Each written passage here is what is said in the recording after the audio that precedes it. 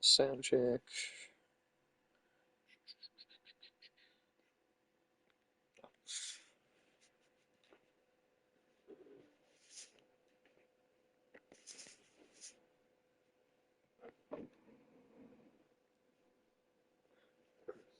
A little bit more up. Yeah, there we go. And how does the sound coming through? Good. Yep. All right. Cool. Yeah, we're good.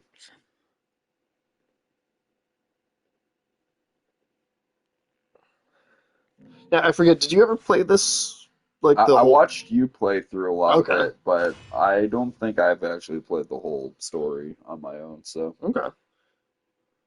Well, if you want so to take a turn at any yeah, point, yeah, for you know. sure. Might have to if I start getting sleepy or whatever. I also mess with the sound settings, and I don't know how loud or quiet this is going to be, but this this game came out in 2007, Yeah, that's crazy. 2007, Like 2008, maybe. starting middle school.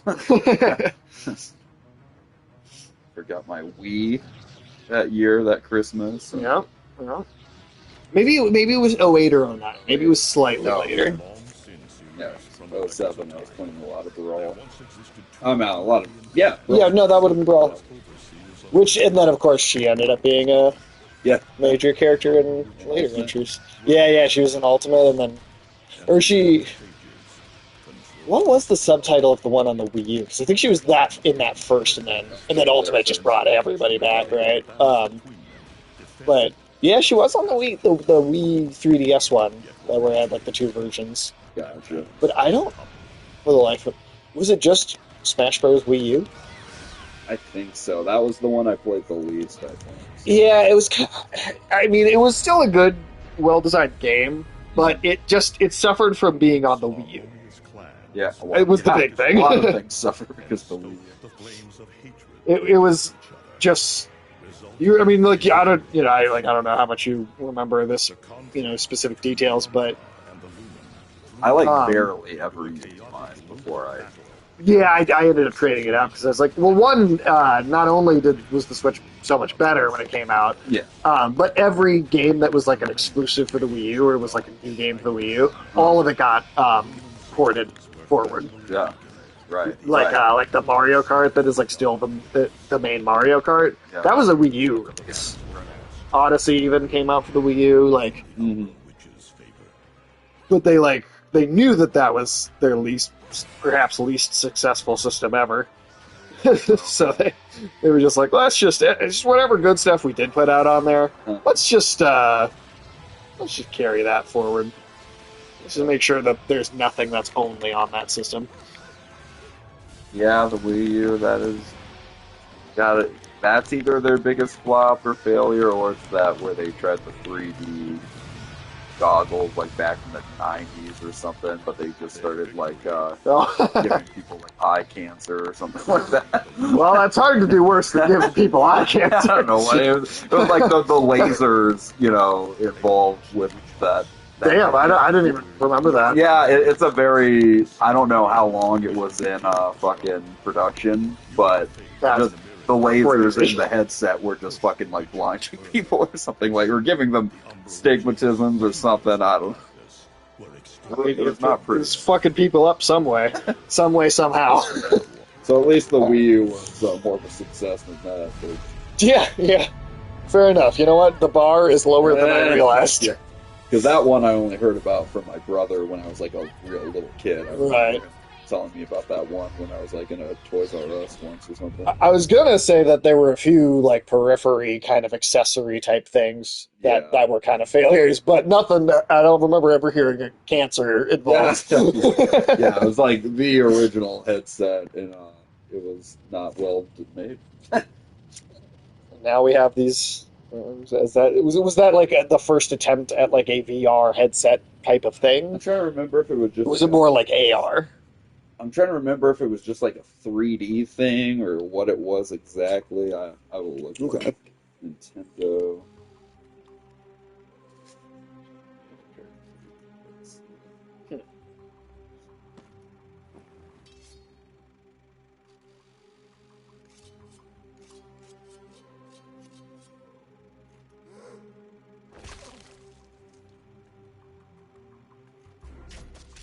Oh, it was the Virtual Boy. That's what I was thinking of. And that It was like it's meant to be their right. best first attempt at virtual reality. Because Okay. it's a mounted. Let's see. The tech just was. I mean, I'd argue the tech is only just even starting to get there now. It was marketed as the first console capable of displaying stereoscopic 3D graphics. The player uses the console like a head-mounted display. The game uses a parallax effect to create the illusion of depth. So, a little early on attempt of that. Sales failed to meet targets, and Nintendo discontinued production of the system in game in '96, having released only 22 games for it. Damn. All right. Well, And I swore there was something about it damaging people's eyes, but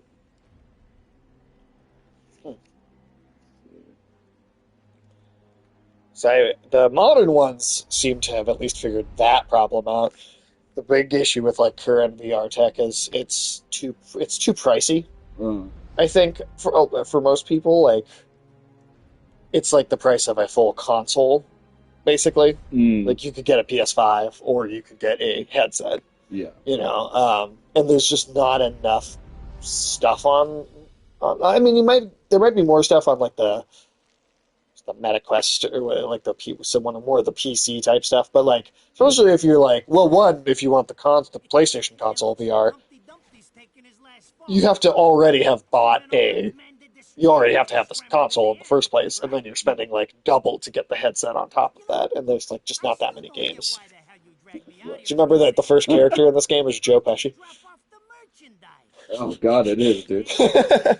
Still a better performance than in The Irishman. Oh, I bet. Well, this character's he's a lot of he's Pesci at his best. Yeah. Home Alone Pesci. he is Home Alone Pesci. He's absolutely Home Alone Pesci. But you gotta keep the outfit happy. The outfits keep us happy. That's it's definitely true, Bayonetta. I guess it's the lack of outfits that make us happy. I mean, it's an outfit. It comes off, but it's an outfit. You know, it's also her hair. It's right. Her hair is tightly cupping her ass. Yeah, at all times. At all times. Well, I mean, most times. Yeah. Jesus, you really get into this shit, don't you? If it were me, Bayonetta is just so fucking silly. Like it's such a great video game. It's never taking. It is very JoJo in its tone, which I wouldn't have thought when I first played this, but now in hindsight, I'm like, yeah, it's kind of got some of the same presentation going for it.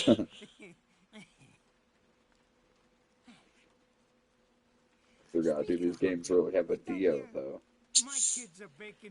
I mean, you've got a Pesci. You've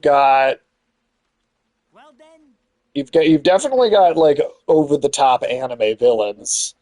I don't remember there being a Dio type. what the fuck? They're here? There's not really like the villain is more like Can't see a thing. it's more dramatic, religious, closer to like Father Pucci than Dio. Father Pucci, yeah, right. I see them. They are instruments of God, descending upon his heavenly rays. I mean, this sounds like dialogue Dio might say. Or Father Pucci. Sure. Well, I mean, the religious aspect of this goes pretty hard. They've started to kind of fold in more though. So like the first game, all angels. Second game, a lot of it's angels, but you do a bunch of demon stuff in two. Oh. And then 3 is this weird like kind of it's the multiverse, but like the villains specifically are these like kind of like technologically produced like homunculi monster things. So it's like a whole third thing, and then that like Bayonetta Origins game that has like this like that's like the kind of family friendly. Damn. That prequel one that was like the family friendly kind of like watercolor pop up book thing Mario version. was like a whole different thing altogether. Yeah, right. Oh, this is the other thing you'll find funny. Let's see. Oh, it's for the Nintendo. Yeah, scientists concluded that the long-term serious side effects of the Virtual Boy could be more serious and could cause sickness, flashbacks, and even permanent brain damage. Oh, Jesus. Oh, shit. So,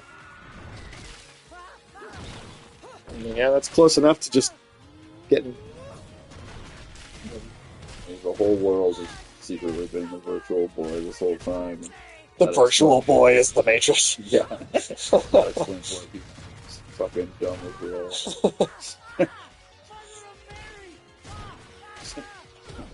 Motherfucking Christ! Why would you just say that? Shit, forgive me, Hitman. I didn't mean all that humpty-dumpty shit. I swear. And then fucking Rodon hiding in the coffin. Yeah.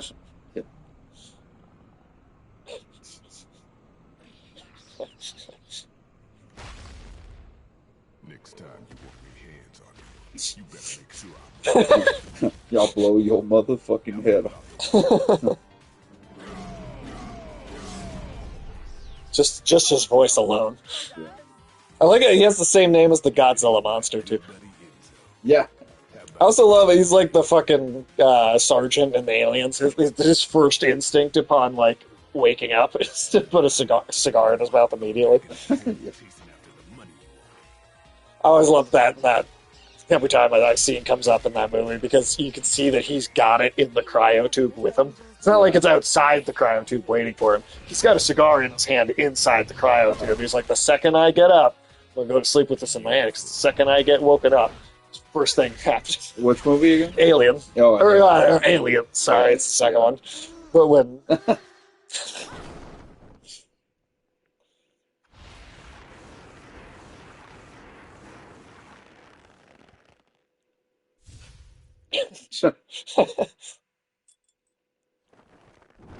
Bayonetta. This game is very popular with lesbians, from what I understand. I can't imagine why.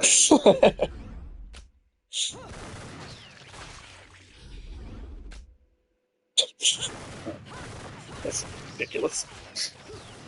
Lesbians and straight men seem to agree on a lot of optics.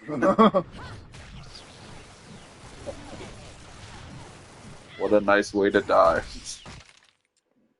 Those angels, I don't know if those angels have any that sort of Right. They're the thousand-eyed monster kind. Oh man, some of the designs get so crazy looking in these games. Yeah. Like they really, I mean, yeah, they really do the crazy looking angels. There's one where, so I think it's in the second game, but there's one boss where he it's like it doesn't have a head. It's almost like the way a statue like cuts off, like where it's like a bust without the head on it, and it's just the arms. But then he's got this crazy giant sword, and the face of the angel is like the hilt of the sword. So it's like holding its sword like this during like dialogue. That's cool. And then then it's like it looks like this giant like statue without a head when it's coming at you. Oh yeah, that's awesome. Like, how many guns did you bring in this coffin?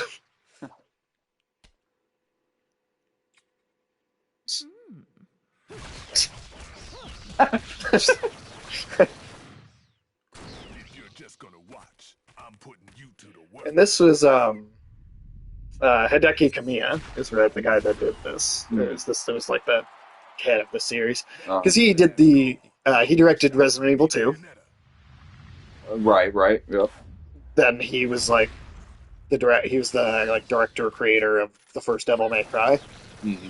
And then Okami was him. Okami. And then and then Bayonetta is also that guy. As long as there's music, I'll keep And I think, and then I don't know if he worked on it directly, but at least Platinum, like his, that's kind of the studio he founded. They then also, of course, did Metal Gear Rising, the one with Raiden as well. I don't know if he specifically worked on it, but yeah.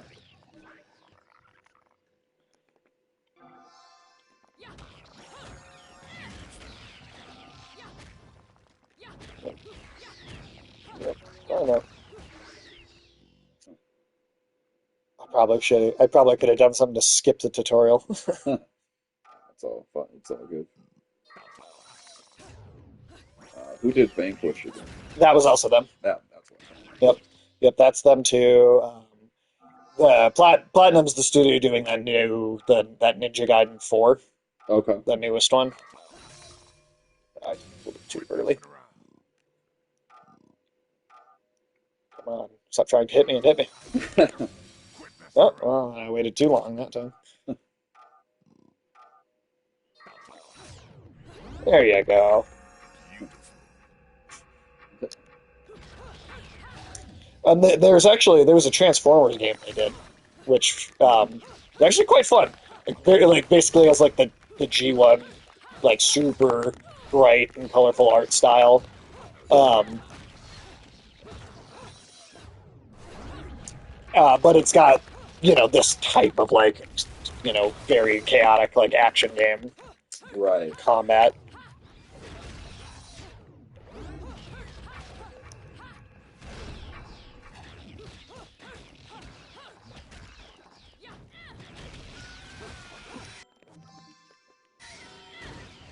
Oh, I know what all that stuff is.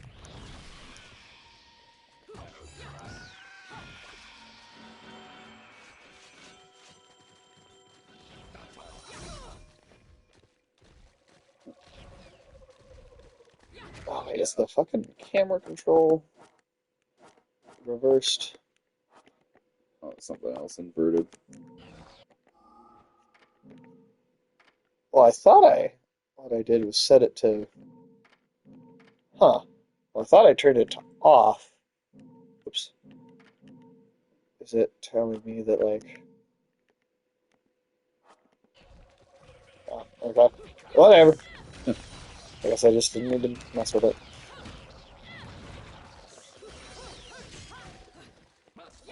Yeah, Lawrence Fishburne just did a podcast with Neil deGrasse Tyson for an hour.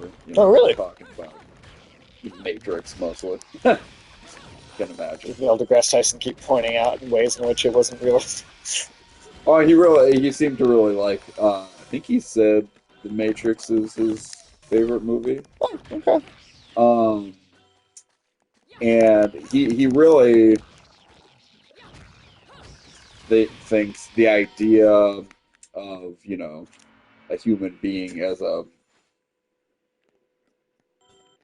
battery is a good sort of analogy or a good way to kind of design the world in there. But Mhm. his biggest problem, of course, was that the uh, electricity generated by the brain is so minimal that for Right. that to be the power source of the machines is the only real kind of sciencey gripe Sure. he has with it. He said, and of course, to keep humans alive, you have to in some way feed them. So Right. that's a type of energy that's being expended, you know, Right. keep this biological thing alive. So he said just whatever energy they're giving humans are like the middleman in that situation, and therefore just give the Right. food form that and just give that energy to the machines. Right. Right. Like they're expending more than is worth it. Yeah, because in what is it, the conversion of energy from like one form to another, you're losing like 50% of that energy or something like that. Right.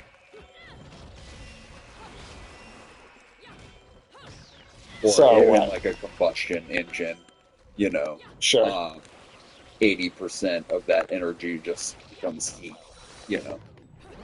So Right. Right. that's why an engine is hot. That's why solar panels are more effective when it's like winter actually and it's super sunny out Right. versus in the summer because a lot of it burns off. Yeah. So yeah, there's some fun little things he pointed out. Mostly he just talked about actually more of the, I guess maybe he was raised Catholic or something, grass types. So he was just mostly pointing out this thing that seems kind of obvious to like anybody else that's watched The Matrix, but Neil deGrasse Tyson's like, now bear with me here, Lawrence. I think Neo is Jesus in the Oh my movie. god. That's like, It's like is that not fundamental? yeah, he went on for like 20 minutes about how like he's noticing Huh. noticing some shit that nobody else has noticed before, and it's like, Like, bear with me. I think the point of the movie might be the point of the movie. yes.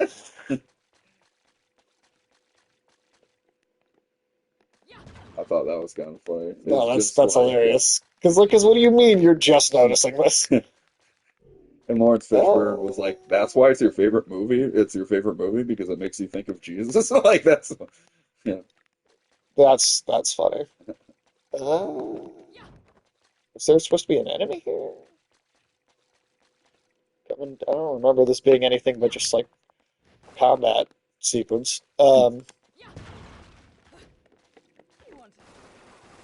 Lawrence Fishburne even knew a little bit more about the, religious sort of metaphors or, Yeah, uh, symbolism of the movie because, he was like, and who's Morpheus in that biblical kind of take? right. And Neil deGrasse Tyson was like, I don't know. And Lawrence Fishburne was like, he's John the Baptist. It's just like so. Even Lawrence Fishburne. I mean, of course, Lawrence Fishburne's known and thought about this movie for like 20, 30 years now or whatever. Of course, So, yeah, absolutely, yeah. so he knows a lot. But But Neil deGrasse Tyson apparently just saw it for the first time. well, apparently he just really, I assume he'd seen it a long time ago. But it's just funny that that's what they spent most of the time talking about the podcast. Am I am I missing something like real obvious here, or is there a glitch that's making the enemy not appear? Or did I miss something super obvious about like just moving on to the next area? I feel like I didn't miss anything. I feel like the game glitched. Oh, Like huh, right off the bat, huh? Got a glitch. I,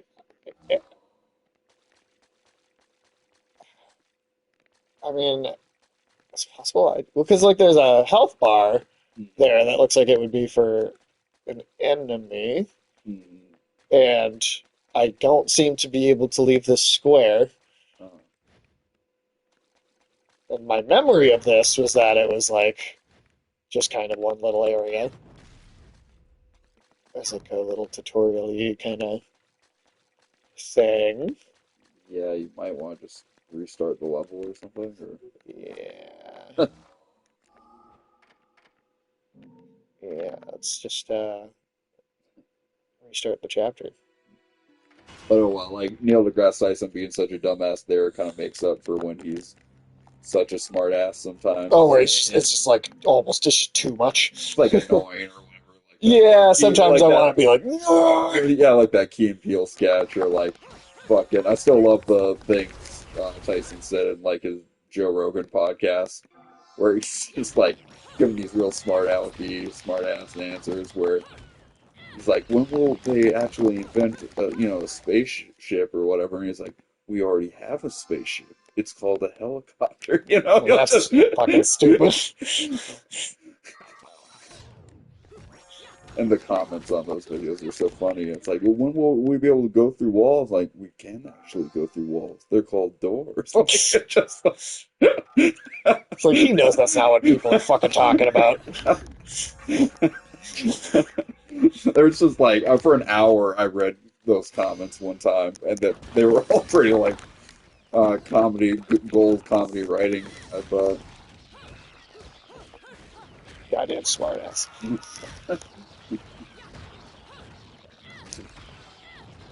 it's like, when will we have time travel? We already have it. It's called waiting. It's just like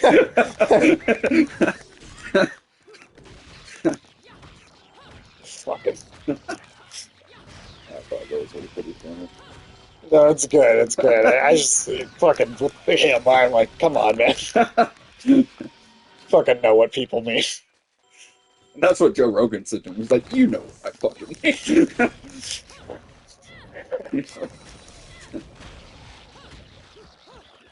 Oh.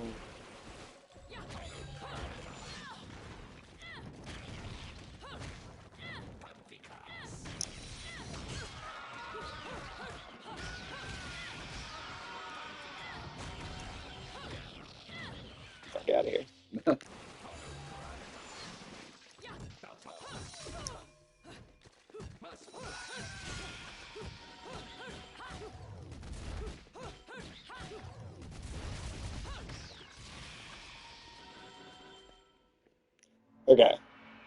Okay, so yeah, no, okay, we did that part too already.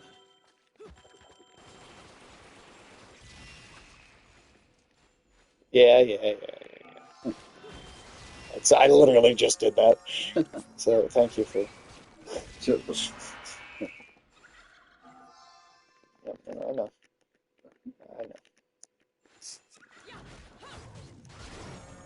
Beautiful. Yep. Quit messing around. What? Yeah, Beautiful. that's what I fucking did.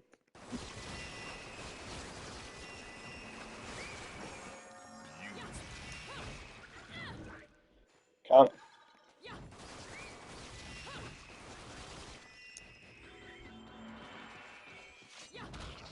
So yeah, when I play that kid-friendly Bayonetta game, that'll be the first one I fully played through myself. Oh, really? I mean, it was good. It was a very different style. I mean, being the same creator, well, honestly, because I had never played Okami before. Mhm. Obviously, so I've been working on that a bit recently. Yeah. That Bayonetta, it honestly felt like he was really itching to do another Okami. A little bit. Okay. Oh, with that game. With that, like that, it felt a little bit like a, hey, what if we kind of do a little bit of an Okami thing with Bayonetta? Gotcha. Well, of course, now his next game is Okami, like they're basically Okami too. Cool. Like 20 years later. A lot of things happen 20 years later these days. Yeah, sometimes they happen too soon, like Yeah. Daredevil. Sometimes it just shouldn't happen. But That's the okay. Okay, this is where it fucked up before. yeah. Alright. I'm not dead yet. Goodbye, Joe Pesci. You Bye, can't Pesci. treat me like this. Okay, Huh? so it It's against goes through okay. So was there a hole in the fence I just was not seeing before? Or? Oh, yeah, maybe. I think we were focused on the gate doors before, so. Oh well. Ah! Damn it, who did that? I just bought the damn thing. Forget about it. It's fucking convertible. That's what he's worried about. Haven't you figured it out yet? Oh, and There's Beautiful no Joe. That was portal also for him. you Oh, in this Beautiful world. Joe, I liked a lot. That same guy. Yeah, Same yeah, guys as all those other ones. yeah. That was one of those games I was always itching to play when I got back home from school as a kid. Hideki Kamiya has done a lot of good stuff. He said something about how he thinks of all of his games as taking place in the same universe, and it's like, yeah, well, you could say that, but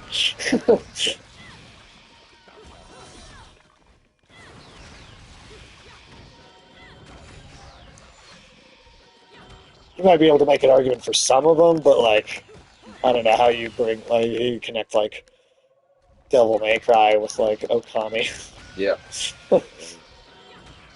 He's clearly focused on the visual and the aesthetic being, you know, cool. And that's absolutely true, but they're also cool in very different ways. A lot of them, Oh yeah, like they yeah, look yeah. so like it'd be very hard to imagine like a crossover between some of the art styles of these things. Yeah, But yeah. like Bayonetta, Devil May Cry, you can maybe see that having a Right. They could crossover in have it. teamed up for some But sure. like How the fuck do I Okami return and the hell, even fucking Okami and like Beautiful Joe are close enough together. I could maybe see those two. Yeah. But like you start putting up Beautiful Joe Still in purrs like Devil May nicely. Cry, I feel like it's gonna look weird. About this It'd little look thing you've weird, been but looking you know, into it'd be for like years. Spider-Ham showing up in the Spider-Verse or whatever. See? This is And why maybe I they could told do you I something was with that. going home. I just got held up in the air by some invisible things, and you want an intelligence briefing? It never stops with you. He might be more Joe Pesci than Joe Then Joe Pesci, Pesci. Yeah, actually. yeah, It's so over the top. And I don't yeah. think either of you I would mean, like this that. guy's right. His belly aching is not necessarily something Something tells me you're gonna Joe need a Pesci rush did on our special on such a project whiny level, you for know. this Kind of in Home Alone.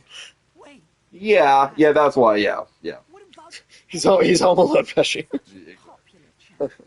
I bet they hate him down there as much as you did when he was up here.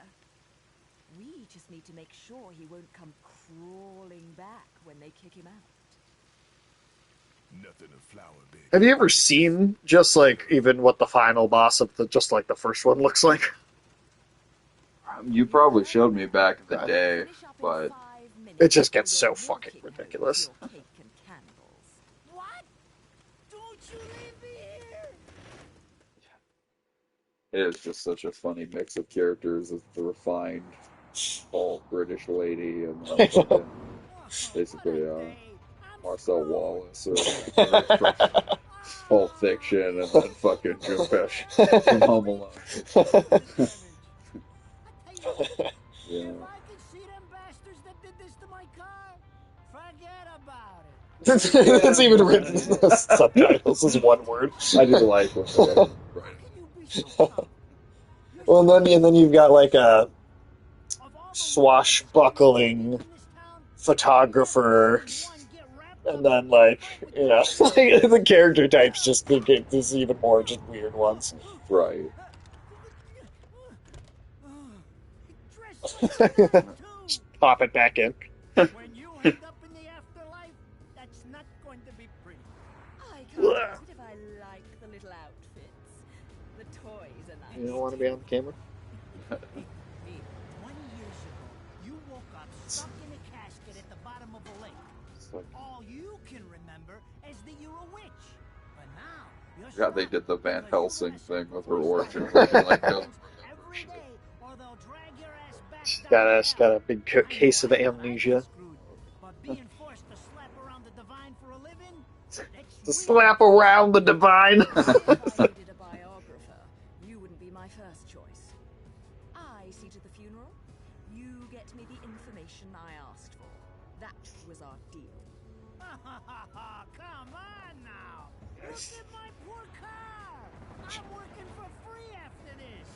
At least let me get a drink at Rodon's before you start grilling me. The info I got is good. It's gonna get you. I do just think of the pterodactyl from Godzilla Figuring out some of that lost when I hear that name. Oh, right. Yeah.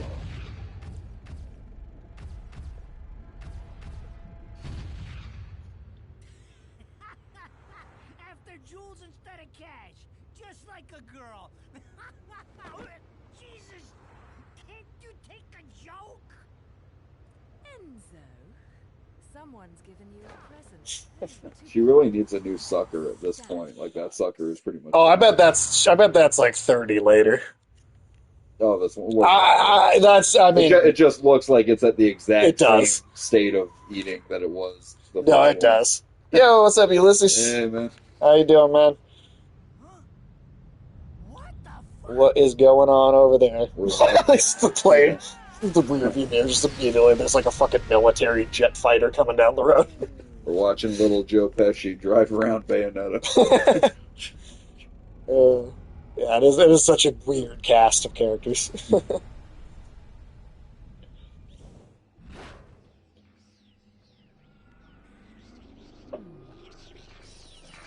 Yes. Shit's good, nothing much going on.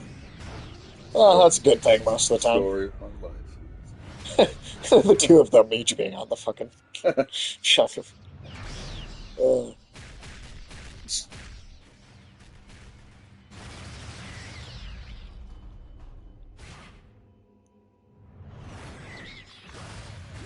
Like they can just jump like what seems to be just like an infinite amount. Yeah, that's how high Iron Fist can jump. Right. God, you know what? That's who. That's well. I mean, obviously, he get could make a a good Iron Fist game for sure. Yeah. I was gonna say like give it to like Platinum, get Deku Kamiya, give him like a do like a nice little set of combat mechanics like this. Would That'd be be great. actually realistic. I mean, hell, I'd Accurate.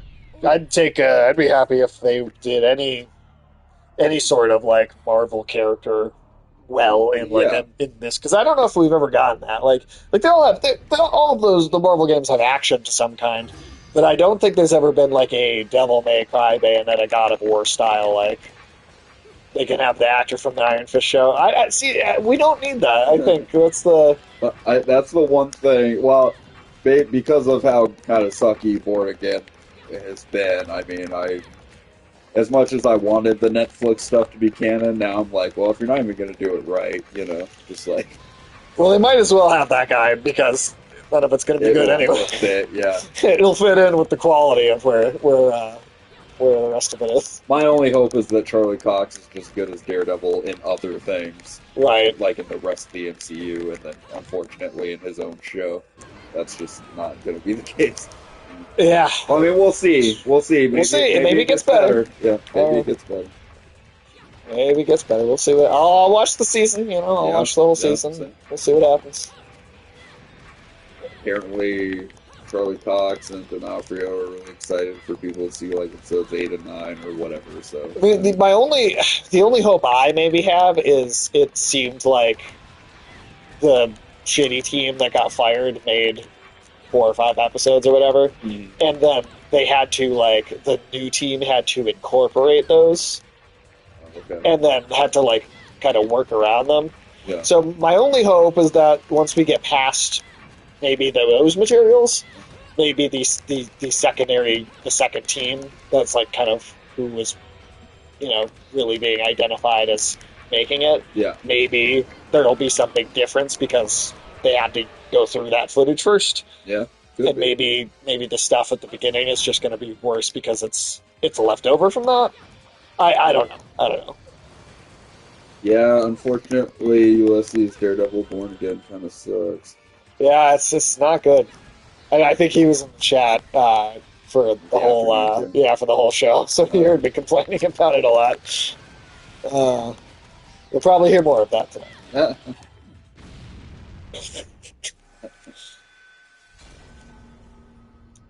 Oh shit! Did I not? I didn't kill all of them. I think it was I didn't kill him enough. Yeah. I thrive on negativity. It's just, I mean, I'm sure a lot of what Sage said goes for me too. I mean, it's the first episode in particular. The script was really shit. Yeah. I thought, and just very expository, bad dialogue. I mean, this was in the second episode, but just as an example, at one point somebody goes to stop a fight happening, and he literally walks in, starts to try and push one guy aside, and goes, "Hey, you're picking on someone. That's not okay." And it's it's not right to do that to someone. It's well, okay. It's just kind of the most go in, stop the fight, yeah. Real people don't talk like that. Yeah, it just felt like this unbelievably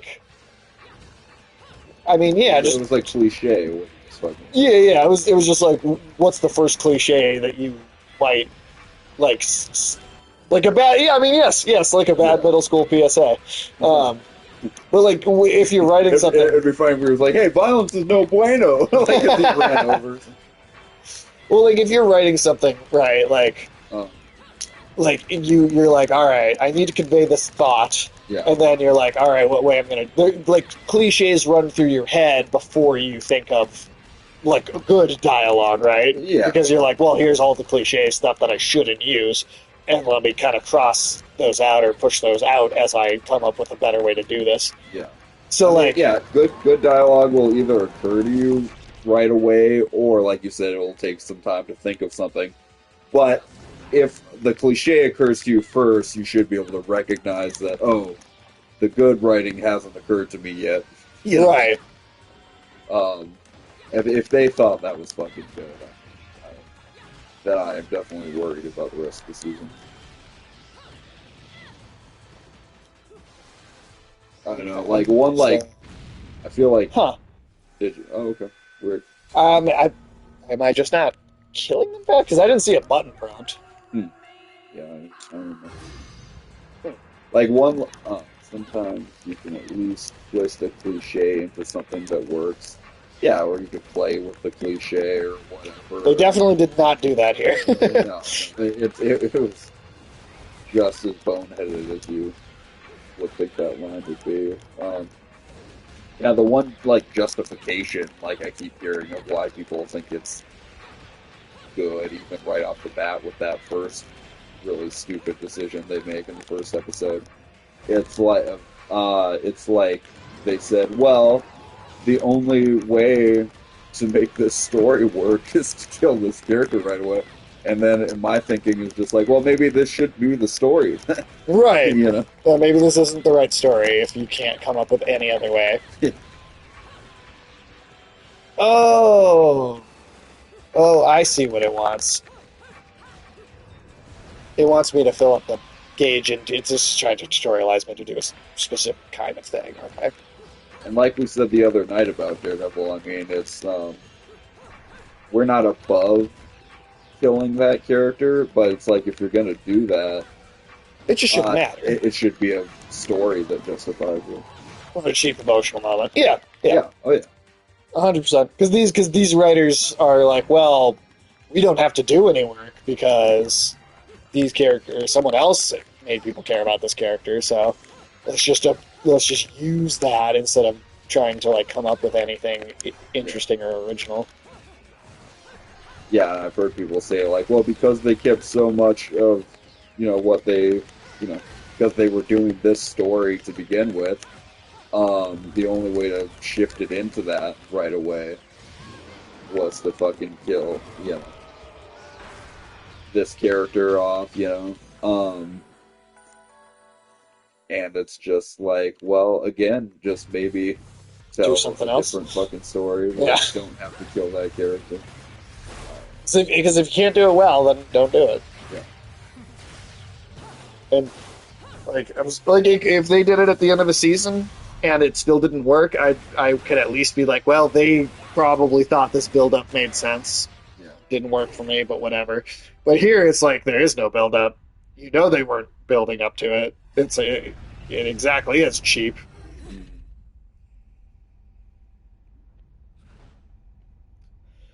Yeah, it's a frustrating one. It's a very frustrating one. Because like being very down and out and like not interested in what the MCU is doing in general for a while now. This was like one of the few things that was like exciting. Yeah. So it's like for this to be one of the ones that doesn't work. It seemed like one of the better bets. Yeah. Other than the shit we were hearing years ago about like dumb ideas they might be having. Right. And, well, it's like even when we first heard that they like Disney Plus was gonna do their own Daredevil show with Charlie Cox, we were like, oh, with them doing it, it's probably not gonna be fucking great. I mean, I feel like a lot of people thought that years ago, like, oh, it's not gonna be the Netflix Daredevil, and Well, and part of it, I think some people were even willing to maybe give them the benefit of the slack if it had been a different take on him. Because, like I said, I think if it was the more fun, if he's wearing the yellow and red costume, and just he's going out in broad daylight sometimes on clear blue skies, Right. it's like, yeah, all right. And then the CGI pull from a different era of comics. And then the CGI might fit in a little better there. That's true. Where he's flipping around rooftops and shit. Because it's like, okay, this is his comic booky mode of travel. And just do a different take. Have him fight Stiltman, Yeah, do silly stuff. Fight the Spot, If you can't handle the more richer writing style that this needs, then just do a more lighthearted, silly thing. Yeah, it's like if anybody in the chat liked the Spot in Across the Universe as a Spider-Man villain, well, Mark Waid was doing that first with the Spot in his Daredevil run. Yep. That same tone almost, except Spot was like depicted as a bit more of a threat even from the start. Right. But it was in this jovial, adventurous kind of tone. So, right. Yeah, I've seen some people compliment it as like mature and dark and some of these things, and I'm like, I feel like you're just saying that because it's got like a TVMA rating on it, and not actually because the writing is genuinely complex or mature in any way. It's just, it's dark because it's rated as being dark. Yeah. I mean, I'm sure you're the same as me. I mean, I genuinely like edgy stuff. Yeah. Yet this was the bad kind of edgy, where it's just like, we're gonna pull the trigger on this character just because, like, oh, wouldn't it be so fucking fucked up, devastating to this character? And It's There's like, no one in this bar except for the bar for him at the bartender. Calling that's me a funny out. scene. I don't go in for strange offers. Then again, I'm getting a little tired of these weekly But yeah, coming it's at me. I don't know, man. Yeah, no, Like- I am the same there. I enjoy edgy stuff too, but like Class. It's you like need to. There's a right. It's less Batman edgy, more Shadow the Hedgehog yeah, edgy. that's a good point. Yeah, Yeah, it's like I like Down tonight. even the edgy stuff I like to have a little bit of substance. It doesn't have to have a lot of substance. but something. Something. And I feel like Born Again just completely threw that out the window. Yeah. Well, because the scenes where it's trying are the hardest to have substance. Are some of the most poorly written. Yeah, well, they are, and it feels like the characters are just kind of speaking in these very cliched platitudes. You know, like they're just kind of, I don't know. It's got like a feeling of like, Well, like one line, I remember pretty much the very first line of the episode of the show. I remember Nadia thinking it was like kind of a good line, but when I first heard it, I was like, which one was that? the very first line is like just them walking out of somewhere, some building, and Foggy going like, "It sure seems like we've evolved as characters, doesn't it?" or something like that. Oh yeah, I thought Yeah. that was fucking stupid. Yeah, I was like, okay, guys, come on, you're gonna start with such a fucking bald face, fucking meta line like that.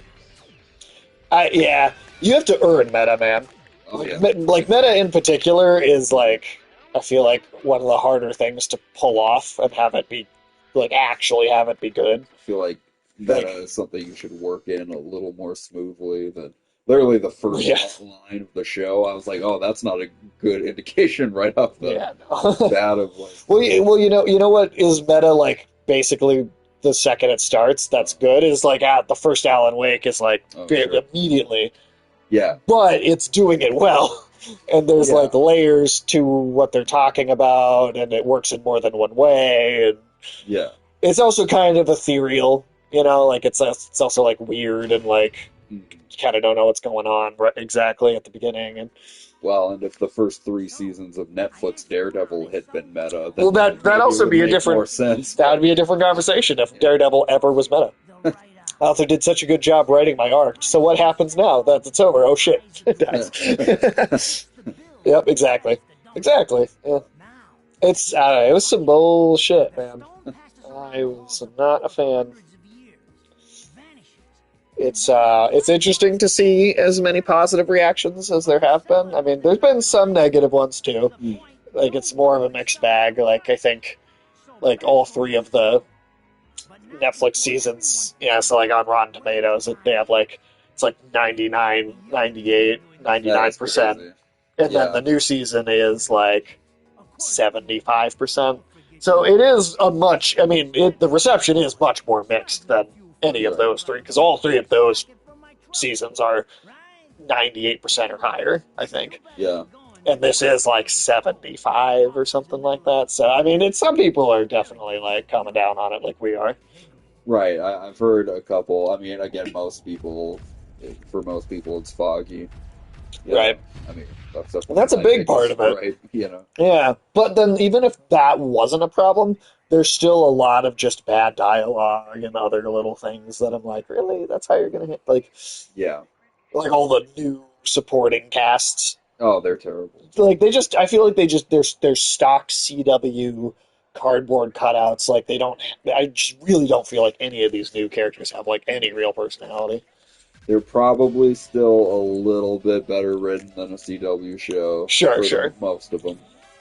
It's But- probably just that they have slightly like higher caliber of actors to hire, but I feel like the dialogue they're being given is kind of on that level. But like we said, even Charlie Cox is like not totally delivering all this dialogue they give him. You know. Oh, that's right. The villain in this sounds like him from Powerpuff Girls, Oh, that's.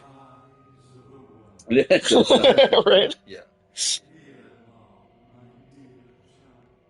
That's your super over the top anime villain. Oh God, Michael, did you see that the leaked footage of the Powerpuff Girls, the canceled one? Oh, back in the day or a few years ago. Yeah. It just leaked out.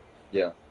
Oh, well, I remember seeing leaked photos a few years ago. No, not set photo. I'm not talking about set photos. I'm talking about Oh, the like whole the pilot? the produced footage Oh, okay. of the show. I don't know if we watched that or... Well, I put it in the group chat, and we had a long thing about it, but that's why it's... that's where that shit goes. It's well, shit. I mean, I could find it and get your live reaction now.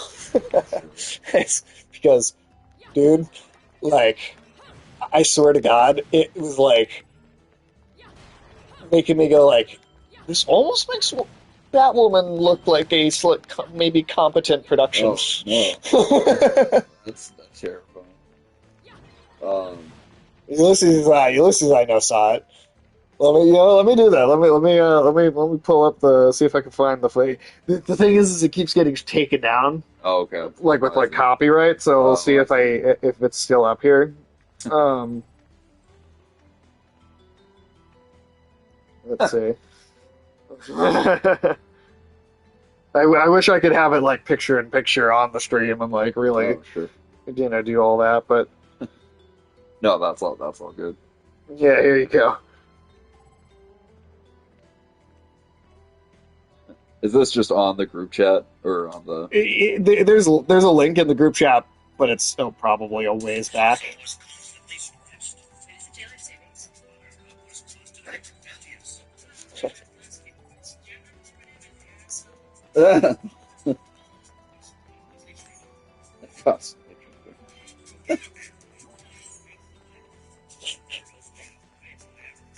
Jesus.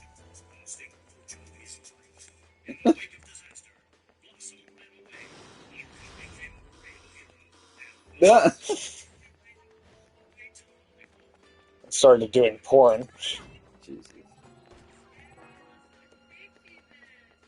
Is this that Dove Cameron shit? It might be.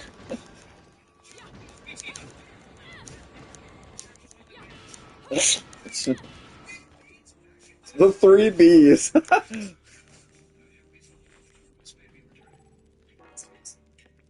I was like, what is that dialogue? Scrubs just called them the three bitches. That's their dad. He's supposed to be the professor. Oh. I never would have guessed that. Well, he doesn't even have a lab coat on. And he's like...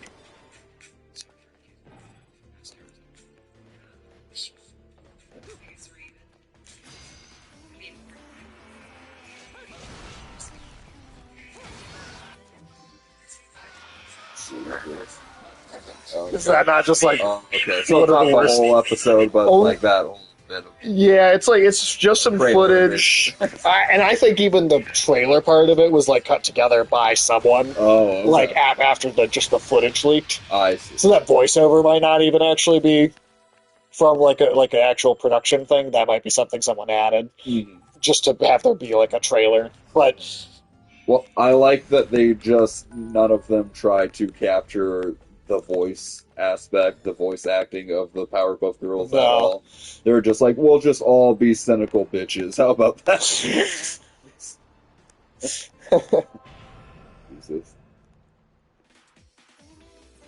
I don't know. That would have been just as tough to watch as any CW show, I think, if it had been on, fully made and I don't know. I mean, some of those CW shows get so friggin' retarded, like, with Riverdale and stuff. Like, dude, I learned some stuff about Riverdale that is...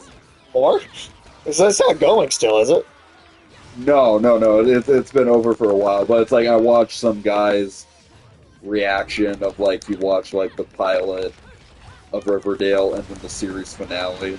Just, like, one right after the other, and just skipped everything else. And so you get to see a person's reaction and how much a show can change. Okay. Yeah, by the fucking... I don't remember if I told you this part about before, but by the latter seasons of Riverdale, like, reincarnation is just fully in play as something that happens in Riverdale. And the main characters of Reincarnation. yeah, the main characters of Riverdale can just reincarnate into whatever new universe they want to, like when they die. The fuck? So they can live in the 50s if they want. They can live in the 80s. They can live in the 1800s. They can live in medieval times if they wanted to. That's insane.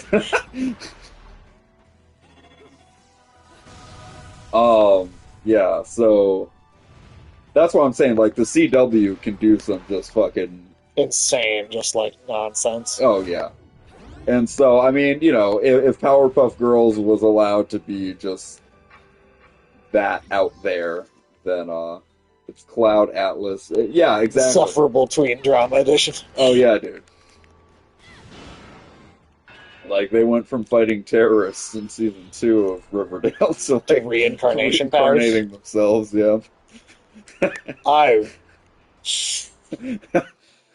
I'll never understand what the instinct is to take that particular thing in that particular direction. Yeah, it just becomes like the good place at some point. Like, they can just opt out of existence if they want to with the characters. God, that's weird.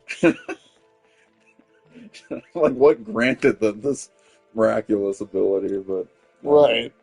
I mean, is there an explanation as to like how they got? well, I'm not gonna watch all that shit, but maybe it'd be worth it to read up like a Riverdale wiki or something. I don't know. Sure. I mean, what the hell, man? Why not? This town's teeming with heaven's little helpers. It's making my buddies downstairs awfully nervous. And your point is? Some places in this world are closer to Paradiso or Inferno. The rat hole of a town you and I live in is close to both. But the I mean, shit. It sounds like Riverdale might be better than this new Daredevil. It was more entertaining, just like what I saw from that guy's reaction during that guy's reaction. I couldn't believe. I guess I'm gonna have to Well, I know we said it the other day, but like, I think there are genuinely some episodes of, maybe not like a ton, but at least like one or two episodes of that Iron Fist show that I were honestly had a little more going for them. I think so too. Yeah, Like, yeah. They're It might not be most of that show, but at least a couple times. because Iron Fist that had 2 seasons, right? Did 2 seasons. Yeah, I can't totally remember what happens in the second season now, but I think I remember. Doesn't he like share the Iron Fist with? Yeah, it gets kind of split out. Like you still got like a version of it at the end of season 2, but it's like in the form of like bullets that he's shooting out of guns. Yeah, that's something. Better than fucking shitting on Daredevil. So. How do the Americans put it? Oh yes, bust a cap in your ass. It's weird to hear a British person It trying to say that. is weird.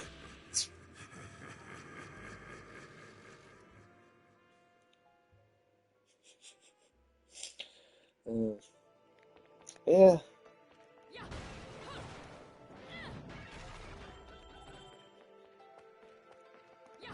Yeah, that's just a general description of the series. I want to kind of season by season. Yeah. The thing is with that Powerpuff Girls shit is even the CW did cancel it. Oh, Like, yeah, even they were like, ugh, I don't think we can put this out. That's gotta be like a ludicrous level of I mean, like, what is that full like pilot episode look like? And I think it's Oh, I wanna inevitable. know for sure. Yeah. I think it's inevitable that leaks eventually. Yeah. I mean, if the trailer did, even if it took it a while, I don't see any reason why eventually. Oh, yeah.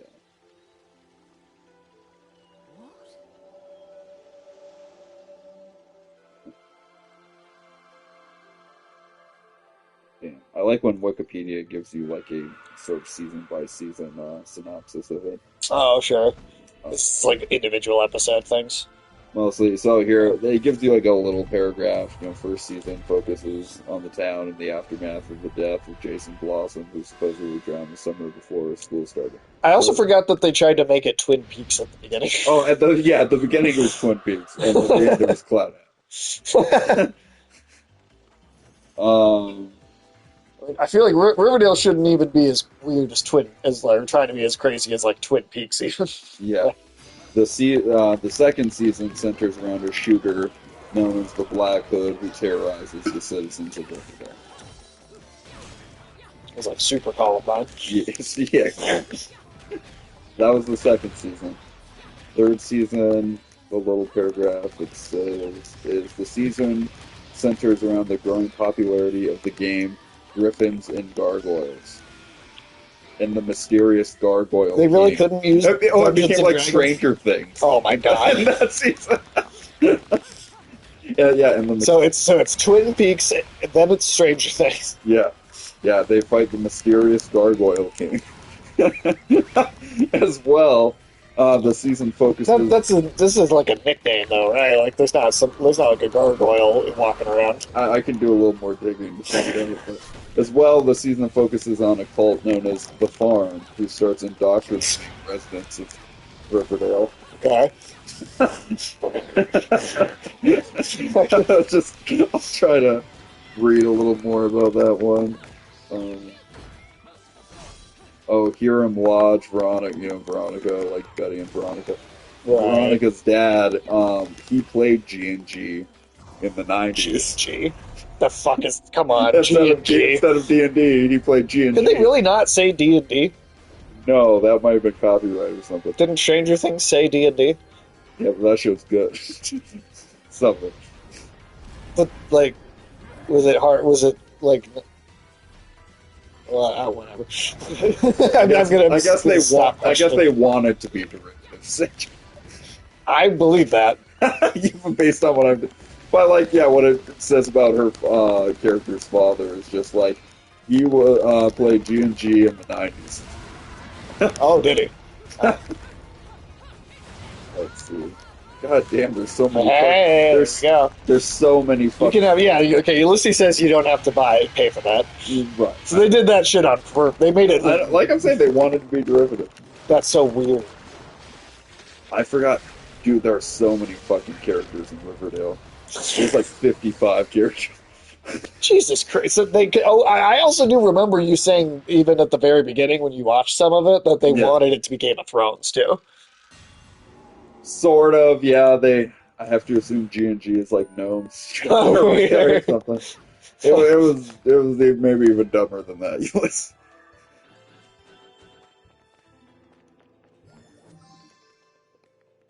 There was a dark skeletal totem called the Gargoyle King. What does that mean? Meanwhile, Dilton's strange Dilton led Jughead to discover him and Ben in Fox Forest. What the fuck kind of a name is Dilton? That's the dumbest name I've ever heard. Yeah, Dilton. What? Dilton? Dilton. Dilton. Sounds like a dill hole. Like Diggle isn't even starting to sound like as bad a name compared to that. Legitimately. Yeah. Chapter 37, which is episode 2 of that season, is called Fortune and Men's Eyes. Is that the 37th overall episode, or is it just randomly titled that for no real reason? I don't know. But listen to this ridiculous episode description. Archie is processed in jail, but without protection. I mean, yeah. So he's having sex with all the cops, but he doesn't have a condom? Due to his refusal to stab Ghoulie. Ghoulie? To stab a Ghoulie. Dilton and Ghoulie. He faces abuse from Ghoulies he previously helped lock up. What are Ghoulies? I don't. Are they like ghouls? Archie then tries to bring the prisoners together.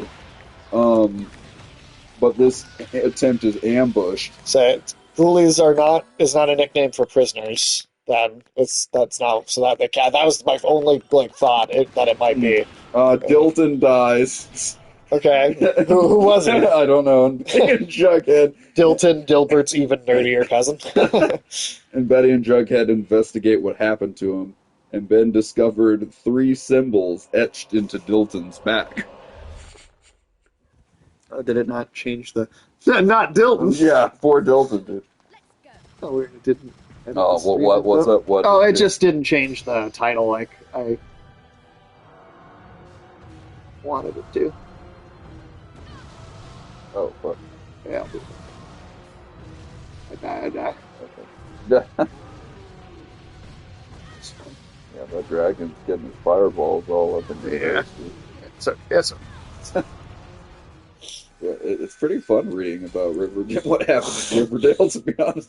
But yeah, so they discover 3 symbols etched into Dilton's back. Did a ghoulie do it? And what is a ghoulie? They later search. Is it like a monster goalie? I don't know, but I love reading this out of context. They later search for Dilton's bunker. Dilton's bunker? Where they Who was Dilton that he had a bunker? Where they find Ben and Dilton were participating in a board game that turned lethal. A board game that turned lethal? Then they question Ethel about it, who, after refusing to talk about it, begins to have a seizure. Did you... Processing. I love that. Random new character, she starts having a seizure. Later at the hospital, Betty and Jughead witness Ben commit suicide. This show sounds like chaos, dude. Isn't this just a rehash of a Baywatch Nights episode? Dude, this sounds like so fucking much happens that every, 2 seconds of this fucking show. That chick had a seizure, this chick committed suicide, after claiming he will ascend to the kingdom and be reunited with Dilton. Who is this guy? Elsewhere, Fred, Hermione, they also like Harry Potter characters. I think they might be. They might literally be. Alice, F.P., Hiram, Sierra, McCoy, Tom Keller, and Penelope. That's like you're reading some military code after, right? Sierra, McCoy. Gather to discuss an incident that occurred in their youth, one they swore never to speak of. Now it's I Know What You Did Last Summer. It's that and Stranger Things, because when the adults played Stranger Things, when they played G&G back in the day. The fuck? Yeah. Okay, I'm gonna try to see if I can still find out who the Gargoyle King is. I need to know who the Gargoyle King is. I don't know what a ghoulie is. I don't know what a Dilton is. I don't know what a dillhole is. Ethel continues to drink from a poisoned chalice and is placed on suicide watch. So she's Who's Ethel? I don't know, but she's like that guy from JoJo who keeps trying to commit suicide. But sounds like. Later, FP burns the scripture. However, who's FP? However, what does FP stand for? However, a copy is placed in each student's locker at Riverdale, with Ethel proclaiming to the Gargoyle King that everyone will soon join them. In gargoyleness? Or? In the ascension of the kingdom, or whatever. Huh. There's a kingdom they're trying to ascend to. Is it like the David Bowie's Goblin King kingdom? Oh, let's not try to make this too cool.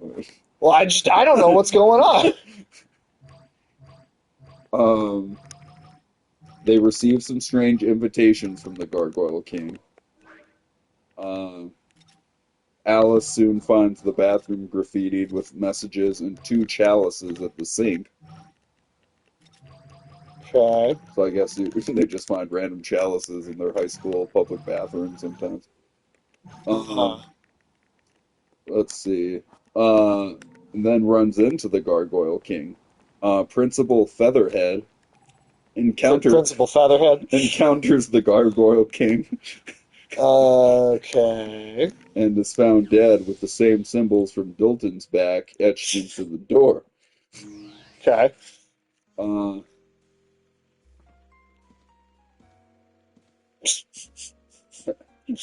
Gibberish. Yeah, I'm sort of reading these sentences out of context as well a little bit. Skipping stuff. Yeah. Jughead finds out the game is a metaphor for Riverdale itself and claims he will eventually be able to confront the Gargoyle King. Weapons of mass destruction. Tell you what, you give me that record and I'll order up something so fiendish angels will cry at the Before the Fight Club. Now it's Fight Club. Before the Fight Club, Joaquin stabs Archie. Who's Joaquin? I know he stabs Archie, claiming the warden told him if he did, he would ascend So, what? into the kingdom. Of gargoyles? Joaquin is later seen by Kevin. Is the warden the Gargoyle King? We don't know yet who the Gargoyle King is. He's a little rude, but he They hide in Dilton's bunker. Be nice to him, okay? Fucking Dilton. Jughead realizes Archie's brand is the same that was on Dilton's back. Kevin, Josie of Josie and the Pussycats, and Reggie begin to play the game. The warden, set to meet with Hermione, commits suicide by cyanide poisoning. It's like a character's committing suicide every episode. Well, shit, man. It's making me want to watch it. I'm not even gonna lie. When I read all the stupid shit that happens in every episode. Jughead later comes face to face with Gargoyle. Which is... Josie has a seizure. Everybody's having a seizure. If you're not killing yourself, yeah, if they're not committing suicide, they're having seizures. Let's see.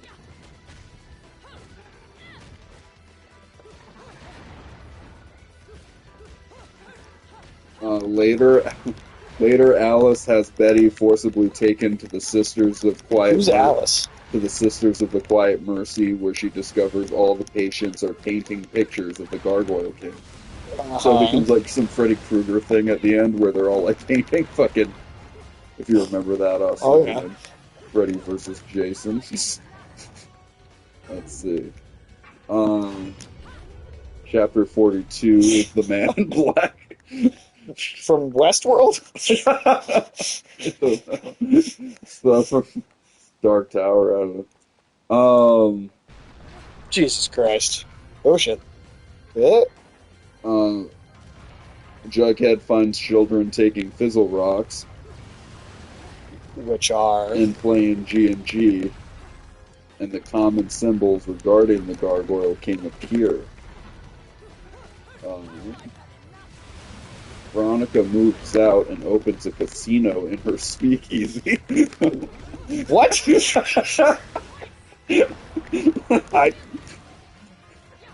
Later learning about Manetta's brutal killing.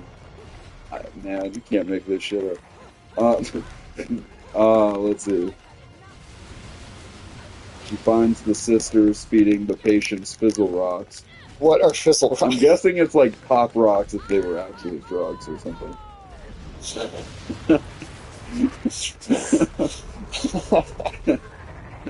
What the fuck? Then they make her meet the Gargoyle King and forcefully feed her the fizzle rocks. Later, while being interrogated, Betty hallucinates and finds the Gargoyle King approaching her. So I think the Gargoyle King is actually some like metaphysical presence. I mean, that's the only thing I've gotten from it. The only possibility that I'm seeing. Let's see. Like, what in the hell? Holy shit, there were still... How many... God damn, Riverdale was still one of those shows that had like 22 episodes a season, for God's sake. I did. I remember. That's one thing I remember about it. I thought the fucking first season was only like 13 episodes or something. Jesus Christ. Okay, I'm gonna skip a few of these. And just kind of go to the last one here before I go to episode season 4. Good God, man. In what season were you reading the descriptions for just now? This is all season 3 still. Okay. I think it's season 3. So I was thinking that might have just been like the first season that was like sounded that insane. No, the first season is all Twins Peak pretty much, and maybe like you said, a little Game of Thrones, and Archie gets I mean, that's superpowers at already the end of the ridiculous. season. I remember. So this is the season finale of 3. Penelope reveals herself as the mastermind of the game, with Sheik What as game? the Gargoyle King. She sends them on a final quest. Alan learns of Edgar's plans for ascension. Huh. Cheryl stumbles upon Jason grave robbed by Edgar. It's like Edgar Allan Poe just grave robbed Jason Voorhees or something. Okay. Sure. What the hell? Why not? In the woods, the four are nearly killed, and Betty shoots Hal to receive the antidote to cyanide. What? Didn't know there was an antidote for cyanide, but I guess there is.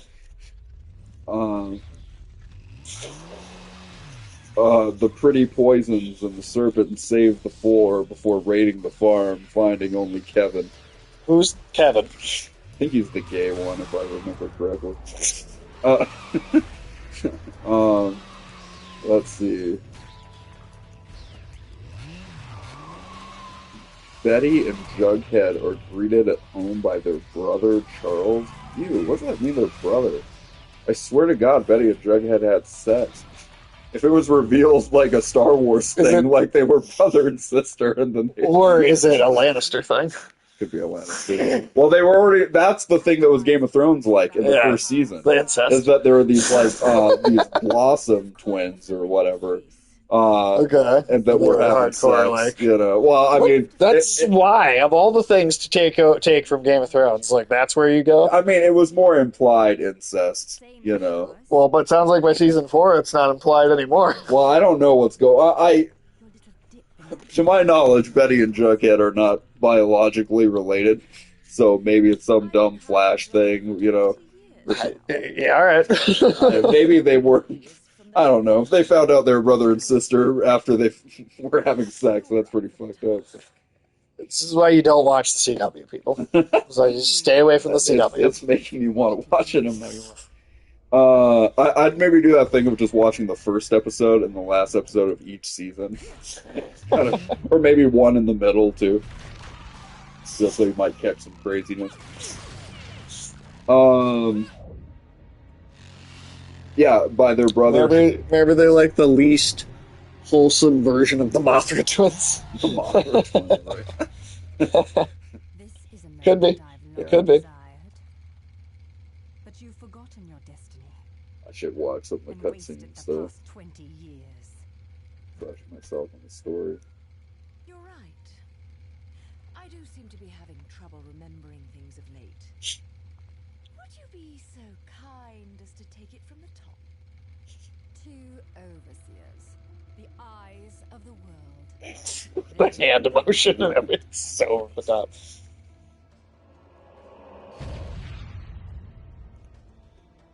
It was funny, like, these flamboyant female characters are, I'd say, like, this is about how flamboyant Dio is. Oh, yeah, like, just not maybe the evil part, but, like, just the pure flamboyancy part. It's kind of the same, like, vibe as, like, Dio. They should get Platinum to make a JoJo game. Oh, absolutely. That would be perfect. I just remembered, in order to read more Riverdale synopsis, I'm going to have to grab my charger once the gameplay starts. Do you have, is your charger, like, a USB? Well, but does it have a USB, like, the other side of it? Like, to plug in, like, to my computer? Yeah. Well, which kind is it? USB-C. So, I never fucking Apple. know. That's not Apple. Okay. Oh, that should work. That's for, like, my headphones. Charger. Alright, there you go. Probably Cool. have to blow out the port or something at some point. This is just charging slowly, but... Well, that show's insane. Oh, yeah, I'm not done yet. Let's see. Yeah, they're, Betty and Jughead's brother, Charles, is alive and an FBI agent. Why is he an FBI agent? Who reveals that, Alice has been undercover at the farm. What is the farm up? Like, The four vow to enjoy senior year. an ominous flash forward. They do like Lost, like fucking Jesus Christ.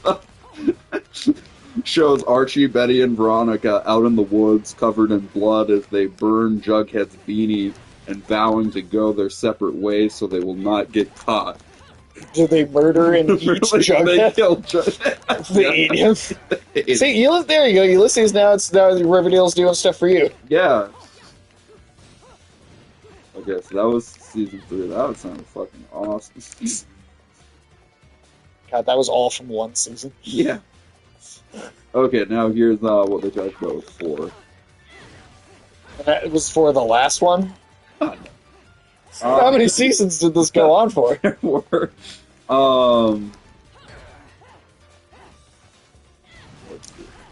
see. Okay.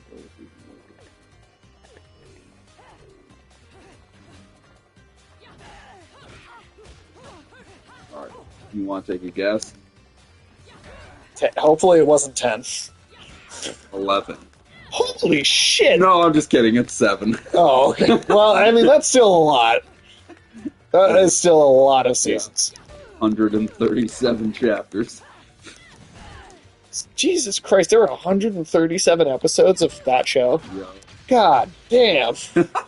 That is way too fucking fun. They definitely needed short seasons for that show. But you know what? If every episode is as fucking entertaining as it sounds when I read the description... It's possible. It's certainly possible.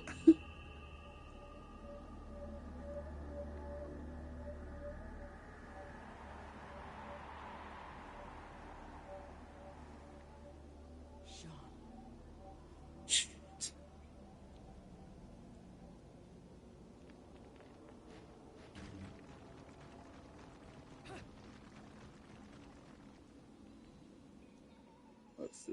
Okay.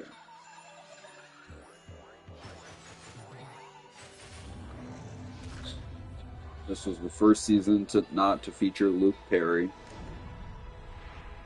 Luke Perry was in the show. Oh yeah, he was in it from the first season as like Archie's dad, I think. Did Luke Perry die? Yeah, that's why he died on March 4th, 2019. I thought I remembered that, but I wasn't And then, sure. if you also remember, Billy Loomis from Scream was Jughead's father. I did not remember that. Yeah. Well, that's weird. Yeah. Wait, is that... Like, I remember there were things that kept my attention in that first season, and that was one. The season continued to develop the previous cliffhanger, detailing Jughead's apparent murder, and Archie... And subsequent cannibalization by Archie. and Archie, Betty, and Veronica's involvement in it, while also focusing on the mysteries surrounding Jughead's new school and classmates. As well, the season focused on the voyeur, or the auteur, an anonymous person who has been videotaping some of Riverdale's residences, and then evolves to reenact the gruesome murders of some of the town's deceased residents in video while wearing masks crafted to their likeness. What? It became like Hannibal in this season. Okay. What an arc, man. What an arc. It's amazing, dude. Okay, I'll just read a couple random episode descriptions from that one. Keep them coming, man. See what ridiculous shit I can find. All that talk about the Gargoyle King and fucking in Dilton. It's gonna be hard to top. Is this all based on the Archie comic? Oh yeah. Well, it's inspired by the Archie comic, but I'm guaranteed. Now, some weird shit happened in the Archie comics. He's met werewolves. He's met Sabrina. She was a witch. So that stuff is in the original, but they just came up with their own insane, like, coke-fueled fucking nightmares with this show, I think.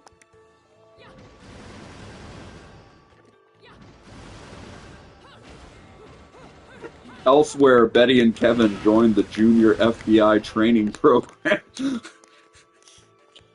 It's like, are they still in high school? The junior FBI training program, huh? Yeah.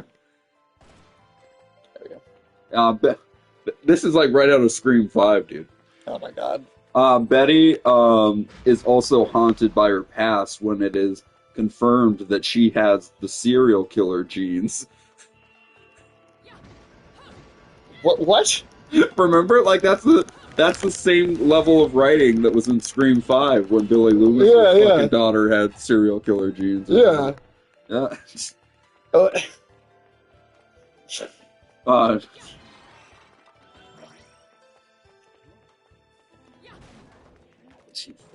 what? I don't know. This is man. ridiculous. It is. Yeah, let's see.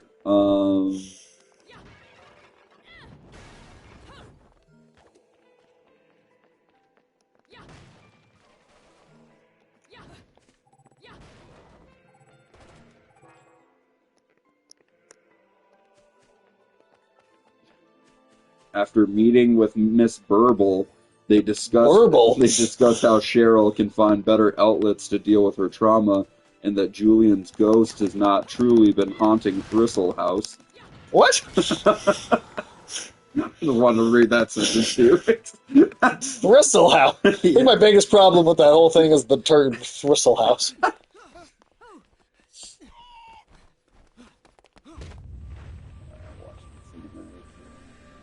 Assassin's Creed.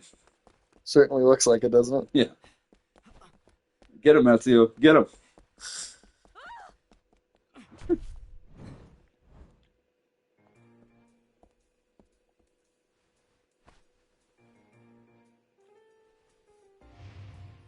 It's like, hey, lady, want to fuck? Do you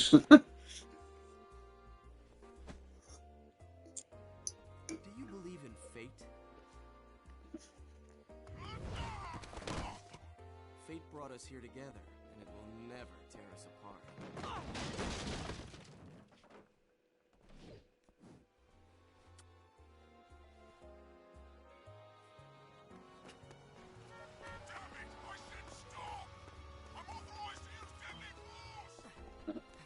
Do you have a weapon Yeah. to use deadly force with?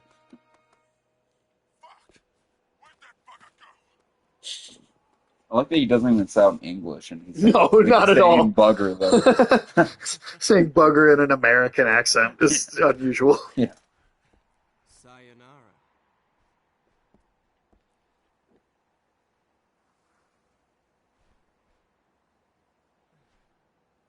Fleur de ciré eau de parfum. Such a wonderful floral bouquet. With its subtle hints of rosemary. You know, in the language of flowers, rosemary equates to remembrance. Language of flowers. Which doesn't quite equate to you, now does it? Bayonetta.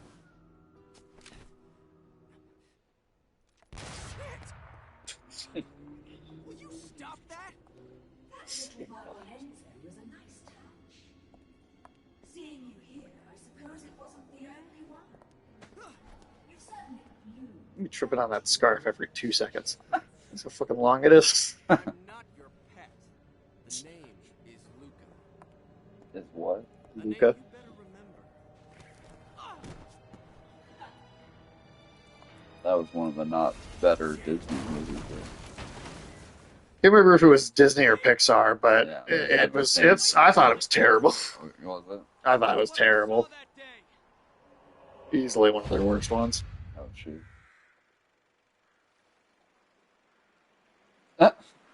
He's got the same scarf. I on. know. It's also his hat too. Like,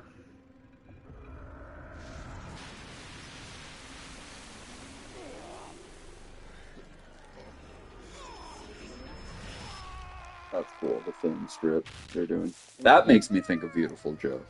yeah. I'm all about your kind. Sure, my colleagues laugh at me for chasing fairy tales. That cat's neck looks so weird. I didn't quite see it.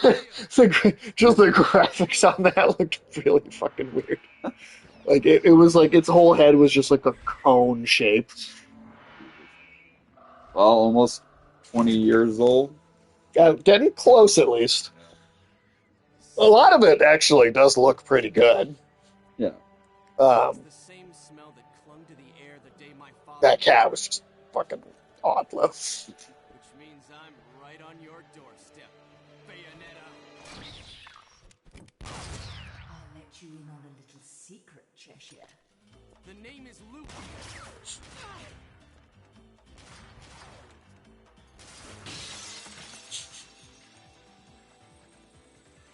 You need to hone your sense of smell, my dear. There's no rosemary in the perfume. After all, rosemary's a demon repellent.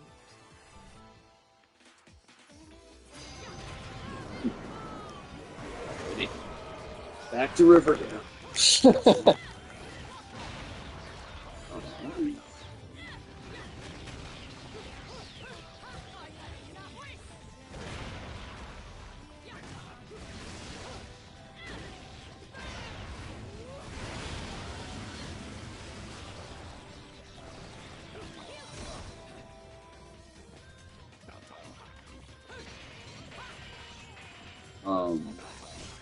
Jughead is awarded the Baxter Brothers contract, which causes him to track down his grandfather.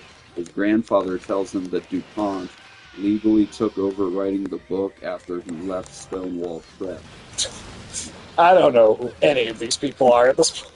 He's inducted into the Quill and Skull Society. The Quill and Skull, is that where George Bush jerked off in the coffins? Yeah, I think so. Jughead made it in there with Bush. She then banishes Penelope to Dilton's bunker. Oh yes, they're still using Dilton's bunker, dude. Alright. Cool, I guess. decides to give Jason a final farewell by way of a Norse funeral on Sweetwater River. What the fuck? A flash forward is then shown indicating that Betty killed Jughead with a rock. That's so stupid. Skip a few here.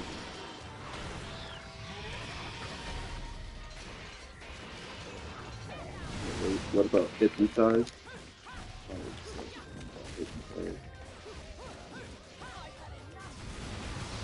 He's hypnotized?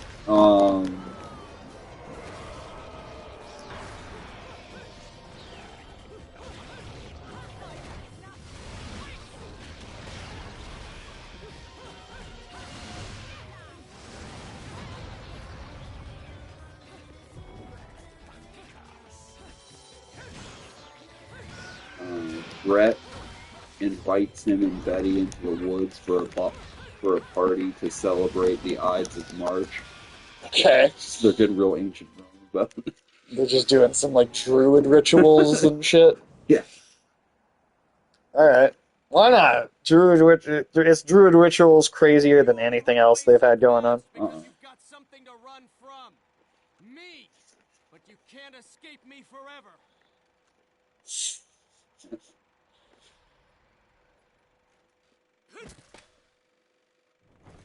Do kids these days really celebrate the Ides of March? No. Fuck no, they don't. Right. I doubt they know what that is. I only know about it because I read the Julius Caesar play. But... This is some kind of Julius Caesar hate group.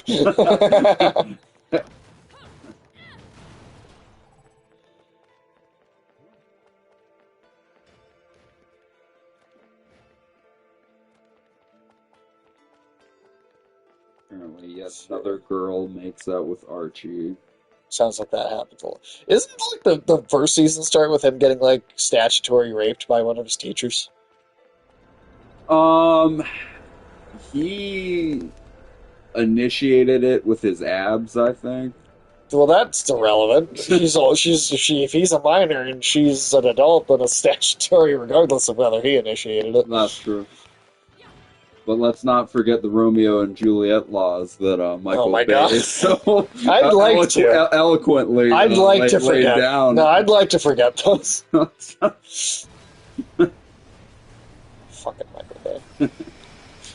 Yeah. I still love that character in that Transformers movie has like a Laminated, yeah. like Yeah. Yeah, it's just straight up laminated. Fucking, oh my god. Got a copy of the law right here. That says it's okay. I banged your daughter. God. Yeah. Ugh. God, that movie, that was Michael Bay is gorgeous. Well, let's see. Um,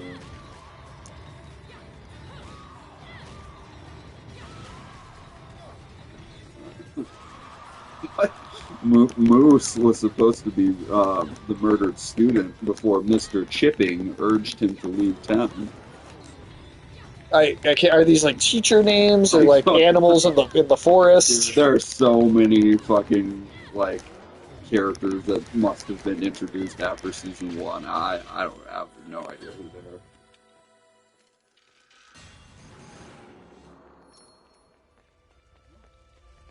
That was insane. I like that there seems to keep being a DuPont in the show, like the company or something.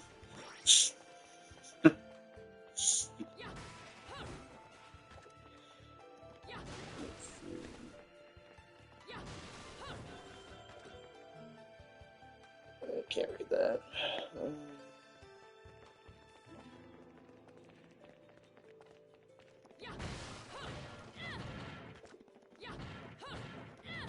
Oh, that sounds like fucking backtracking. Apparently, Jughead later views a tape where someone disguised as him is murdered by someone Oh, for Christ's disguised sake. like Betty. What the fuck? Are you serious? So- That is the most soap opera fucking So bullshit. somebody was like seeing glimpses of the future, but of a tape that was made to look like them or something. So somebody was like doing some Minority Report shit and like falsifying the future. You know?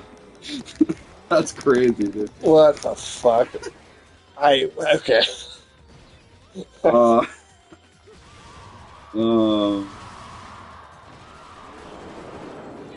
Evan, Tony, Fangs, and Reggie Who? to earn some cash, they decide to start their own website. Like a dirty website? I Or don't know. Afterwards, Kevin is threatened by Terry, who demands a share of his profits. it's like they're starting some sort of weird porn syndicate? Like, what's happening? Porn syndicate. Dude, I'm sure that was a whole season for Riverdale. We have to stop the porn syndicate. I mean, it wouldn't surprise me. No. Oh shit. In return, Hunter Malloy severely beats him. Hunter Malloy. Yeah. Reggie and the Bulldogs threaten Terry so Is they it a- can is it a continue band making or- videos. What? Veronica partners with Hiram, feeling he has changed. However, Hiram murders Jinx, the head of the gang, Mr. Honey. Mr. Honey? A secret visitor to the store. Mr. Honey was a secret visitor?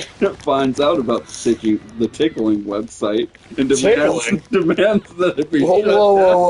whoa. Tickling Yeah, website. there's a whole tickling website, dude. And Mr. Honey demands it be shut down. Yo, move in on Mr. Honey's business. I'd like to think he's like a pimp, like in King of the Hill or something. What the fuck are you talking about? What crack were these fucking people smoking? I don't know, it sounds hysterical. Archie plans to leave for Naval Academy. Naval Academy? What? I like that they were in like junior FBI, now he's joining the Navy. Shit. What? God, wow, okay. Cheryl receives a videotape, this time someone wearing a Clifford mask murdering someone in a Jason Clifford the mask. Big Red Dog? That's what I'm thinking. Clifford the Red Dog murdering Jason Voorhees. Well, that is not how I would think that would go. Okay, thank God season 4 only had 19 episodes. Only 19. Yeah. Wow. So we're finally at the finale here. Oh my god. I might read this whole thing. This has just been hysterical. When Mr. Honey threatens to cancel prom, the gang is Does frustrated. Mr. Honey have that kind of power? I don't know. Jughead must write a story for the University of Iowa. I like that, just like University random. of Iowa. Damn. I mean, it's known for its. I like that these writers knew enough to know that like some prestigious writers have graduated from the University of Iowa. Like, but still, it's such a random real world detail to drop in. That's like when JoJo is just like starts describing some environment that we're in for 5 minutes. Yeah, yeah.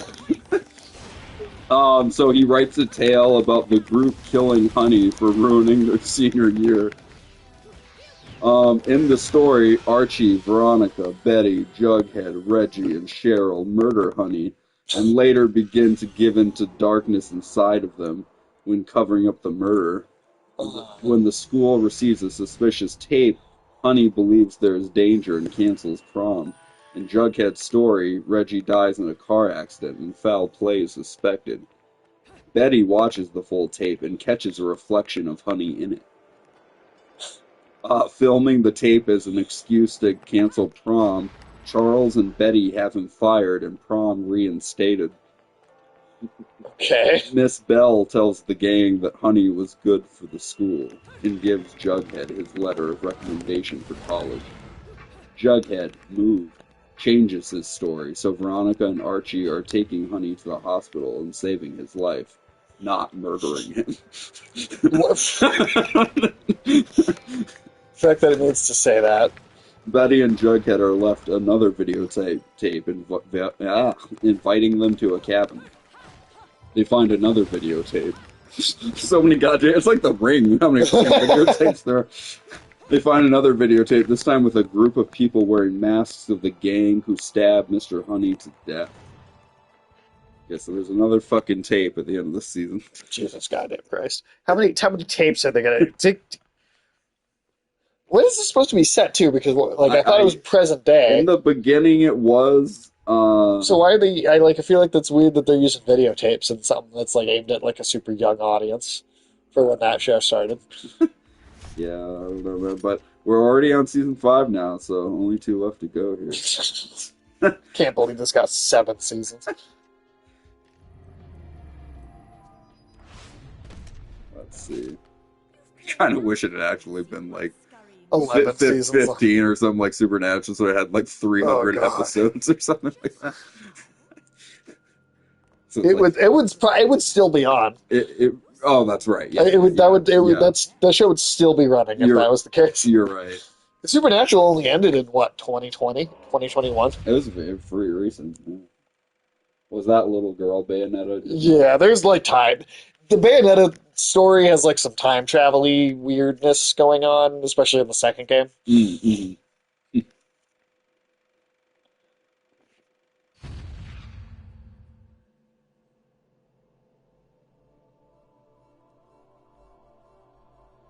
Damn, Skeet Ulrich was still in it by season 5. Poor Skeet Ulrich. Yeah, he was in like the first 3 episodes of the season until he finally was like, I have to get out of this shit.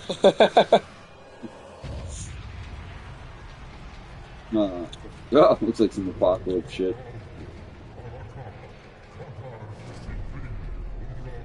That was the cool movie.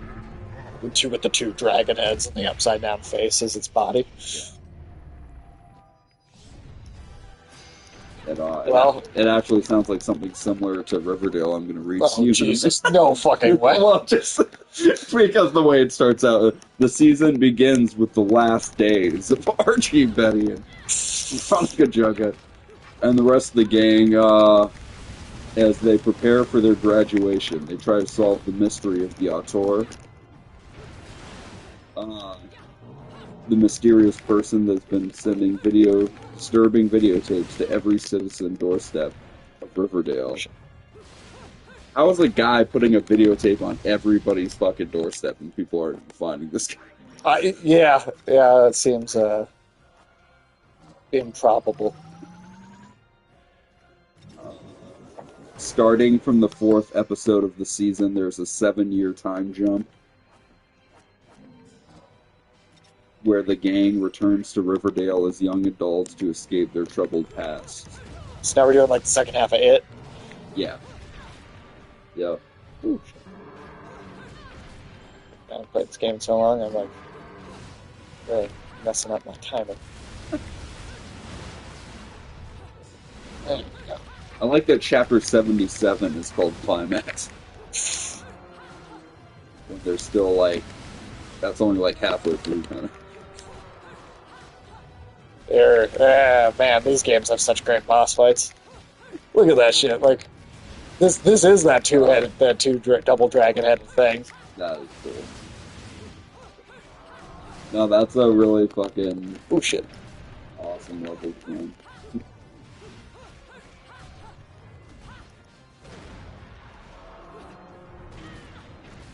Shit. I'm fucking up the timing on this.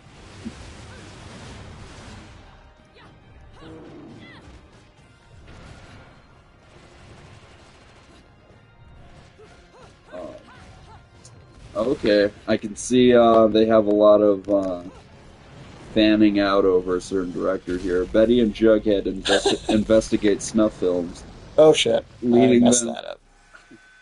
leading them to secret screenings by Blue Velvet's owner, David.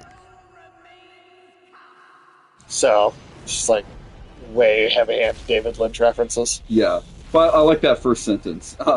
Betty and Jughead investigate snuff films. God damn. Yeah.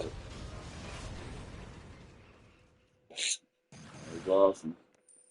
Silver medal, nice. That still wasn't even the full boss fight, that thing. Archie loses a boxing match against K.O. Kelly for a Naval Academy spot. K.O. Kelly in the Naval Academy? Yep.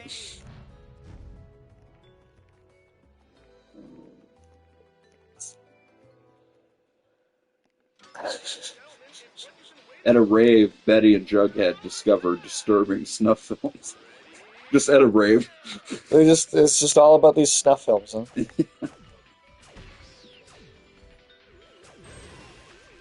A live stream depicts the game. How's it a time where they have like ring style videotapes and live streams going on? Yeah, I don't even understand. Why would a boxing match get you a Naval Academy position? Do they think the military works on Mortal Kombat? Oh, yeah. That's what it sounds like. Ulysses, we can't question the rules of the world of Riverdale. I have nothing but questions. That's true. That's true. A live stream depicts the gang killing David. Is this by people wearing David masks or David what? Lynch masks. Okay. I'm just kidding. I don't know. That'd be hilarious if they're wearing David. Just the cult of David Lynch. What That'd be awesome. the fuck? Wow. Oh, Archie finds a videotape recreating his encounter with the Black Hood at home. So they were finding videotapes depicting the future. Now they're finding videotapes depicting the past as well. Sure.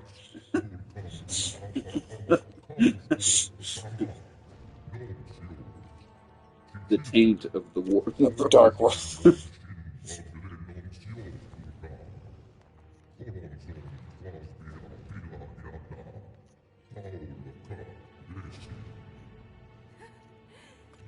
If I was your child, I'd be an awfully ugly witch, wouldn't I? Yours is a face only a mother could love, and one I could never forget. If only I could remember where from.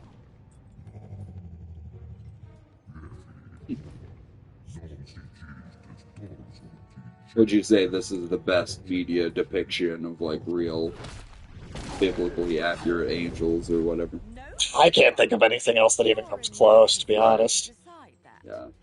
See, my So, infernal I genuinely can't even think of just like one more. Right. Not a lot of media actually depicts it. sacrifice would shut them up for a while. Yeah, I mean, it's pretty much always like a human figure with the big wings, which I mean, Yeah. can be very cool too. But yeah, it's never like this otherwise.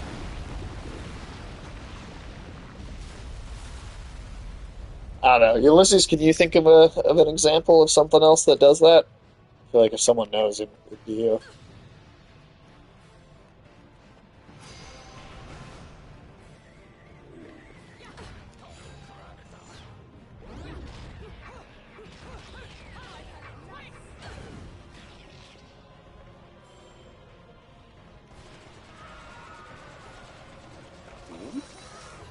Okay. I gotta read this sentence of Riverdale. Cheryl's attempt to secure a sanctuary for the Uketna tribe leads Penelope to deadly action. Okay. Games with biblical style angels, not really. Closest other thing might be Doom Eternal. Yeah, so the Doom Eternal has some kind of crazy looking angel stuff in it. Mm-hmm. I feel like not even then, maybe still not as crazy as this. But I mean, it doesn't even have to be games. Honestly, could you think of like I don't know? Can you think of anything else that like even other types of media?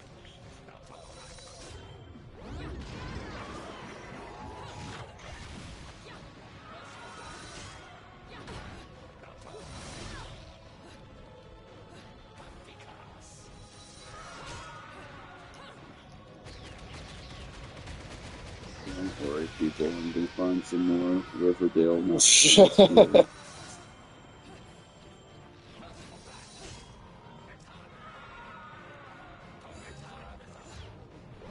Honestly, no one even really attempts it. Yeah, no, exactly. Yeah, I really I don't feel like you ever see it even. Mhm. Polly is missing, and Tony reveals she was meeting a trucker for sex. Okay. Betty She's and like a lot lizard or something. yes, Betty and Alice find Polly's belongings on the lonely highway. Okay. Archie seeks funding for the football team. Uh,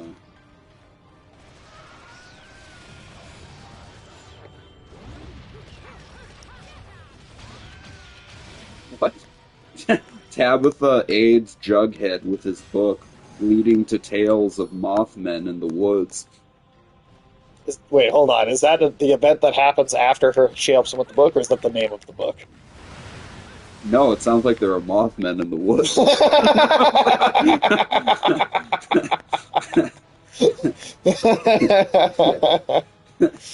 What the fuck? Oh, dude, this Holy season's shit. dealing with Mothman. Oh, that's so awesome. I feel he is an underused Mothman. cryptid. Yeah. Oh, that movie made people not want to try. Well, that was very cool. Yeah. Jughead and Tabitha. Oh, fucking lava river. Oh, that's badass. Hell Oh, nope, going to his legs. yeah. Okay. Ready for this? Probably not.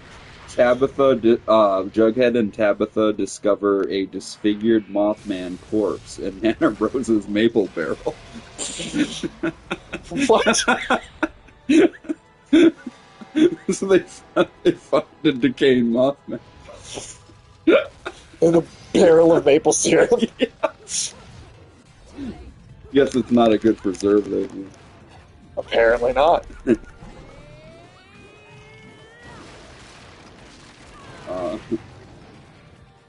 During a late shift at Pop's, Jughead sees a mysterious light blacking out.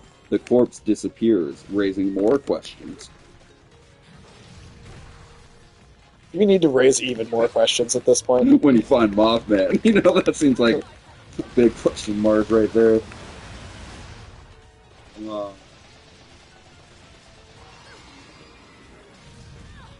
So I really want to find out what's going on with Mothman here.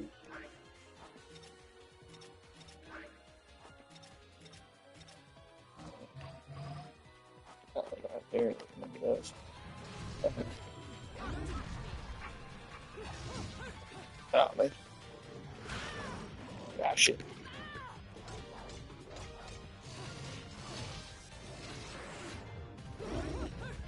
Jughead takes psychedelic mushrooms to aid writing. And becomes like Hunter S. Thompson for a minute. Tabitha agrees to watch over him. Well, sure, really does sound like they're desperately reaching for whatever was vaguely relevant at the time. I mean, some of it, yes, but then, like, when was Mothman ever relevant? Yeah. I feel like that was not there was never a time when Mothman was relevant. Mothman stood on top of that bridge that collapsed in the 50s on the East Coast. Okay, in the 50s. Yeah. When Riverdale was on TV. That's supposed to be set in the 50s. I thought you said it was set in modern day. Well, they reincarnate at some point, I know. So they can become like the comic strip, you know. Oh, Jesus fucking Christ. Hiram orchestrates a prison breakout.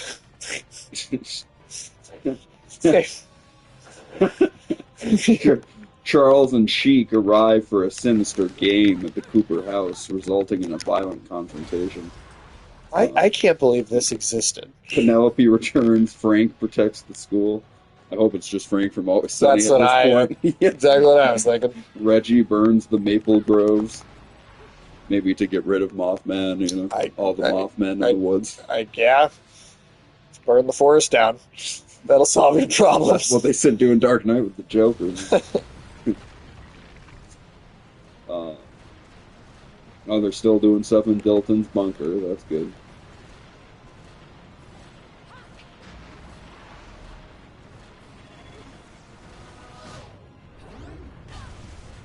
Oh, man.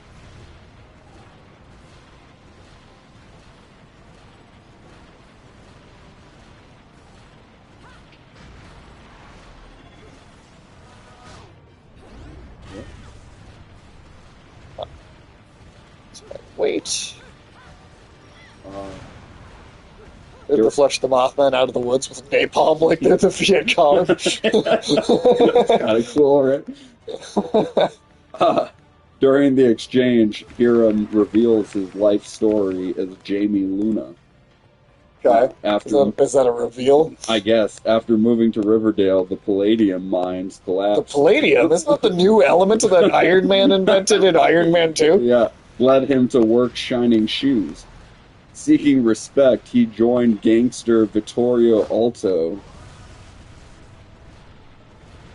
and adopted the name Hiram Lodge. When his father learned, Hiram killed Alto's men and took over. Reggie is impressed, but Hiram expresses regret, wishing for reconciliation with his father. Really? Let's see. Betty and Tabitha develop a plan to lure truckers to Pops after Betty is prohibited from affiliating with the FBI. Okay, so then I just feel like the time... Okay, there we go. Shut up for a minute. No, you're fine. The timing of that was just weird. Yeah, so Betty is prohibited from affiliating with the FBI. It's the surfing the angel on the lava. That was good. Doing a little Doctor Strange standing on the side of the building. Did it first? Yeah, right.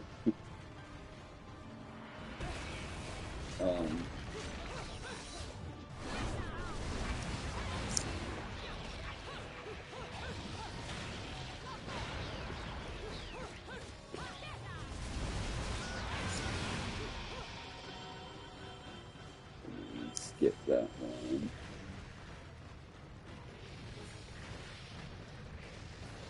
Yeah, lot lizards, Mothmen, there's all kinds of things going on with these. Lot lizards and Mothman. I like it. It really boggles the mind that this is a real thing that actually exists. That's the crazy thing that makes me want to watch just random episodes of it. Like, I don't even want to watch it in order. I would just pick ones at random. Right, just some random, like, one-off, like, just nonsense. Yeah, it's like a drinking game or something, you know? Okay, this sounds weird. This started starting like some weird Silent Hill kind of stuff. Oh, Jesus. It's just... Well, we're kind of like a Did I miss it? What's that? I think I missed it. Yeah, I missed it. Cheryl unveils 4 paintings to Minerva, revealing intricate stories. Minerva? The first... I mean, like the god, or is this just a woman that is named Minerva? We'll find out. The first painting depicts Archie leading a palladium harvesting crew in the reopened mines. I swear to God, Palladium was like causing hallucinations due to carbon monoxide exposure. What, really? The second portrays Betty interrogating a captured trucker, suspected serial killer. Despite his suicide, Betty believes he wasn't Another acting one. alone. The third painting showcases Jughead's post-high school success aided by Jessica and psychedelic mushrooms. Okay, there was some high stuff in there. Jughead's spiral begins after a bender and lost 3 days. Returning to New York, he hallucinates a rat king, just like Charlie from It's Always. He just hallucinates Charlie Kelly. Yeah. The last painting captures Cheryl and Minerva's night together before Minerva left the country to become a god. No, I added that last word. Before she leaves. I mean, I would have believed you, is the thing. Yeah. Yeah. Then chapter 91 is the return of Josie and the Pussycats. Alright. Josie McCoy, an international pop star, returns following her father's death. Was Sabrina ever in this show? No.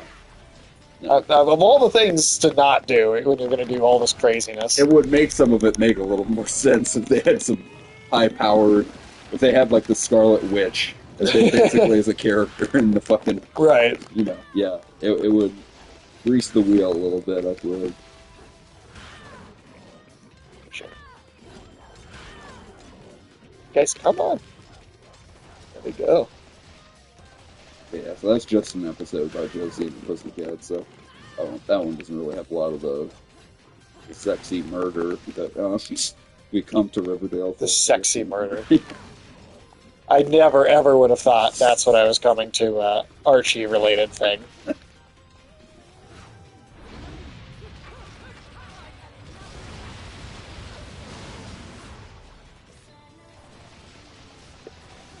Yeah, because I think, like when Archie comics started, women, girls, teenage girls, they liked it because of all the relationship stuff. Sure. And the teenage boys liked it because they imagined themselves getting with both girls, in the scenario. Was that the appeal of the series? For men, I think. Yeah.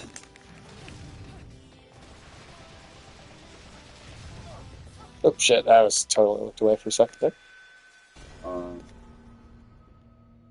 The group finds Mothmen in a shed with victims in the junkyard. That was a weird sentence to read. Victims in the junkyard, huh? Yeah. Old man Dreyfus confesses to the murder. Richard Dreyfuss? Yeah, well, he's an old man now, so that could be accurate. Yeah. Never pegged Richard Dreyfuss for a murderer. I gotta be getting near the end of the season. Okay, chapter 94, Next to Normal. I feel like that shouldn't be a title of this show. I gotta get some closure on Mothman. I mean, yeah, are we like... Okay. So here's the, finally, the 19th episode. They started cutting him short at 19 episodes. That's not much shorter, man. Yeah. But, yeah, I don't really see a reference to Mothman here, but it's got some weird stuff in it. So, Betty graduates as a special agent at the FBI, reopening the Riverdale field. Riverdale Field, like... And facing a call. Like a sports stadium? Facing a call from TBK. Who's TBK? Some serial killer. Veronica vows to exile Huron for a fire at Pop's. Jughead and Tabitha retaliate by burning the lodge letter office. So, like, they're just having retaliatory arson going on here in the town. Yeah, Ulysses is also like T2? Yeah. TBK. TBK. Of this, so BTK, it's TBK. Cheryl learns of her ancestors burning and demands an apology. Veronica and Reggie revive their romance, planning a casino. Seems like there's a lot of casino. Betty and Archie. It's a total buzzkill. Betty and Archie plan to start a romantic relationship, but a bomb under Archie's bed, placed by Hiram Are you serious? As Hiram drives away, Archie's house explodes in fiery smoke. So that was the last episode of that 5. I mean, that's ludicrous. All right, now let's do 6.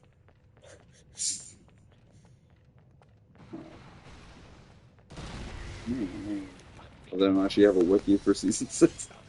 Really? They're like, we're done keeping track of this shit on Wikipedia. No one cared anymore. No, it's like they have the episode, but they don't have one like brief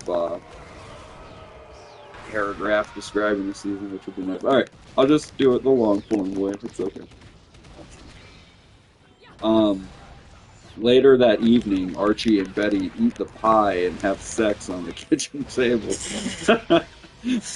So, They get some American so pie. eat the pie was not a euphemism for sex because hell they no. also had sex. Yeah. He ate both pies. God damn it.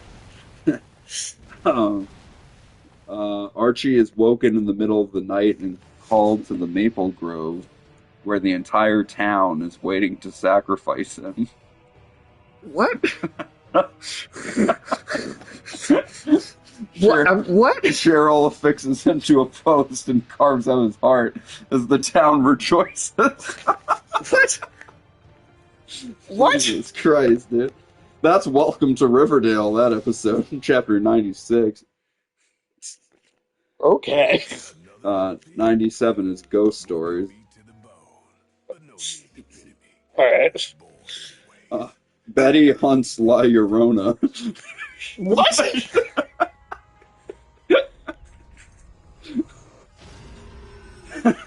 She's the FBI. She's hunting down the ghost La Llorona. Like the famous, Mexican folklore ghost? Yeah. What the hell? That bitch needs to go back. No, I'm just kidding. Oh my Damn. god. It's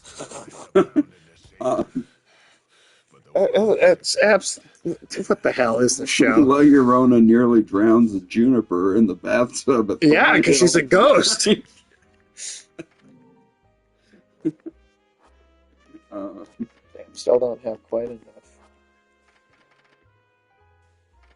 Yeah, it's not like I can sell or anything. Holy shit, the devil comes to Riverdale, posing under the alias of Lou Cipher. Okay.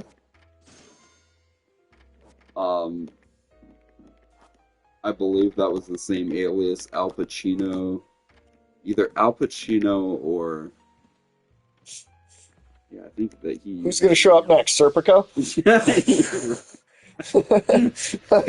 Or not Al Pacino. Or, yeah, no, Al Pacino played the devil in The Devil's Advocate. Yeah. And then Robert De Niro played the devil in Angel Heart. Yeah. Yeah. Joe Pesci never played the devil. That's true, but he kind of was in Goodfellas. But you know, Well, he was kind of the devil a little bit. on a human scale.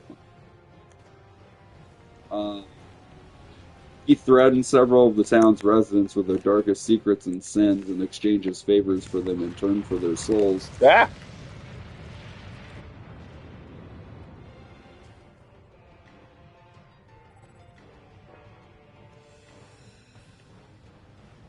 Yeah, I can't exactly cross that. It's like you're in the mines of Moria right now. You have a Stargate already, dude.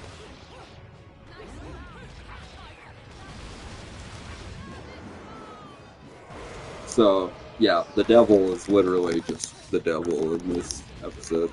Okay. Fine. That sounds like one of the less weird things to happen so far, you know? Yeah, honestly, that's tame. Jughead sells his soul to the devil, leading there to be a disgrace on his name. Alright. I'm sorry, wait, whose name is disgraced? Jughead. Oh, okay. I thought for a second you were saying it was the devil. Yeah, the devil's fucking slumming it, taking his soul. He's on Riverdale, so he's slumming it. Yeah, poor devil. Veronica nearly sells her soul to the devil to avoid misfortune at Babylonium. What's Babel? but sells Are they Reggie. time traveling back to like Babylon or something? Like, what's going on here? But sells Reggie's soul instead when she realizes he undermines Oh her. shit! It's like Jotaro getting other people's souls. Yeah. The fuck? Yeah, that was awesome. Oh, wait, what?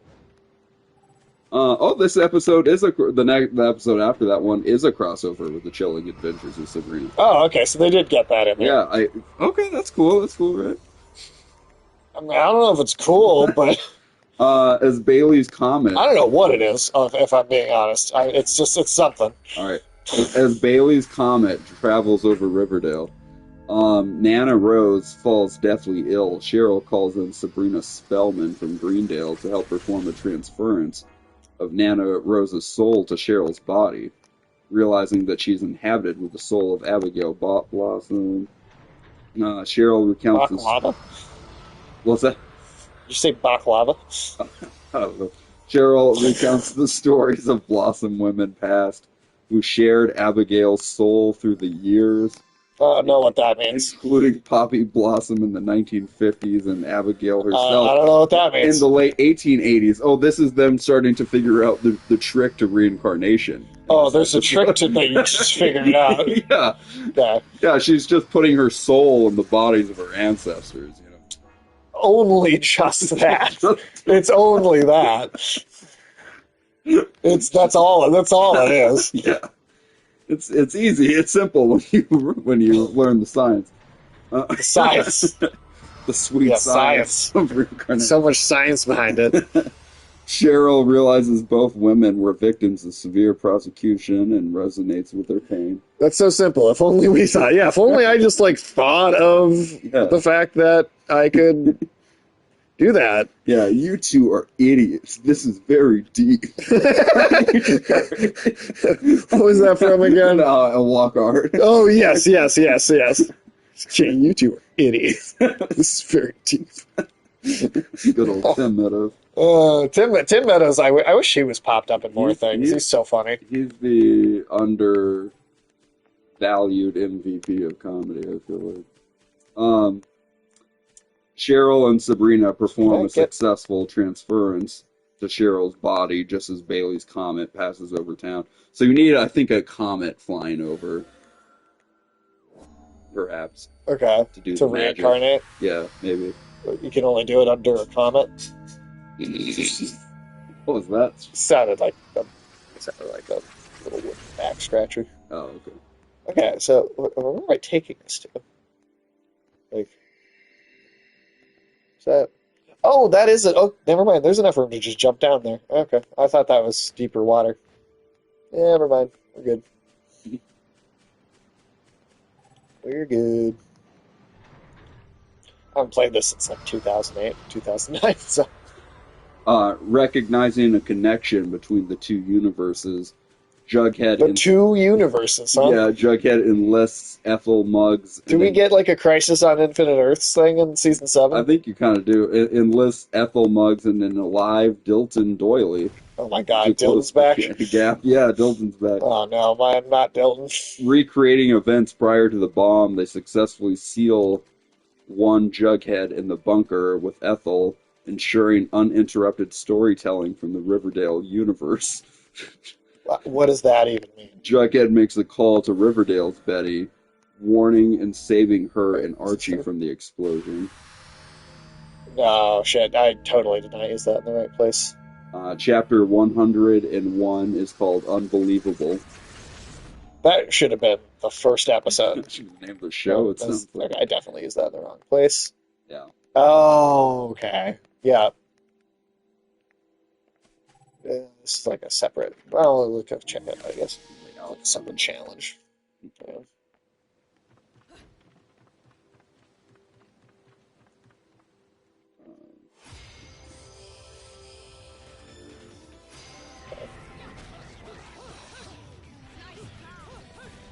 Percival Pickens offered... Percival Pickens? offered... Oh, hold on a moment. Percival Pickens? Yeah, I knew you'd want to hear that name.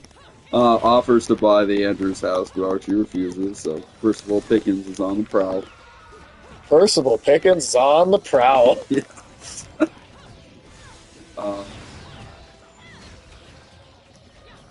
What the fuck, dude? Yeah, the fact that you said that before you even said it to me, like, Well, just it's just such a stupid, like, fucking superpower thing that happened. So, like, in the episode right before this, like, a sentence I left out was Jughead suffers hearing loss and seeks medical help. So I didn't think much of that at the time.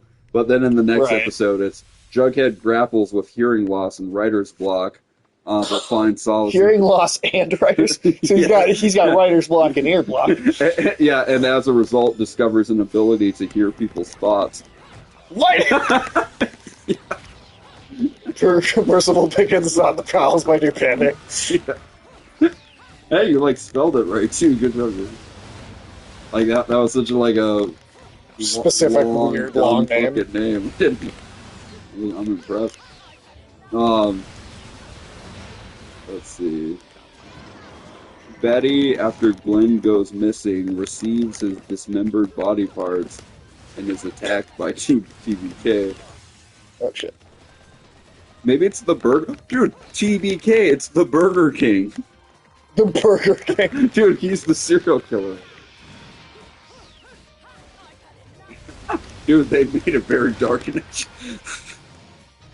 I guess that's what the CW does. Not successfully, but that's what they do. Oh shit. Oh my god. Wait, what? Archie rebuilds. Oh shit. Archie rebuilds his house, but realizes palladium removes his invulnerability. Wait, what? I swear to God, is that not a thing that was brought up by Iron Man 2? Dude, palladium removes his invulnerability.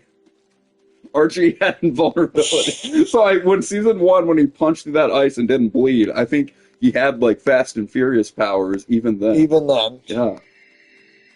Wow.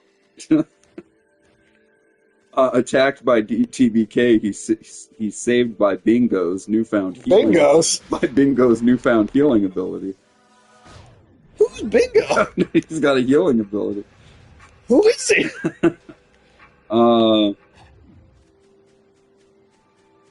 Veronica survives an assassination attempt thanks to Geraldo. Geraldo Rivera? Is Geraldo Rivera taking a bullet for her? Like, what the fuck are we talking about right now? Yeah.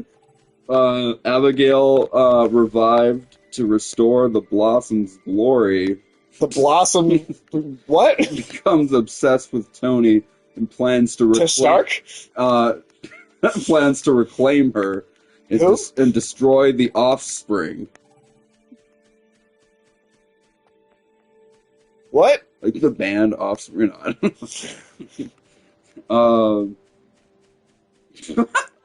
Britta enters Abigail's mind.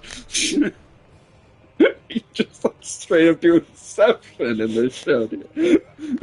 Oh my god. To find Cheryl tormented by a specter. Ryan George should do like a pitch meeting for this show. Dude, how could you fit all this bullshit in? He did do a long one.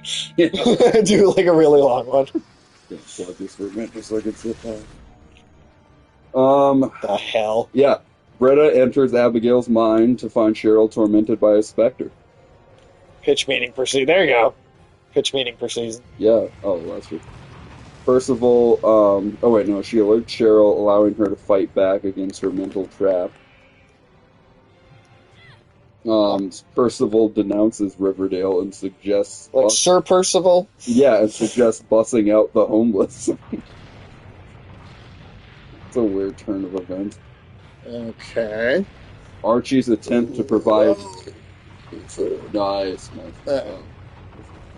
Think you'll make it? I think I'll make it. Oh, yeah. Sweet. Archie's attempt to provide micro houses is vandalized. Micro houses? Leading to conflict. What? Like Knights of the Round Table Percival? That's what I'm going with. Jughead discovers Percival has persuaded the homeless to leave. Wait, is he helping the homeless or is he kicking them out? I think it's like a sending them to New York kind of situation. So, he's helping them by sending them to another city? Yeah. So these Archie characters are like busing homeless people to other cities. Sir Percival of the Round Table, isn't it? Oh, okay. You know. Veronica and Reggie face challenges opening a casino, How many casinos have been opened? I swear to God, including a suicide linked to Percival. jeez, how many suicides are in the show? There's a lot, dude. When I watched that guy, Sir Percival. Well, the House of Pickens, take up your blade in service of Lord Jughead. See, you're already thinking like the writers of Riverdale. This shit is insane, dude. What in the hell? Oh, I like that spiral. That was cool. It's another perspective swap thing. So we're under the moonlight. You can walk on walls. Mm. Oh, God. Ah! Ah, don't get me. Jughead tries to read Percival's mind, but discovers Percival is aware of his telepathy. Dude, what the fuck? Geraldo reveals no record of Percival before Riverdale. Because he's a journalist. He is a journalist. Yeah, he is a journalist. Looks like you're going up Bailey. Yeah. Looks like you're going up a colon. So, like, what Robert Downey Jr.'s, like, dragon colon that he loves so much? Oh, dude. All the lava in it. Can't wait to depict that Oh. in further glory. Hey, man, they set the first domino. I'm just gonna send them crashing down. Let's see. Coliseum. Abigail attempts to poison Archie, Betty, and Jughead, but Betty intervenes. Of course. Yeah. After another attempt on Archie's Poison life, some fuckers. Jughead reads Britta's mind, uncovering Abigail's plans. Together with Britta and Rose, they banish Abigail's spirit into the Julian doll. What? A war between the serpents and the ghoulies. What are ghoulies? Leading to Tony's removal from town council. I still don't know what a ghoulie is.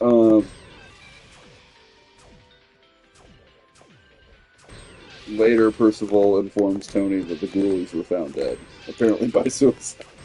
Does anyone get murdered in the show? Is it just all suicide? Oh, yeah, like I said, when I saw that guy react to the series finale of Riverdale, like, he must have used the word suicide, like, at least fucking every minute. I don't know. It's unhinged. Unhinged.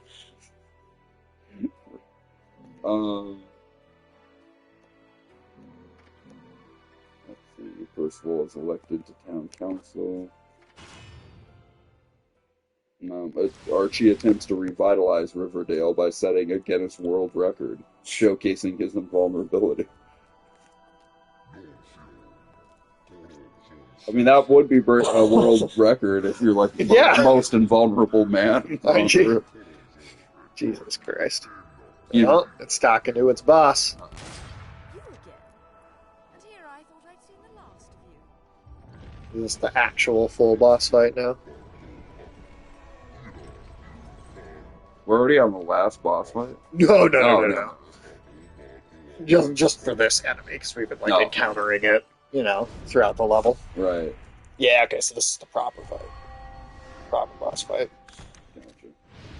Gotcha. He invites K.O. Kelly for a boxing match. K.O. Kelly. But Percival, unable to harm Archie, injures K.O. and fights Archie himself, utilizing palladium in his glove. I'm telling you, this is like the. Is it? Or maybe it wasn't the new element. It was palladium, the thing that was making him sick in Iron Man 2. I think that. Okay. So it wasn't the new thing he invented at the end. It was the thing. Okay. I think palladium is an actual element. I mean, don't fucking quote me on that. Right. I don't. I think it is. I forgot to mention one of the reasons I hunted Ulysses is palladium an element. much too Yeah, you're smarter than us. out of your misery. It's like I know some of the elements, but isn't palladium? Okay, so yeah, it's the thing that's making him sick. Okay, fine. I just remember he invented a new element in that movie, and I remember palladium was an important element in the movie, and so I wasn't sure which one was which. Apparently, Ulysses in Riverdale, Palladium makes invulnerability inert. For some reason, yeah. Let's see. Jesus Christ.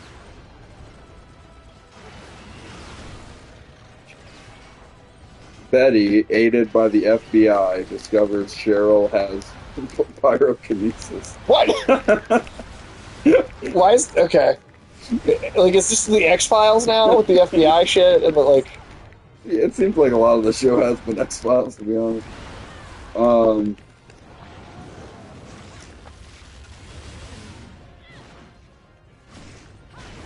Jughead suggests turning Pops into a landmark, revealing his and others' powers. Well, that's ridiculous. Tabitha, attacked by an armed robber at Pops, is shot and awakens in 1944. Okay. She learns about her ability to time travel and prevents Riverdale from becoming a sundown town. Sent to 1968, she protects the black community during MLK's assassination. Okay. Okay, Riverdale. Okay. In 1999, with Raphael, now Betty, Like the Ninja Turtles? she traces vandalism to a shop owned by Percival, defeating him and returning to the present. Tabitha shares her powers and visions, urging the group to save Pops and prevent a future disaster. Huh. A fog envelops Riverdale, trapping everyone in their current locations. Archie and Betty confront a potential pregnancy.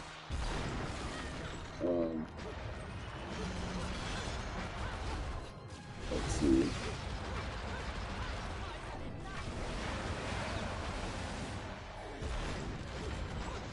This episode seems like all about relationships, right after an episode where they've been using pyrokinesis and time travel.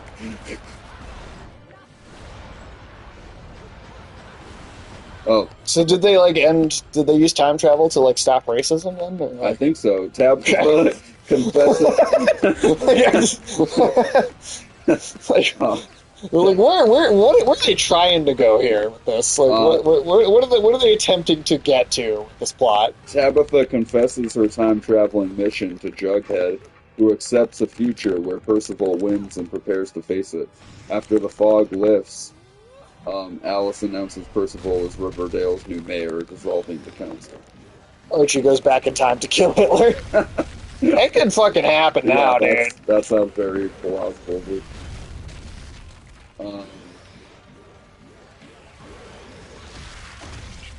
Yeah, fuck you. Okay, that one doesn't seem as good here.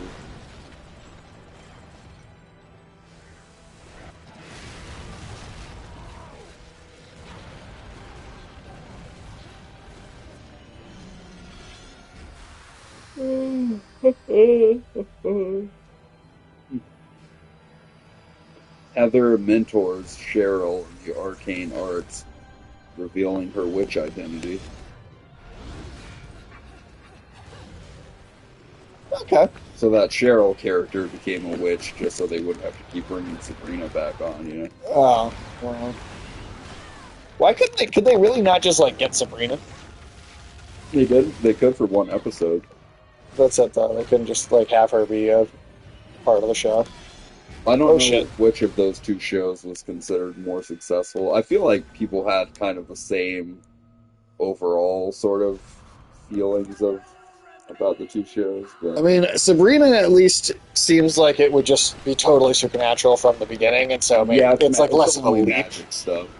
Yeah, it's just like you go in going like, yeah, it's going to be witches and demons, and you know, like so when crazy shit happens, it's like, Right. yeah, this is what I was getting into, Riverdale was everything.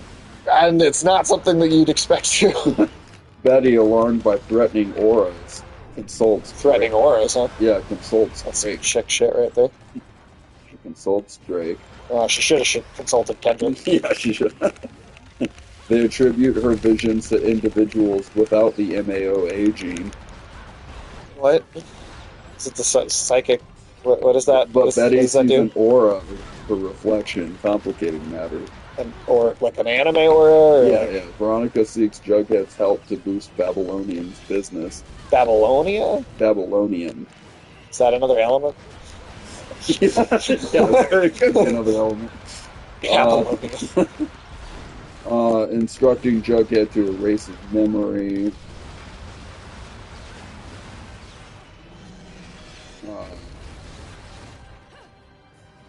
Back to ancient Bab. Well, time travel's a thing now, right? So Yeah, like they yeah. they could they can reincarnate in their. Babylonians or forward in time travel. I think they could do that too. Either one, Yeah. yeah. Archie and Tabitha dismantle Pops against Percival's demolition, but the diner reassembles itself overnight. Tabitha learns it's inhabited by ghosts and compromises. Ghosts. Yeah, and compromises to move the diner rapidly. Huh. I don't know what any of that means, but let's see. Let's see.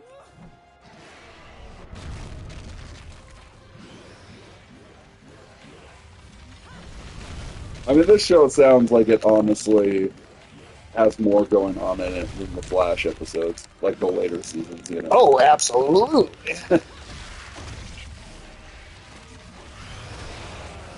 Alright, we got both of the dragon heads off.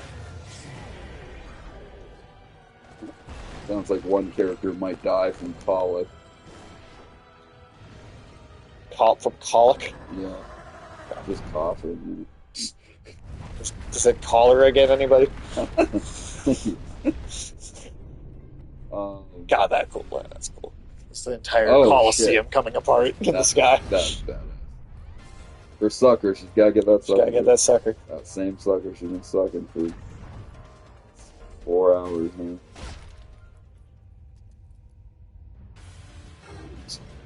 I mean, days to her. Right, yeah.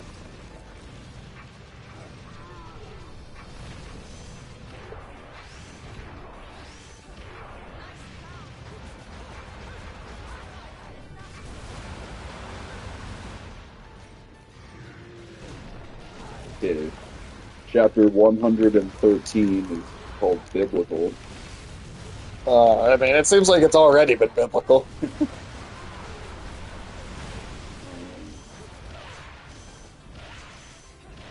It sounds like they might bring Sabrina back in for another one here. Okay. Um, Is like this witch chick like friends with Sabrina, and that's like Sabrina shows up to be because like they know each other or something? this is a different Heather. It's a different chick. She calls Sabrina. No, that's what I'm saying. Is she friends with Sabrina? Yeah, I guess that's really. Okay. Heather calls Sabrina Spellman to resurrect their deceased friends. Okay. So we're just resurrecting like cast now. Sabrina inducts Betty, Veronica, and Tabitha into the coven, using Jughead's body to bring back Nick Scratch. The son of Agatha Harkness? Yeah, right. I think so. To rescue their friends from the afterlife, Cheryl, Veronica, and Tabitha are sent to Charon, What? encountering various challenges. Charon? Yeah, Sabrina, Nick share final date before he returns to the afterlife. Percival captures Kevin, offering his heart to save Marty. Who's Marty? We've got to go fight Charon, Marty. Charon. The boat goes 80 miles an hour, Marty. That'd be awesome if they're fighting the third members. Cheryl with her Phoenix powers. Phoenix powers? What? Forcibly resurrects their friends, Forcibly? including Jason and Polly. Percival plans to kill them, but Reggie reveals a hidden plan. Tabitha unveils Anthony's immortality and her role as Riverdale's guardian angel. Uh-huh.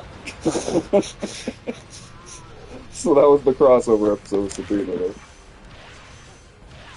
Jughead discovers his ability to open portals. What?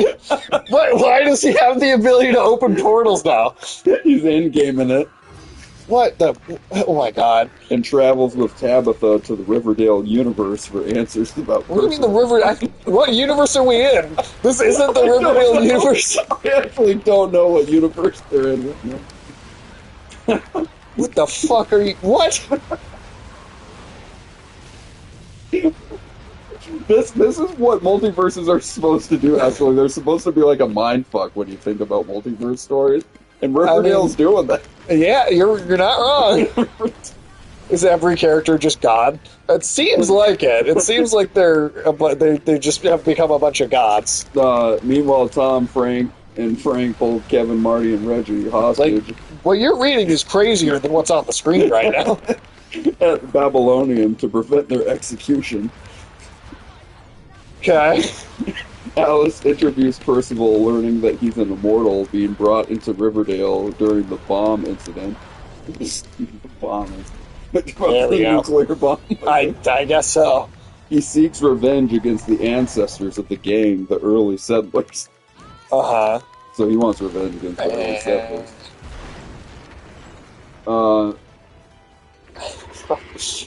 Cheryl and Archie plan to sabotage train tracks after freeing the hostages. Yep. Jughead and Tabitha gather intel from Satan in Riverdale. Hey, we need info. Let's go talk to Satan. Let's casually. Realizing the challenge in Riverdale is a formidable one. Oh my god.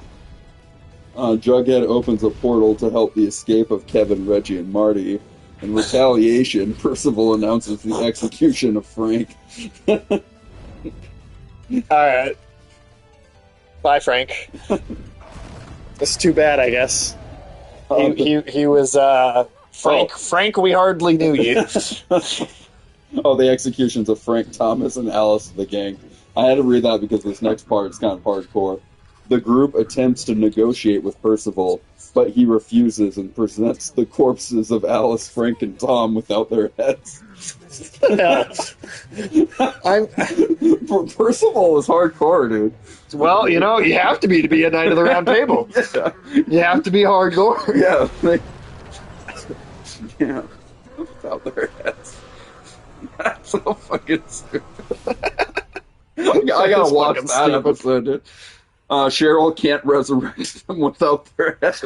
They're powerless. They're powerless without their heads. Oh my god. Percival uses a spell to make Reggie, Jason, Veronica's grandmother, and Glenn's corpse attack the gang. Why is he pulling her grandma? What's she got to do with it? Cheryl kills Jason What does again. she have to do with it? Cheryl kills Jason again. Does it matter if anyone dies in this? Tabitha ages Anthony into a young adult and attacks Percival, who escapes. Anthony Rapp? Like, what? Pops is disintegrated and reassembled. Pops? Yeah, he's disintegrated and reassembled. Why was he disintegrated if they were just going to... What? Confronting Percival. Did he get beamed up? Like, is this check thing? Like, what? Archie, Betty, Veronica, Cheryl, and Reggie are subdued, and Jughead enters Percival's mind, tricking him to abandon his body. What? I don't feel like I could keep track of what is happening in this if I actually watched the entire thing. Percival returns to Riverdale's Pops, where counterparts stab him. What? Tabitha brings him back before immortality. What? And as he dies, he casts the final spell. And you're really not making any of this up. I love the jump from season 1's tone to this insanity, dude. In Riverdale, Cheryl... Maybe we do just have to watch the whole last season or something. That sounds great. This is still just season 6, dude. Dude, this isn't even the fight. Oh my god. I don't think so. What the hell? In Riverdale, Cheryl resurrects Alice, Frank, and Tom, discovering Percival redirected Bailey's comet to destroy Riverdale. So he's summoning like a Vandal Savage type comet to destroy the Earth or some shit. As one does. The last episode is called of the 6th season. It's called Night of the Comet. And this is well, they have time traveled into the 60s. I don't know about that, but as the comet approaches, Cheryl, Heather, and Tony make a deal with Abigail to destroy the comet and break the barrier. Cheryl, with her powers, can melt the comet, What? but it might result in the Oh, is death. is that she the one with the pyromancy? Yeah, Okay. but it might result in the death of some resurrected individuals. It might result in the death of resurrected. What? Yeah, so understand the stakes here, Sage. People that have died might die again. Yeah, so this is like if this is like if Brightest Day had just happened, right? And those like 7 or 8 whatever superheroes that just got brought back and they just got reunited with their families and are settling back into Right. And then a civilian meteor life. wiped them out like the And dinosaurs. then they have to maybe give up their new lease on life in order to stop Haley's Okay. comet. These are the stakes. But they could just get resurrected. We don't know that for. I feel like that's got.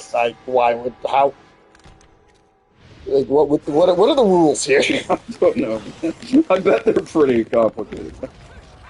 Or there aren't any. That's true. Veronica learns independence and gives the casino to Reggie. Jughead and Tabitha share their lives using her powers. Okay. Heather reveals Cheryl and Tony's soulmate connection. Right? Veronica's Sure, soulmates. Why not? Veronica's filtered powers. Filtered like Brita, like she's a Brita filter. Yeah. Singing, Transfer all to Cheryl, who melts the comet. The gang wakes I up. can purify any kind of water, anytime. The gang wakes up in See, I'll drink my own piss right now. The gang wakes up in 1955 back in high school, with only Jughead remembering their past lives. So now we descend into the final season. This is. How did this make it on television? 7 years, bro. 7 years. How? If anybody doesn't know how fucking crazy Riverdale is, I've just been reading the Wikipedia for the last, 2 hours, and it's insane. We have a vague play-by-play of some of what happens. Fred died in the Korean War. Does he? Did he? Did Fred die in the Korean War, huh? Yeah. Jughead lives alone with a pet dog. Wow. Crazy, huh? And Archie forbidden from driving by Mary after James Dean's death. What? Following Emmett Till's murder. Oh, Jesus Christ! Oh my God! They're going. What? Gee, that is maybe a little too dark a subject matter based on what has been happening in the show. There is no way that they are tactfully, and respectfully making the murder of Emmett Till a background. Jesus Christ, dude! Jughead unearths Oh the my time God. capsule from high school, but the others dismiss his Why claims. did it even bring that up? Veronica's exile to Riverdale is revealed, tied to her involvement in James Dean's accident. What? Oh my God! Did they Transformers the last night this? Did they pull the Transformers the last doing a lot of night? last night stuff. Let's see. Wait, what? It's true, because they've also brought in the Knights of the Round Table. You're right. I didn't think about that, but you're right. Betty and Tony draw attention to Till's injustice, and Jughead encounters Tabitha from the original timeline. Oh, but we're talking about timelines now, all right. She discloses that the comet So hit. there's been universes, timelines, time travel. Yeah, she discloses that. Are timelines different from the time travel? I don't know. But she discloses that the comet hit Riverdale, prompting her to protect them by sending them to the past and erasing Jughead's memory to preserve the timeline.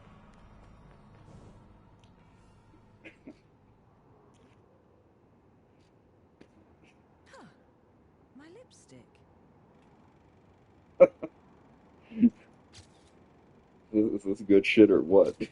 It's the most. It's some of the most unhinged shit I think I've ever heard. Yeah. What is the shit he's drawing? No, she did that. Oh, okay. Lipstick without It's- a girl. Keep calling him Cheshire. Isn't it, Cheshire? She threw cat whiskers on his face. The greatest insult that can happen to a fully grown man. Which apparently. Luca! And don't you think it's a little strange to be worried about It's like in Dragon Ball Daima. It's Glorio, goddammit. That guy's name's Glorio, man. He wants people to know. I still loved when Goku called him Gordita. Hey, Thinking Gordita, about or Taco whatever Bell. your fucking name is. Thinking about Taco Bell. Might have an episode or two of that to watch. Oh, yeah. That's my favorite running joke in Dragon Ball Daima, is that Goku can learn everybody's name except that guy. Goku's a little fuck. He's a little, as a kid, he was a piece of shit. He was like Dennis the Menace of anime. Does have that feel to him. Hey, don't go freaking out on me. We both know you came here for something. Well, usually that's why people go places, jackass. I know you're here for something. Yeah. Uh-huh. Wait for you to get your hands on whatever it is you're after. Let me guess. You want to come? God damn. Well, if you're still alive by then, perhaps you can appeal to my generosity. Still alive. You may be standing right in front of me, but you're definitely not living in reality. Which is a shame. Because the truth is always going to be Weird. Well, that line was dumb. This character is an idiot. real. Yeah, he sounds like it. The truth is, you killed my father. And now you must die. Believes me. They can't reject the truth. So he became a journalist like Geraldo Rivera. The ultimate journalist. The high bar and He's so not though. journalistic ethics. He's so, I mean, I don't. Do you remember? Do you remember how fucking embarrassing his fucking like actually Geraldo Rivera? Because he was like basically trying to like make his whole career off of opening up. Kill me in plain sight? God, the name's not coming to me. But the very famous gangster who the IRS got him. Jimmy Hoffa. No, Oh, but Whitey Bulger. no, but you're thinking of the right, like Al- more famous. Al Capone. Yes, thank you. Oh, Okay, oh, Al yeah. Capone. Geraldo Rivera tried to make his whole career off of like finally after like decades and decades and decades and decades being the journalist to open up. Finally, being the journalist to finally open up like Al Capone's vault. Oh, yeah. And like he made it such a big fucking deal, and when they opened it, there was nothing in it. He was like he did not have a job for years after that. On Riverdale, he did apparently. Apparently, well, on the show, yeah, that's why he was on the show. Yeah, That's why he had to go be on the show Riverdale. that explains a lot. Yeah, this guy couldn't look more stupid right now.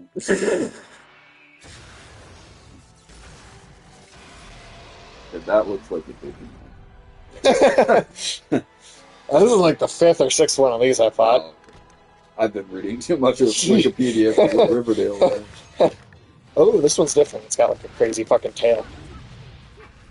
Wow, that episode sounds very vanilla. Which I mean that there's an episode that doesn't sound like a bunch of insane shit. Sounds like the last season, besides there being a homicidal milkman, is kind of really grounded more in the 50s era of Archie. So once she erased his memory of the previous timeline, that was their way of like, this is how we can make it grounded again, guys. Yeah, yeah. We just have to have timelines and time travel, and then people's memory getting erased, and then we can finally be grounded again. Starting the universe. Like, Jesus Christ. like, that's the only way they could make it like the Archie comics, I guess, at that point. Well, I mean, that's certainly true.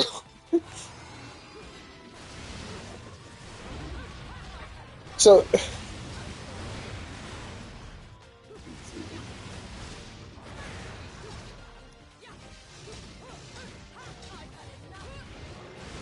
Trying to see when they get back to the crazy stuff.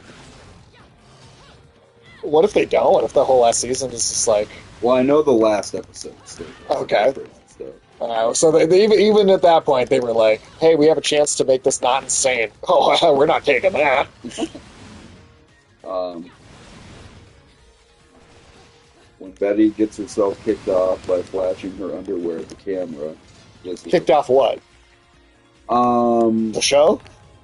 Like, is this a meta thing? I don't know. I mean, I know Betty was like a stripper in the first season or second season or something. Okay. And because this is the 50s, since there was even a glimpse of her underwear, that's going to get her like canceled, in the 50s. But like, where was this glimpse, and what did it get her kicked off of? That's what let's see. I don't know. Somebody forced Betty to become a dancer on the Cooper show. The Cooper Show. The Cooper show, yeah. Okay. Alice Cooper. The Alice Cooper Show from the 1950s. This is Alice refers her to Dr. Weathers, and Veronica is forced to get a job working at Babylonian. So this place Babylonium still exists in the 50s, even in a different universe? Yeah. Um,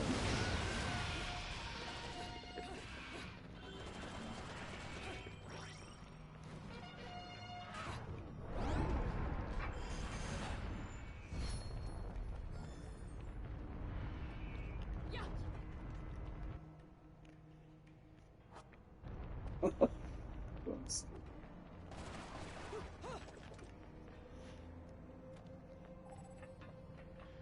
Okay.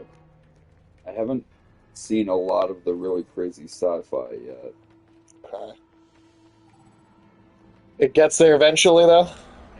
At least in that last episode. Well, is it even weirder if they go, like, pretty grounded for most of it, and then all of a sudden in the last one? Yeah. Uh,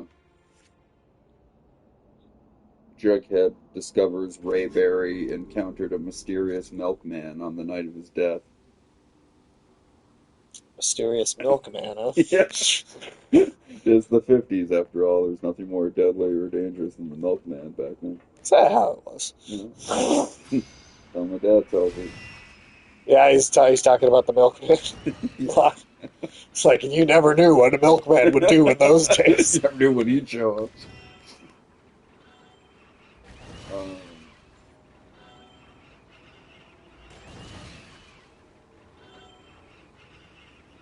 they discover the original writer of the Milkman comic who took his own life, citing Jesus Christ, dude! Are people ever going to just stop committing suicide? citing the comic as the reason. Let's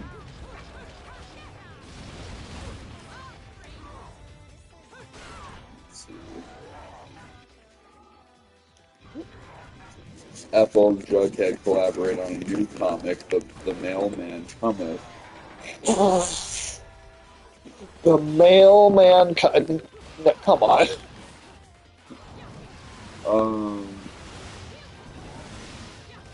Cheryl faces pressures from Evelyn to confirm students' sexuality, leading her to pretend to date Kevin, while Clay and Tony also fake a relationship. Oh, Mrs. Thornton is fired under suspicion of being a communist, replaced by Mrs. Grundy. Mrs. Grundy. Now, Oh, shit. She was the one that Archie had sex with in the first episode. Oh. But this is an In alternate. the other timeline. Right. It's the teacher that's statutory to him. Mm. Back when the show was at its most normal. Yeah, seeking Veronica's alibi amid a communist investigation. What the fuck is this shit? Principal Featherhead buys and burns. I still cannot with the name Principal Featherhead. Like, what the fuck? What is that? Oh my god.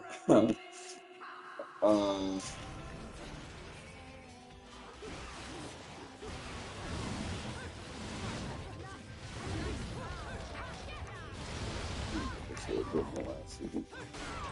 20 episodes. So it never got, like, that short, though. No. It only ever got by just a few. That's correct.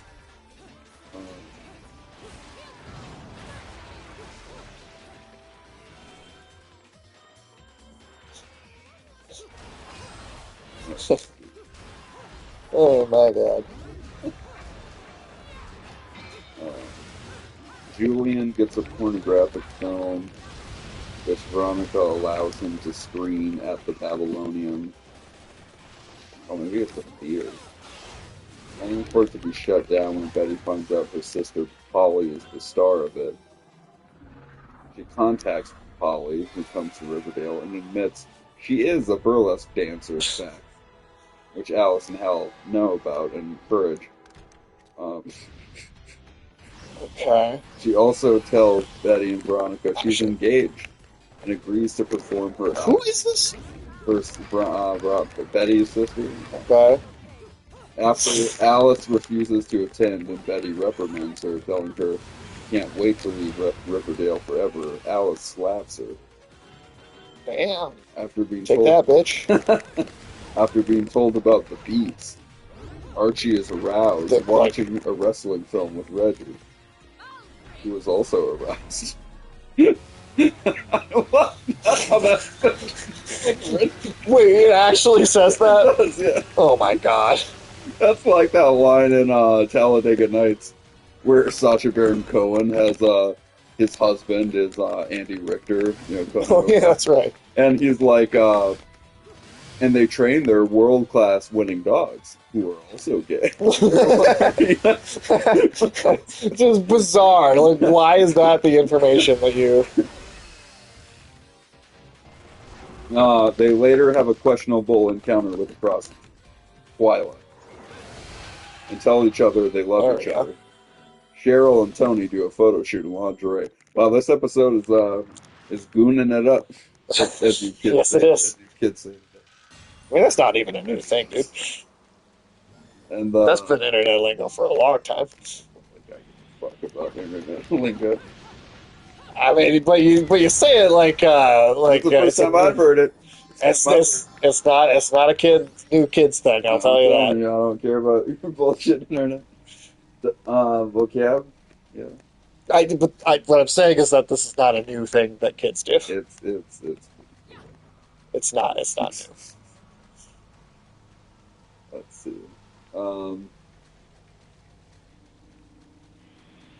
Okay. Episode 17, chapter 134, A Different Kind of Cat. How do goons these days feel about being mistaken for gooners? It's a great question. See, I don't understand the difference between these goons and gooners. Ulysses, is that a brand new thing? How long have you been using the phrase gooning, Ulysses? That's what I'd like to know. And you use it every day. I'd just like to know if it's a regular term in your vocabulary.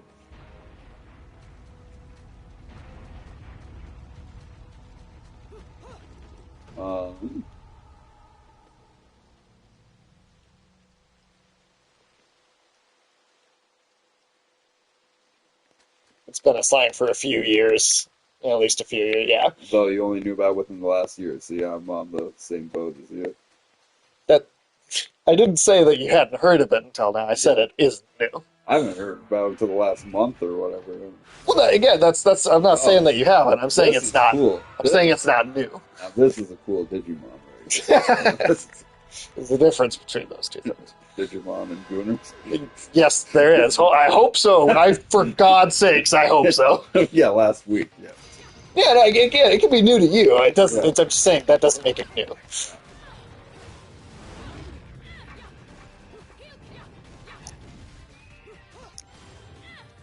Let's see.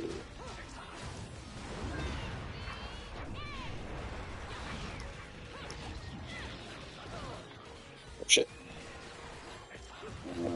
Okay, episode 18, chapter 135. They really skimped on the crazy this time, huh? For a better tomorrow. Oh shit! Oh shit! Oh yeah, you're fine. You're fine. Sheriff Keller kills a man suffering from radiation poisoning. Wasn't he dying anyway? Archie contemplates joining the Merchant Marines, Oh, is he? but his father's influence pushes him towards the army.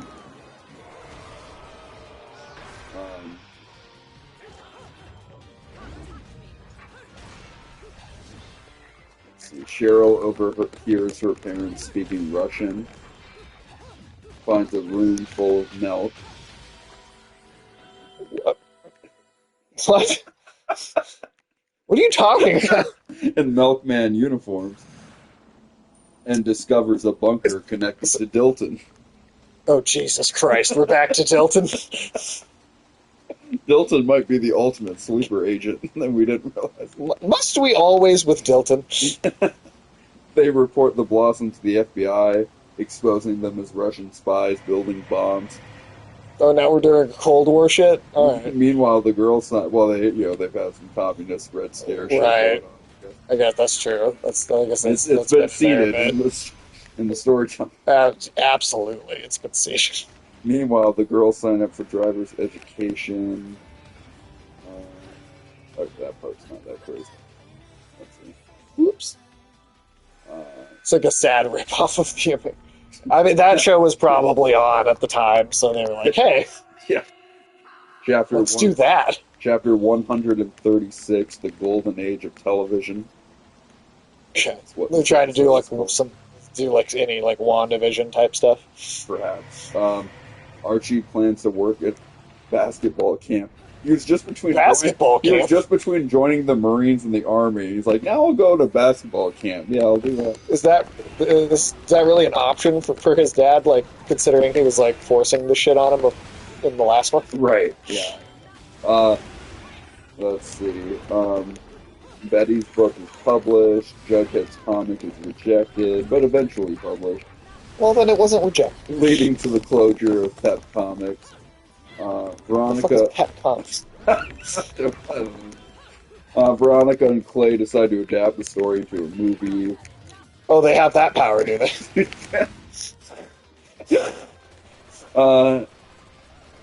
Jughead reunites with Tabitha, learning the future is secure, but they can't return. Oh, we're going into time shit again. Yeah, you're right. You're absolutely correct. So they basically did mostly Grounded for the final season and then brought it all back in at the end. Episodes, yeah. Oh, fuck. Tabitha offers to restore their memories, which they agree to. They decide to keep only the good memories, though Betty and Jughead choose to remember the bad as well.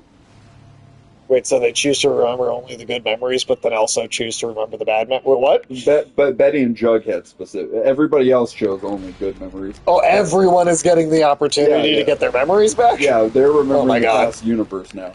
But Betty and Jughead, Jesus fucking Christ. They want to know it all, you know. So finally, episode 20, season 7, chapter 137. Goodbye, Riverdale. That's the name.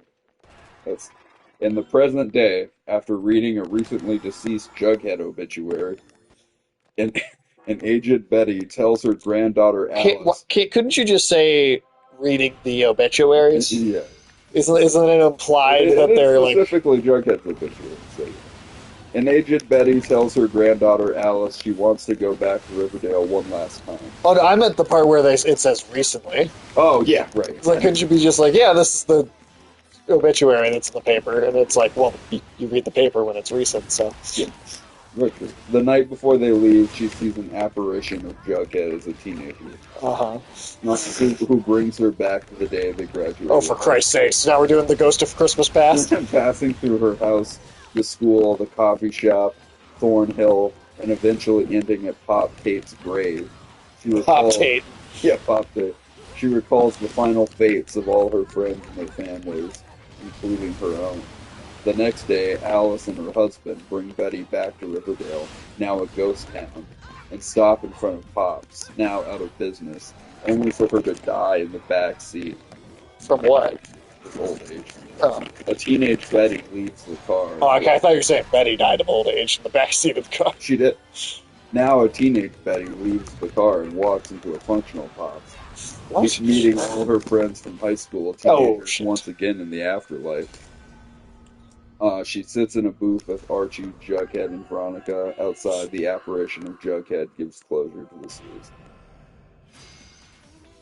Now, that did not get into a lot of the specifics that I literally like the stuff that you're saying you all had already heard about. Yeah, yeah. Well, tell me about what some of that is then, because Well, like I said, it's just like a lot of, again, with this guy reacting to it and watching it, and right, I mean, again, just a lot of characters commit suicide over and over again.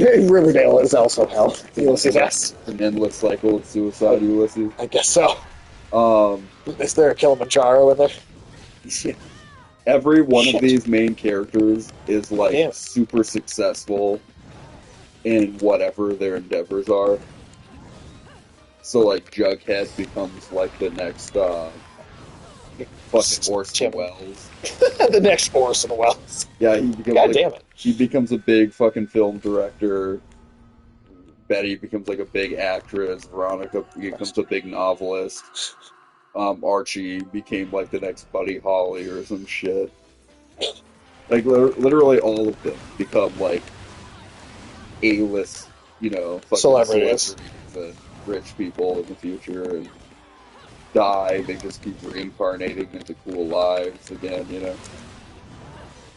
And Jughead or Betty even say some line like, and that's not the last time he chose, the last time he chose to reincarnate himself, So, like, are we literally doing like the Wheel of Samsara then? Like, Yeah. they're just straight up like. Yeah, that's that whole last episode. I know that.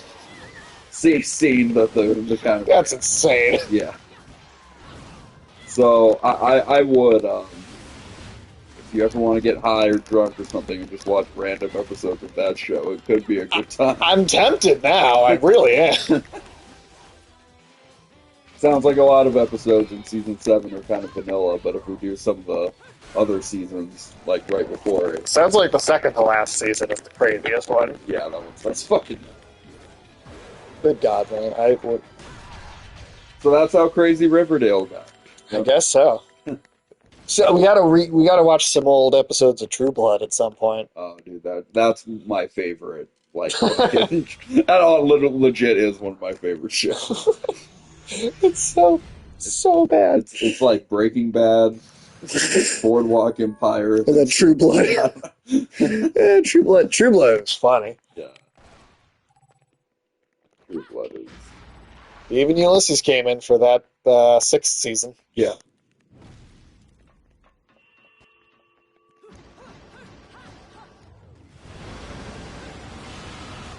Ooh, there you go.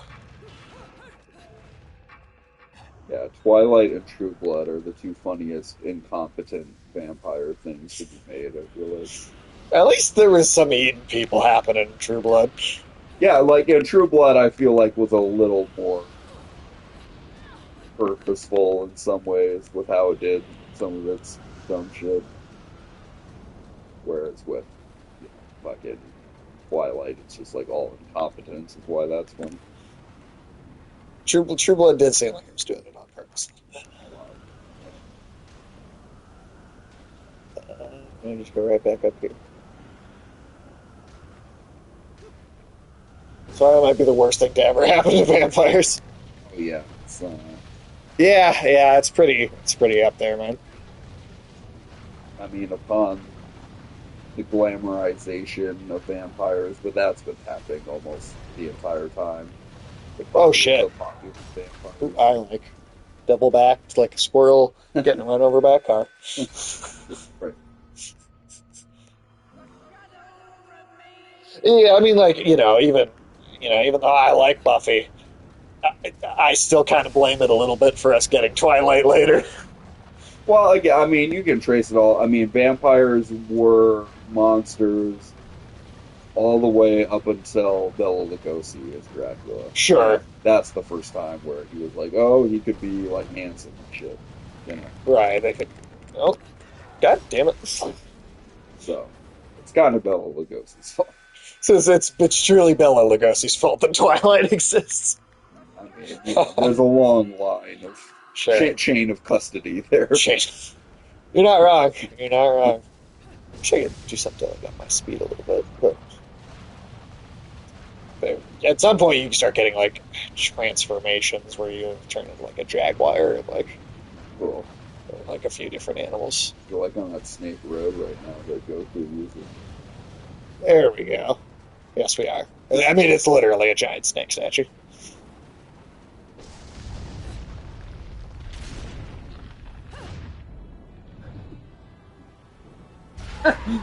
The dragon comes out of the fucking. Great.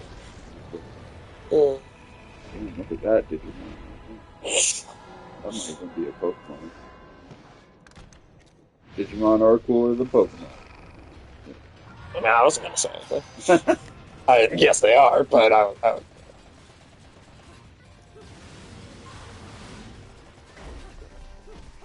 yeah, fuck you. I'm just saying, it could be like a red version of a Rotini or whatever. I have no. That sounds like a martini, some kind of martini with like a little bit of dragon on the end of the stick next to the olive. It's a cocktail in Pokemon world.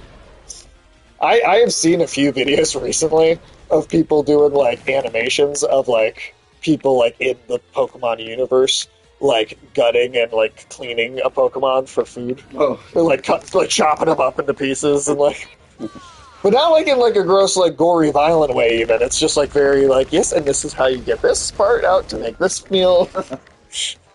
right. Well, you'd think that's the meat they would eat in that world. Well, yeah, because it's like no other animals seem to exist, right? Yeah. So people are eating Pikachus like all the time. I thought I used to remember an episode where there were actual just cats there too, but Were there? I'm probably not. Does anyone in the chat know if there are like normal animals in the Pokemon universe, or is it exclusively Pokemon are all of the I think animals? That's what I've always thought. I was saying, I thought I remembered an episode when I was a kid where they visited some island or some shed. And It's like their version of the island of Dr. Moreau is like just normal. normal It's animals. just normal animals. Yeah.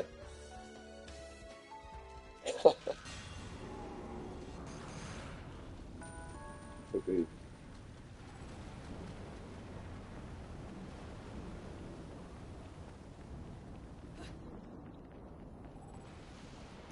Yeah.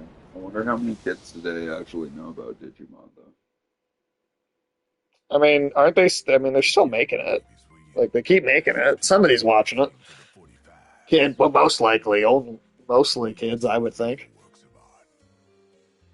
I mean, I don't know how well it does, but I feel like I should ask my nephews next time. if they know what that is. Yeah.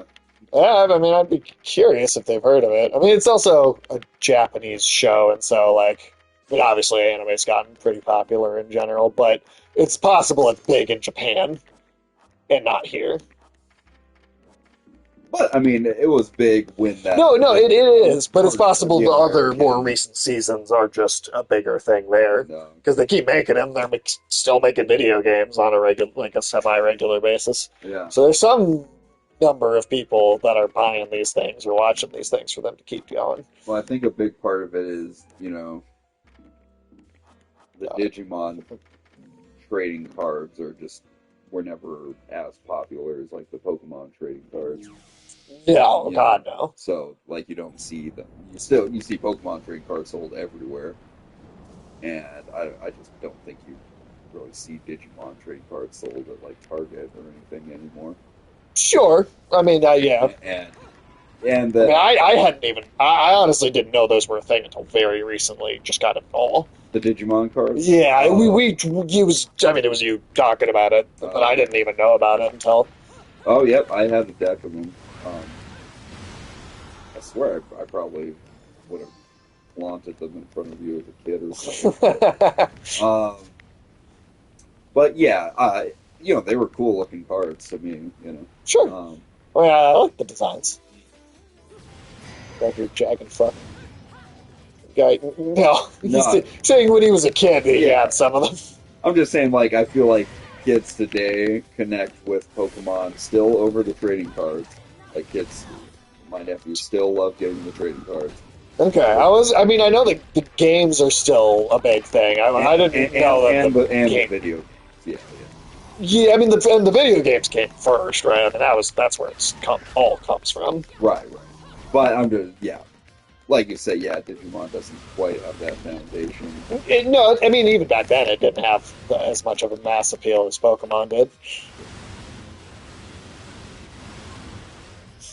Maybe that's why we liked it more. I don't know. Like, I mean, I definitely just thought it was. Well, it is cooler.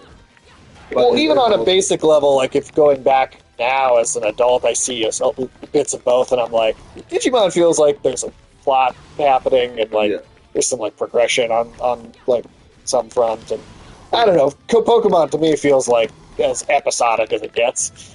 Yeah. Oh yeah. That doesn't help me, does it?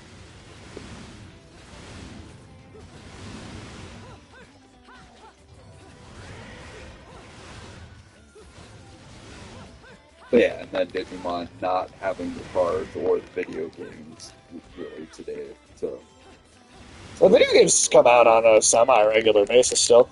yeah, but they're not like the handheld Pokemon games or the Switch Pokemon games or whatever. No. But they exist for whatever audience in America. Yeah, but they come out here. They're bigger in Japan, but they still come out here. Pokemon rarely had arcs, but never much of an. Sorry.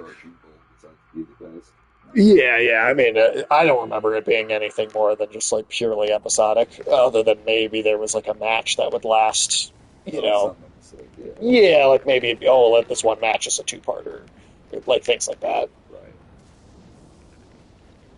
Tournaments and shit. Yeah, they do that, but that's like the most I remember there ever being like an ongoing element to it. Yeah. I think the thing that like hurt the Pokemon cartoon most for me, or like made it not as interesting, is like some of the Pokemon would have actual characters with growth, or while like Charizard. Yeah, that's true. I remember Charizard having character arcs. It's the characters that don't talk. have like arcs here and there. The Pokemon, the trainers, yeah. But it's funny though, because if you watch like the first few Pokemon movies, those have a little more. Well, I think they had to, because otherwise people would have been pissed at coming out of the theater and been like, "What the fuck was that?" But that's my point. I'm just saying, like, it's weird. Like the movies show that they could have told richer stories with those characters, right? I don't know why the series, and sometimes the series did, like Ulysses was saying, but I feel like for the most part, and especially after the animation style changed like 2 or 3 times. Yeah. It went on for fucking ever. Yeah, like I feel like once Ash's baseball cap changed the 3rd time, I feel like you should have graduated from middle school or something. I just feel like they kind of gave up on there being any sort of like slightly serious episode where like a Pokemon could die or something like that. Like that episode where Charmander's tail almost goes out and he'd like die if the fire on his tail went out. Right. On like this rainy night and shit. Like that's a good Pokemon. They were like cute animals that seemed at risk of dying. Right. In some early episodes of Pokemon, and I just feel like they never wanted to traumatize kids with that kind of thing at a certain point in it. Well, Digimon would just straight up like kill people. Sometimes like there would be like deaths.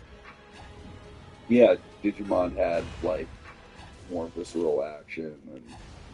Well, and I felt like things happened. Yeah, I don't know. I mean, like they were going somewhere the whole time, or trying to deal with like a particular problem. I mean, know.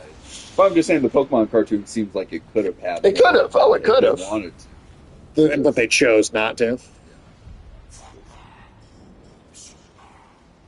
But hey, I watched a fuck ton of the Pokemon cartoon as a kid. So. I saw a little bit of it, but I don't think I ever watched a lot. I mean, I caught a lot of reruns. Right.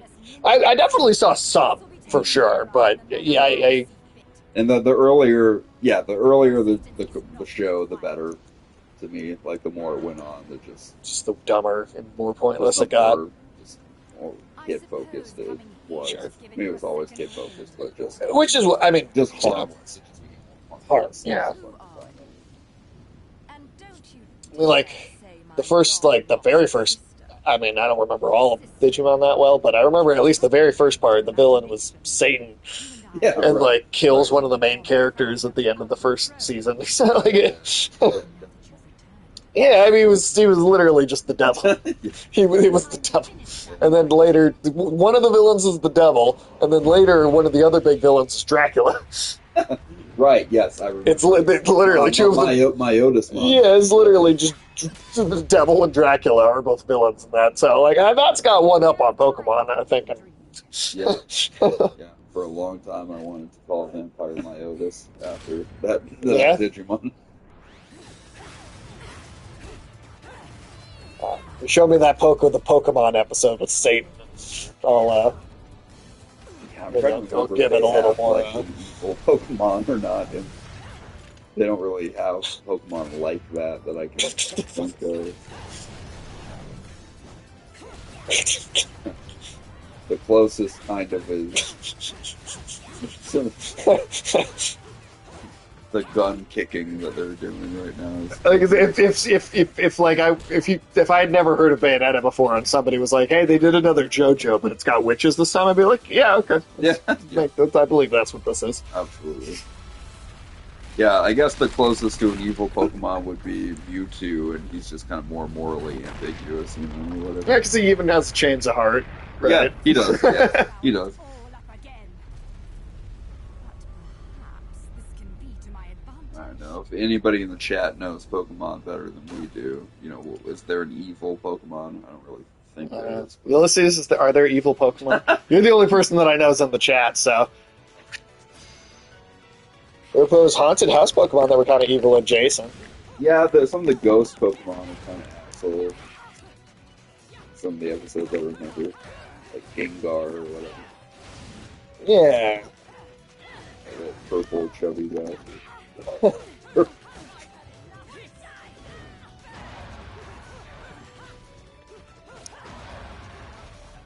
Yep, okay.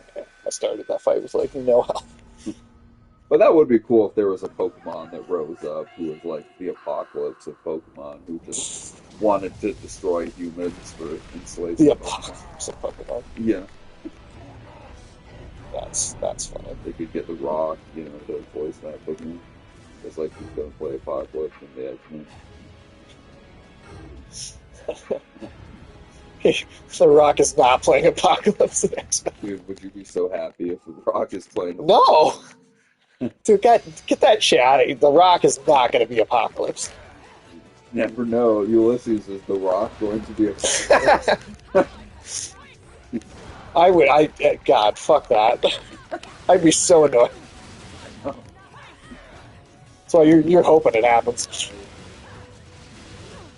Probably not worth the Rock plays Apocalypse. Well, I mean, Xavier would never get away if it was The Rock as Apocalypse. No, he didn't get away the last time either. That's true.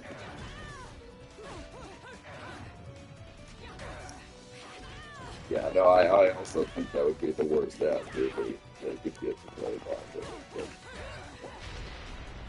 Oh, jeez. So see, I mean, like the crazy statues get torn apart by this hurricane, but also flying around in. I love also that right after playing Black Adam, that he wants to play Apocalypse. Now, did he actually say this, or is this like total just kind of rumor? Like that got, did he? It's kind of a rumor, but when I heard it, I was like, of course The Rock wants to play Apocalypse. Like after playing Black Adam, who was another like ancient. Might die. Yeah, shit. Do I have enough to? Almost.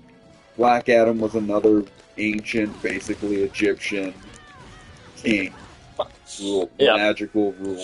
Yeah, right. No, I mean, It sounds like he just wants to play. Just do that again. But just what if they make a DC Marvel crossover and it's The Rock as Apocalypse versus The Rock? What? But Rock would be very happy with. Oh, he'd be thrilled. Yeah, he'd be thrilled about that. yeah. He's like the Black Adam's true villain or antagonist on Apocalypse. It's like he's a Shazam character, Rock. Jesus, God. You know that like I think they like later it did come out that they were like telling him about how like they were asking him to be in like the post credits of like the Shazam one, and he's like, I'm not gonna fucking be in that. Like he actually did, I think, like legitimately get like Oh, yeah. asked to do it and said no. He was like, oh, I don't want to be in a Shazam movie. It's fucking retarded.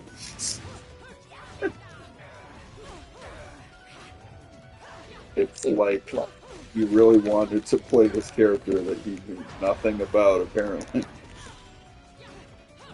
Just had no idea that he was Unless that scheming bastard was planning all the way back in 2012, like, if I could get to play Black Adam, I could angle this to fight Superman like 10 years from now or whatever.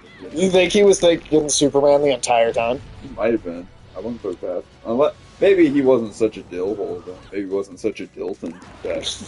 Tilton. I wanted to use that name more often now, just to Dilton? indicate something tomfoolery, you know? Tilton. Yeah. Yeah. Shit. I'm not doing well at this at all. Jesus.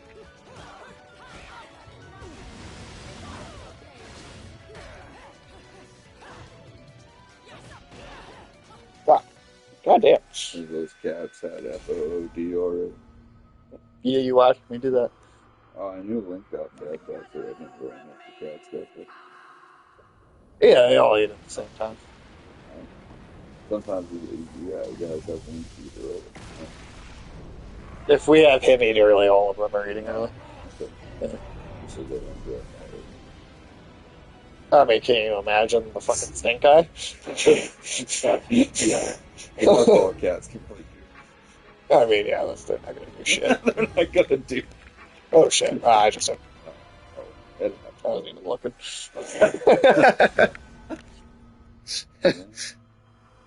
You'll die when jumping off a zero gravity cliff and not look. Yeah, it doesn't go well. Okay. Lock in, apparently. At some point here, I will have to retire to bed. Yeah, Probably do you like think, man? 12:30 or something. I can hang out. So you just cats know how he's. God damn it. That's cool.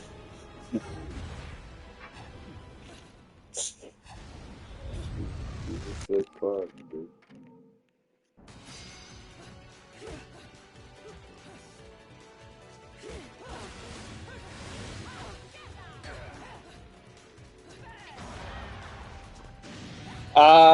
Probably. I'm planning on going for a while. It's already about 4 hours, so you're like halfway in. I don't. I'm not entirely sure. Oh, okay. Well, that's not long we've been playing anyway. Right.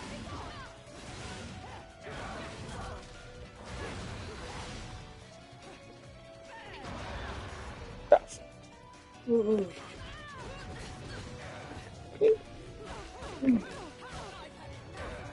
kind of sad there isn't more river there for you to have. I mean, that was a lot. Yeah.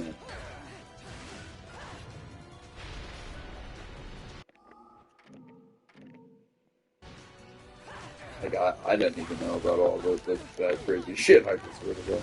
Bill just now. Shit.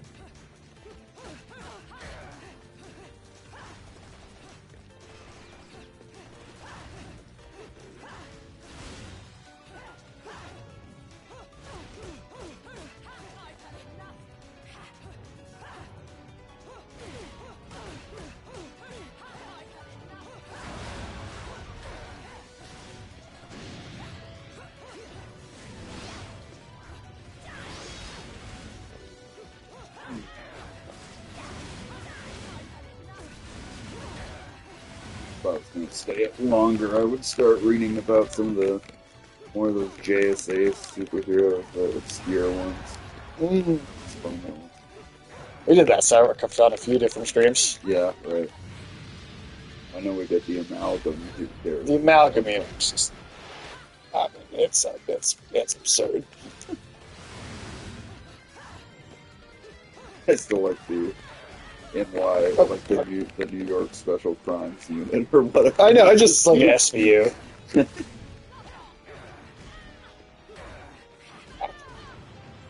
Damn it.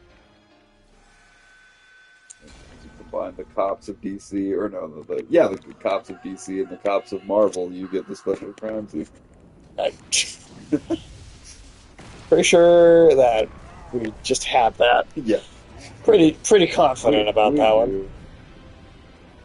There's like 8 million shows with in their title or like referenced.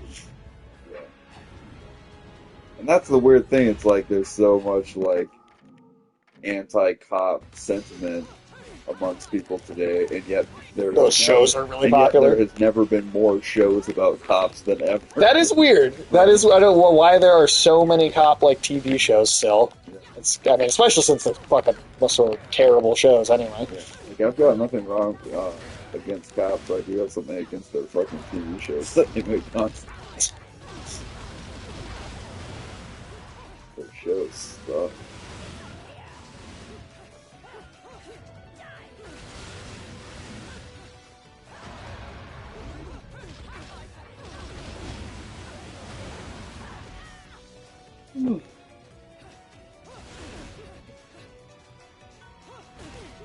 They're really popular among old fucks. Hey, my dad's one of those old fucks. Does he watch all those shows? He just watches Chicago Fire or whatever. So he likes the firefighters one. Just like that one firefighter shit for some reason. I think because he was watching it with his mom for a little while, so he still watches it. Fucking Jesus Christ. But that show is just as dumb as any other one of those. Oh, is it? I mean, God, like I said, I just remember seeing one episode with him, and me, my dad, and my grandma were all kind of making fun of it. Because the start of the episode was like, some guy got impaled by a forklift. Oh yeah, you told me about that. And the fire department had to come, and get the forklift out of him. Was there a crossover there? Because that sounds like it would have a special crimes unit come to investigate as well.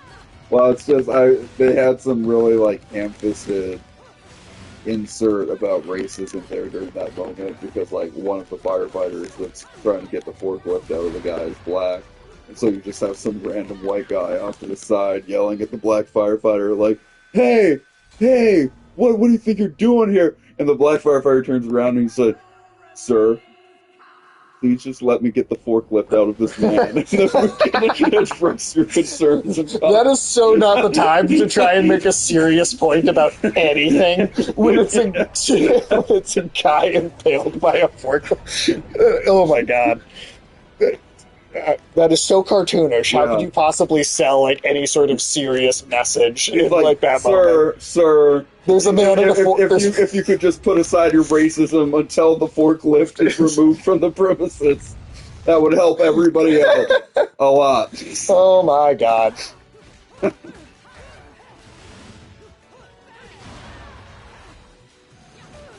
So I did think that moment of the episode. Well, that's so cartoonish. Yeah, I mean.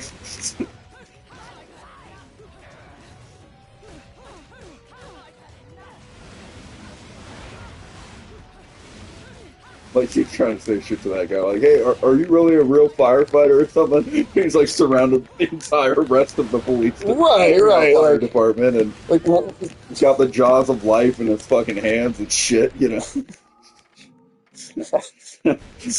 so stupid, so fucking stupid. God, it's a tiny little dude.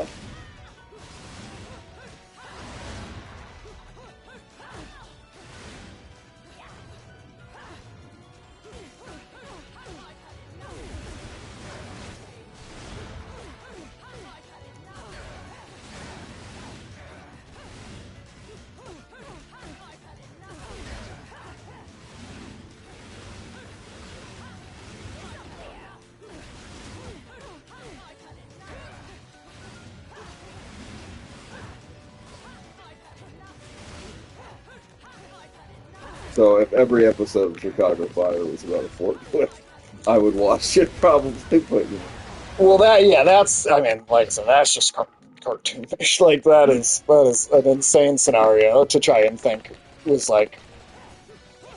Like that's a perhaps semi-plausible, like the firefighter. Sure, but would like maybe have to get a forklift that had accidentally impaled a guy. They might have sure that might in that happen. situation. But Every- you wouldn't try to write some fucking No, scene about ending racism during trying to end the impaling of the guy by a forklift. it's just it's too cartoonish to try and make a serious like thing. Yeah. Like no. Yeah. And Chicago Fire, it does cross over with Chicago PD a lot. Oh, so it does crossover. Well, yeah, it does cross over the Chicago universe. Chicago. Because I think there's like 3 Chicago shows. I wonder what the people that live in Chicago think about the Chicago universe. Well, it's like, I remember they had one episode where, of course, there was like a homeless encampment in front of the police station. And they didn't have a problem with their being. This was maybe a little bit after COVID or whatever. So it was like they didn't really have a problem with there being a homeless encampment. They just didn't like it being right in front of the police station because then when some guy drove by trying to gun down some of the homeless, Jesus Christ! Why is someone just randomly shooting the homeless people? He inadvertently shot into the police station, like killed a couple cops too.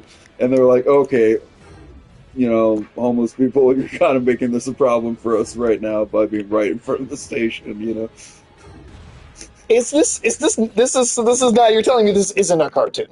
This was the actual episode of Chicago. That is insane. PD or Fire. But, yeah. I don't remember ever having this harder time with this fight before. Yeah.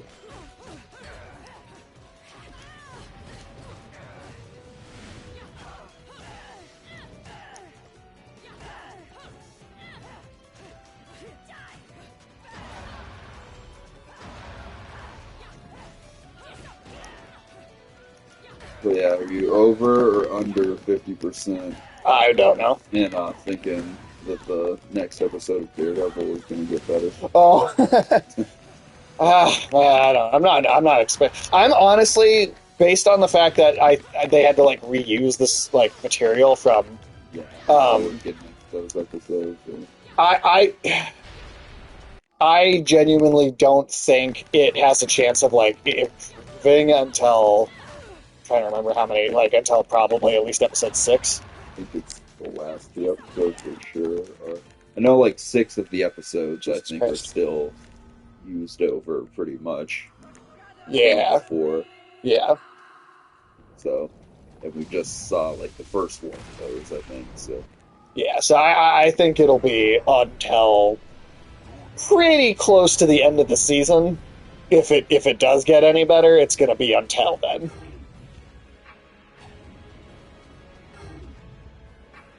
So, like... And I swear to God, they just do dumb shit like try to resurrect Foggy or whatever, like... I saw a picture of him, like, his head photoshopped onto Elektra's body from the being put into the little black sky, like, coffin thing. Okay.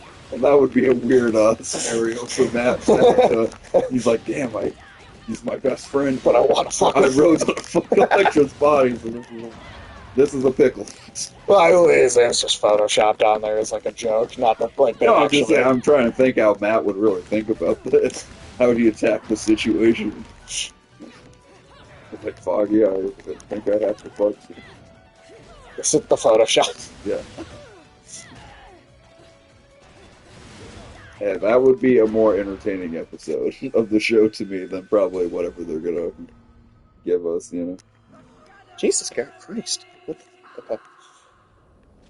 Again, I'm trying not to be pessimistic, but I did genuinely like Captain America Brave New World more than I did Daredevil Born Again. So. I did too. I did not expect that to be the case. I mean... Oh, hey, what's up, Cal? Hey. How you doing? Been looking for... Oh, well, we appreciate it, man. How you doing? How's your night going? Would have been on the phone. Oh, okay. Well, yeah, no worries, man. No worries. We appreciate the lurk. You heard any of our weird conversations? God damn it! Fuck. I don't remember finding this like hard at all before, but Yeah. just got you to spend a bunch. Oh no! That's what sisters are good for, man.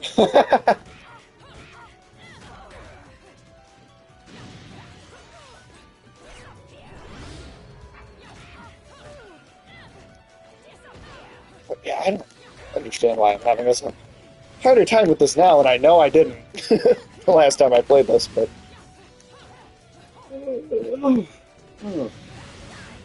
What difficulty is wrong? just normal. Yeah, I swear this game was like pretty easy and breezy, honestly, but Yeah. maybe I'm just really fucking up the dodge time still.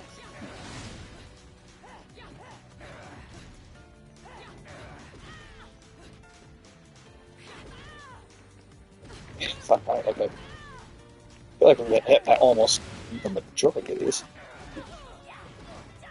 Oh no, he did see those with me. Yep. Yep, I saw him do it.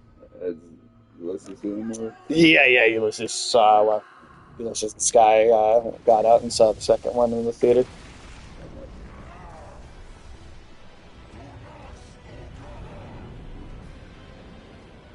Yeah, I think they're alright. He wasn't as into him as I think like Ulysses and Sky might have been. Like, I mean, uh, MTG. what is MCG? Yeah, I'm not 100% sure on the acronym. You're not trying to say machine gun killer, right? That could have been your choice. Oh no, that sucks, man. I'm not 100% sure what MTG is. Yeah, I'm gonna guess that is definitely not it. Oh, Magic the Gathering. Oh, Yeah, shit. man, that's a lot of money on Magic the Gathering. Well, people are pretty serious about Magic. When are you getting into it? That mean that Yeah, I'm pretty sure you said you're I'm gonna start. strictly a D&D player. That is good. But yeah, no, I mean, I really liked the action in both of the How many cards too? I mean, I bet there are cards that are that pricey. I really liked the action in the Naga movies. And I think I might have liked the first movie just a hair more, just because some of like the emotional stuff was a little less acne maybe. 2 decks, 100 cards each, double sleeves, and 2 cases for them. Oh, are you willing to finance Michael's Magic the Don't Gathering? give me any magic cards. Yeah, I think Sky liked him a lot more than you did. I was on the fence for myself. I am built like that. Right. He's just trying to force him to own man, get into another hobby. Yeah. We're all trying to encourage him. Fuck you. I have a single set of metal dice, and that's cool enough for me. I think you could stand to spend thousands of dollars on this. Hobbies are too expensive. I mean, in some ways, all of them are. It's okay, Michael's more of a Yu-Gi-Oh guy. Once upon a time. Oh, fuck. I am I'm shitty at this fucking timing, man. I don't know what it is, but Which is to say, I thought both movies were good. but not great.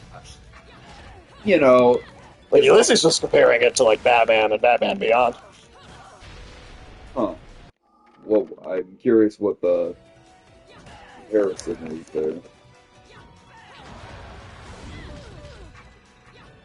It's the only card game I've ever really played outside of Hearthstone. What is Hearthstone? Yeah, that one I can't remember. Maybe I have, and I just forgot, but...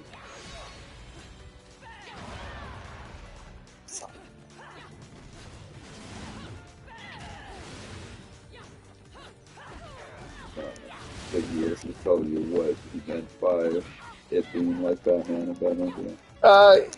Like he felt like the second one, like is like a in like terms of like being darker and more kind of willing to. Various anime there was in terms of what sort of maturity of the audience is the movies we're aiming for. Hmm. Sister, due to her recent stroke, has been off of her PC and in bed for a bit, so she picked up Magic the Gathering and wants me to play with her and my brother-in-law. Well, that's a very good That's reason nice of you to do. Yeah, that's a very good reason to spend the money on that.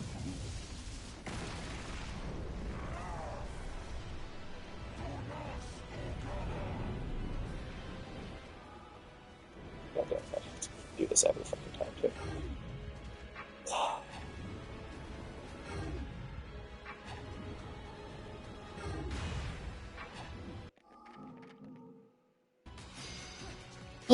Start.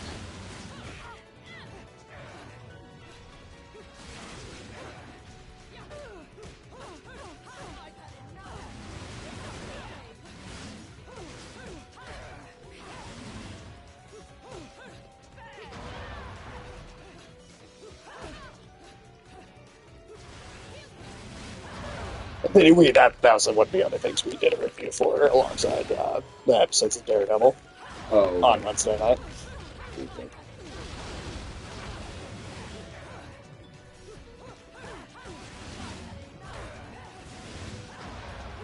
Why are you getting me Magic the Gathering, guys? That's what you can have a hobby. I have a lot of hobbies. Why do you think I'll like them? That's true. You like. What? Oh, you'll like. I was saying you were good. Be honest, I couldn't tell you the first thing about Magic the Gathering. Their Lord of the Rings decks. Oh, that's not enough to get me interested. So spot them. I just personally, I genuinely just don't like card games at all. Like I don't like poker. I don't like any of that kind of like. I have family that'll be like, "Come on, let's play this card." No, I'll play it to humor them, but I'm just like, I could not be more bored the entire time. I like to. Oh no! No! Do not get me a bunch of spider cards. Fucking nice. Do not get. See, you just killed me again. Some nice Driders. That's it. No, do not get me Drider cards. I do not need to see any Drider cards. I don't want to know what they look like. Galler, they're Driders. Of course there totally are. That's awesome. I know, but I just don't like card games. I just really don't like card games.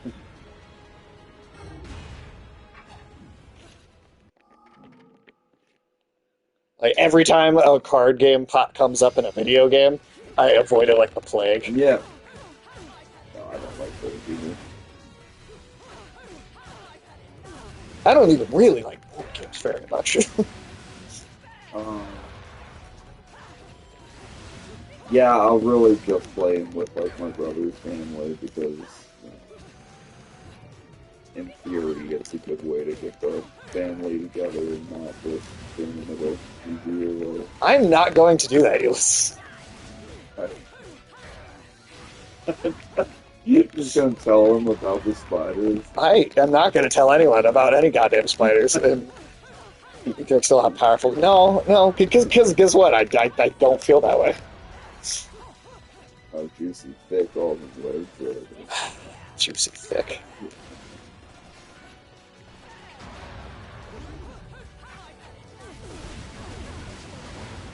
No. Yeah. I'm not doing any John Peters shit. But Alex can enjoy his gnome codes from Nurtures. Yeah, it's very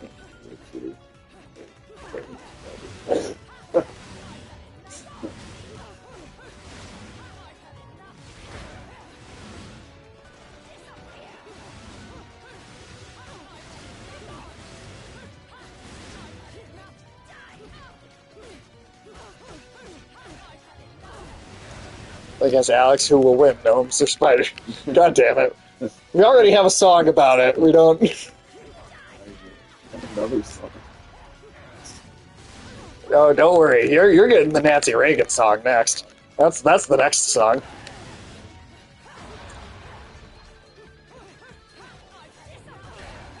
Oh.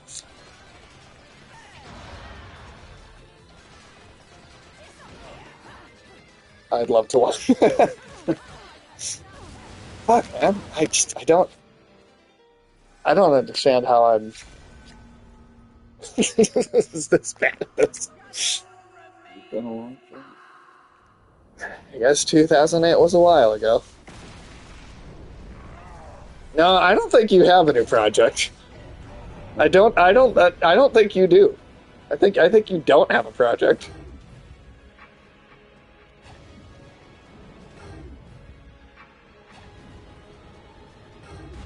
God damn it.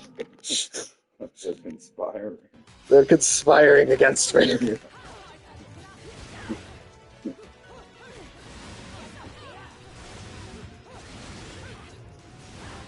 I don't want to do it at all. They poison my constituents. Poison my Is that what he goes, I've been poisoned by my constituents. And I think before that he says, I have the touch of consumption. You make a deck for you and one for Alex. Can we stream you guys playing? Oh my god. Oh, wow.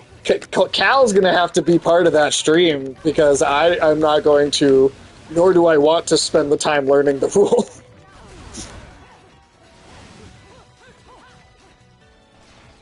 I would host this on my stream too.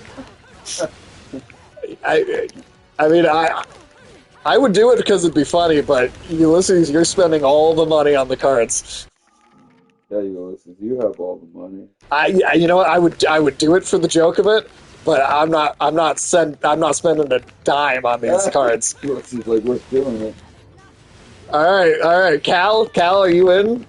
You wanna on like a Saturday night sometime? We'll have all these guys come over. Well, I hope the spider cards are real pricey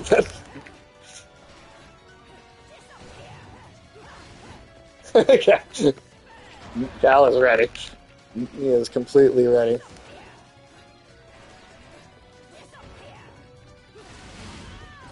Nope, no, fuck off. God damn it. I like that we don't have Alex's consent yet, but We're like, yeah, well, yeah, Alex doesn't get a say. No, he doesn't get a say. We're not even going to tell him that this is happening. Yeah. He'll be so compliant.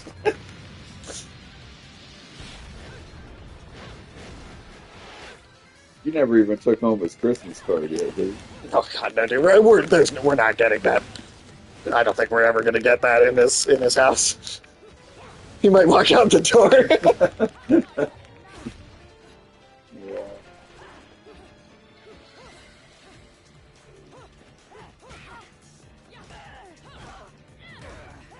I think we need to break into Alex's house more. And just like plant things. Yeah. Like set of drugs and stones. Yeah. What we need to do is just take the gnomes that are already in his or that are already in that giant Rubbermaid bin that he's got in his closet, and just spread them out around the house. Oh fuck! Did I really use that? Like some kind of weird altar or whatever. No, Oh, yeah. No, Oh no! Oh so fuck! God damn you're it, dude! close on that one. You're really close. That's what the chains are for. So Cal says we just chain Alex up. It doesn't even. Yeah. Yeah. It doesn't need autonomy. You got like a SWAT team at the door.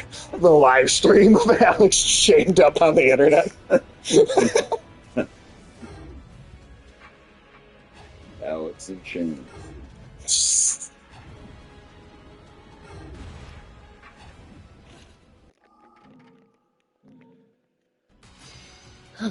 Goddamn. Oh, like 10 more minutes and then I'm crashing. Well, hopefully I'm not still on this in the morning. This is fucking ridiculous. how long this is taking me. God dang, friggin'.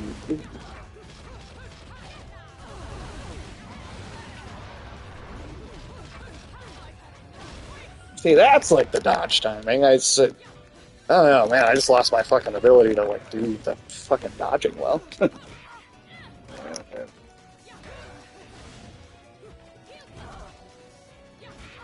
Two decks I bought look fun. One is Mothman. Hey, Mothman. We were just talking about Mothman from Fallout, and the other cute little trash. Oh, this is a bunch of raccoons. Sorry, hold on. Let me read that comment. Oh, yeah. How big does a deck need to be? There's lots of spiders from a quick check. Come on. You asked for it. I did not. I don't know. These decks are 100 apiece. So yeah, Ulysses, are you willing to spend $100 for this? Just to try and make me upset? I feel like that would make Ulysses upset. Yeah. What's this worth? What is my annoyance worth to you?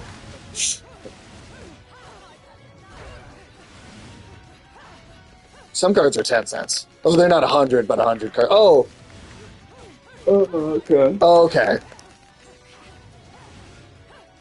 So are there 100 spider cards? Because, oh, okay, so they're cheap. Well, god damn it, that I don't like that answer, because that means Ulysses is actually going to buy him now. Fuck, dude. Jesus. Several of each of those and a couple of the good ones, and we were a few bucks each. You can't have more than one of the same card. Oh, no. Oh, God, that means you could definitely do it. Yeah. Oh, shit. Bad news. Fuck. Yeah, what the hell is with this? God damn. I feel so old that I can't get this timing. I'm also not a Magic the Gathering player. I've only played once forever ago. I've never owned cards before now. Oh, okay. Okay, so this is a new thing for you too, and not okay. All right.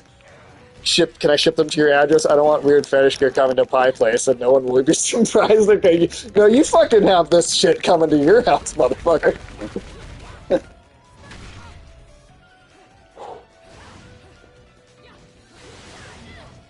Oh, fuck me, god damn it. I really don't feel like this game is that hard, does it?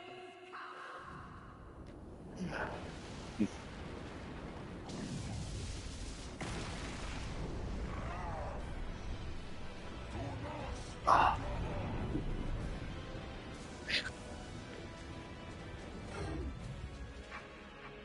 might lay down after this attempt. Yeah, do your thing, man.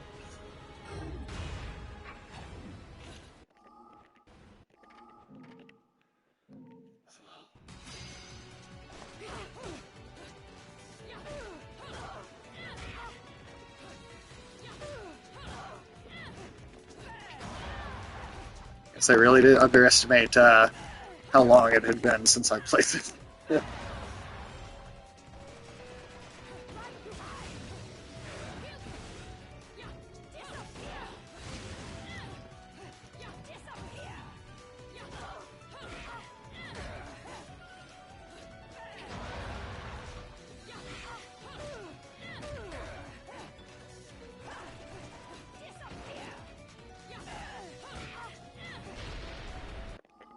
Okay.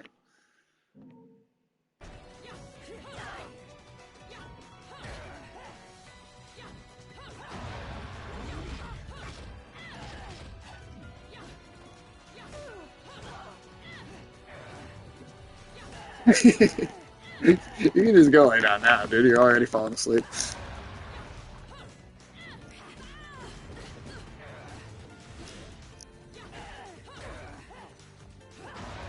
Oh yeah, I will read the comments as basically if I win or die, I'll read the comment at the end of the fight here.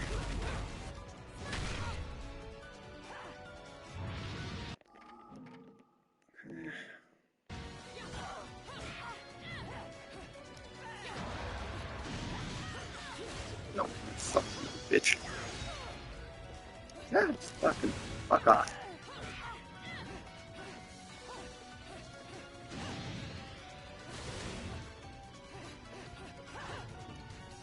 He is sleeping on camera.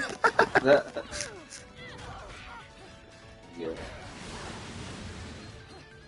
You can just go lay down, dude.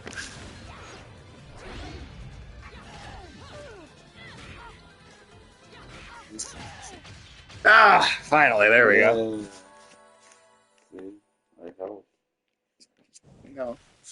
No, you did. Nice. Nice. Not. Alright, what did you say? I have no idea how to build the deck, so it'll probably just be pile versus pile. The real challenge will be to see if you or Alex will be able to keep your hands off your dicks. God damn it. You can't pin the fucking comment.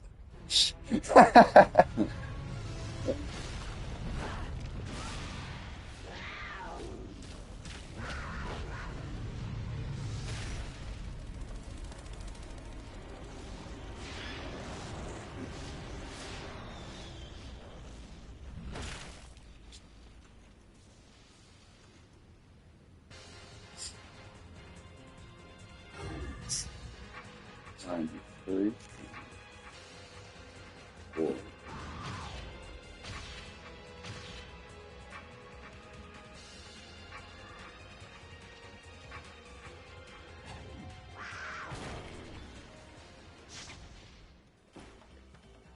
Michael, go yes.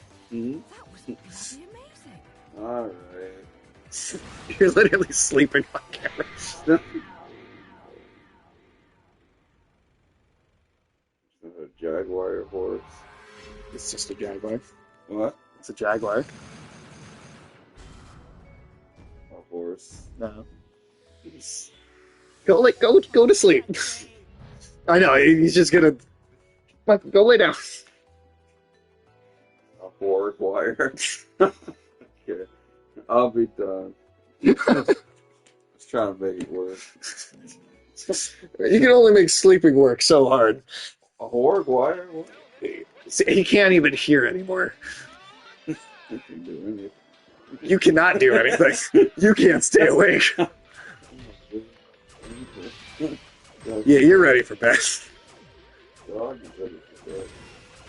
Dog is always ready for bed.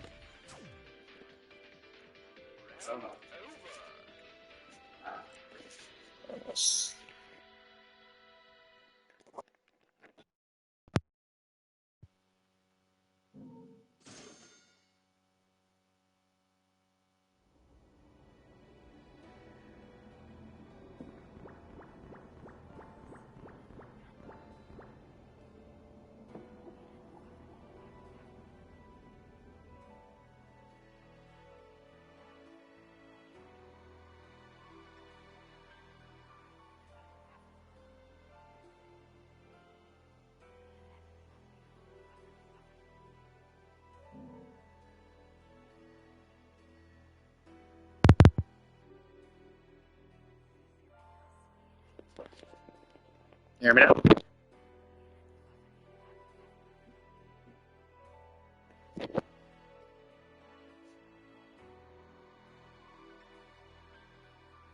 Okay. Just end that deal and unplug and plug in. Okay, but there's no fucking way there's really that many, right? Like, you're fucking with me. You gotta be fucking with me. There's no way.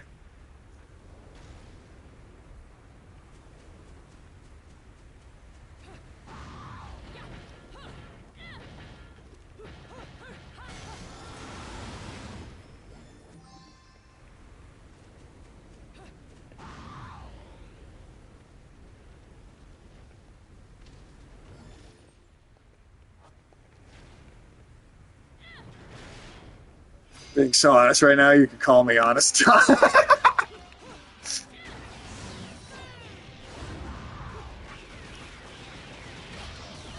my god.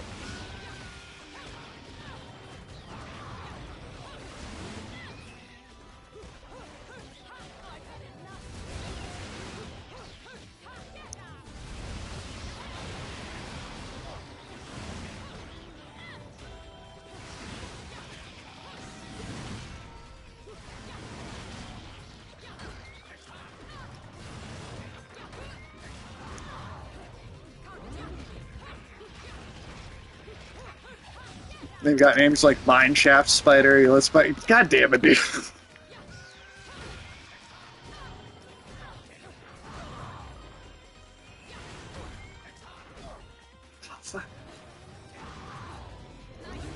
There we go.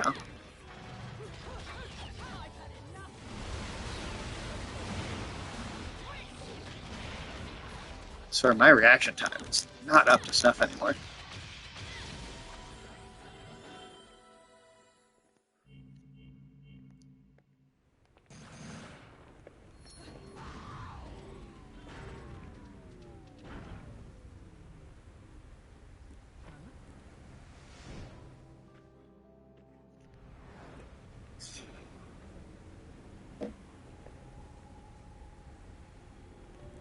$0.01. Oh, dude, no, come on.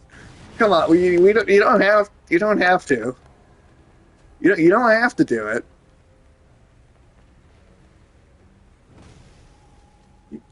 You could also not. You could also not do it.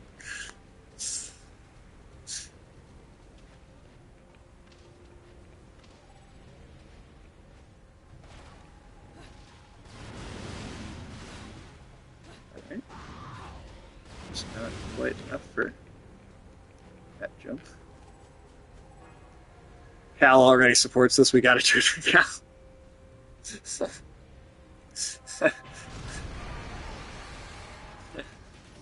Like I said, I'll do it for the joke. I'll do it. I'll do it for the joke. I will.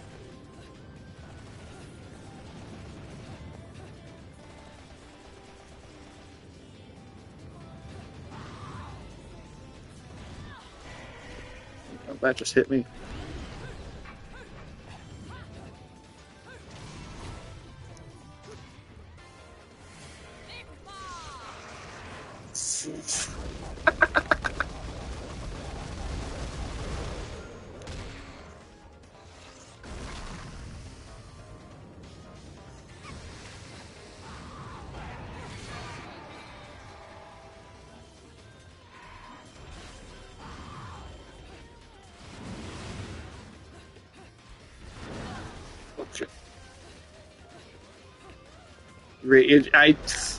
I would really rather not rate the spiders by any real statistical metric. Definitely not one involving attractiveness in particular.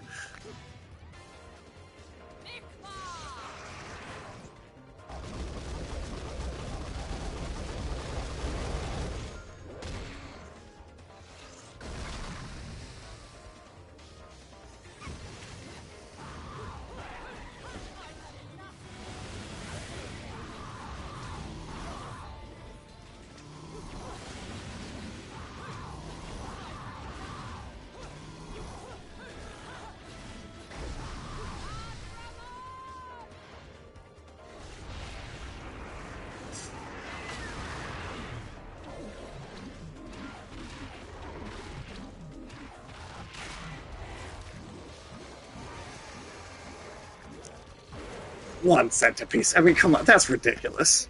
This is the universe just being against me right now. Are there more gnome ones that you could get for? Is Alex gonna have a full gnome deck, or is there only spider cards that could be a whole spider deck?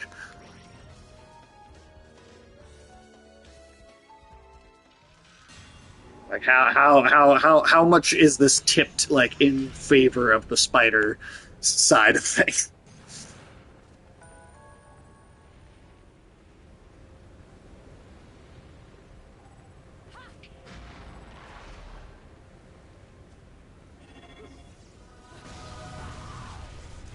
Oops. A little too soon.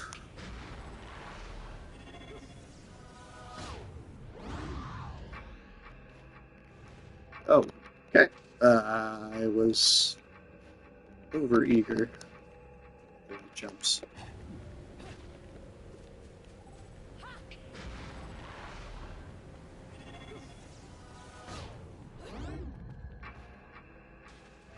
Oh my god, really?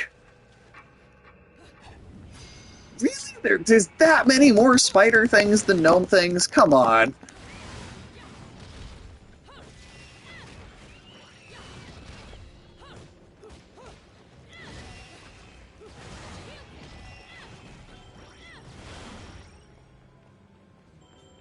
Okay, no. Just because there's more magic cards about spiders than there are gnomes does not make spiders bigger than gnomes.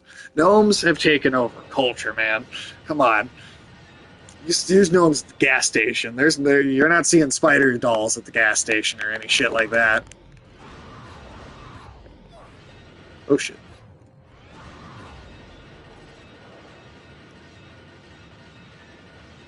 Yeah, I can see that it's on seal type being magic. Thanks.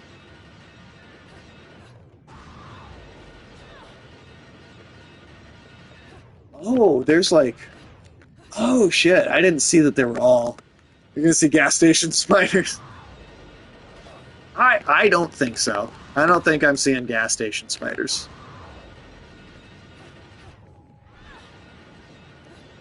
Spider goods aisle at Gnome. Oh, dude, no. Yeah, just kill me. I fucked that way up. There are spiders at gas stations. When have you ever seen a fucking spider doll or statue at a gas station? That's not what we're talking about.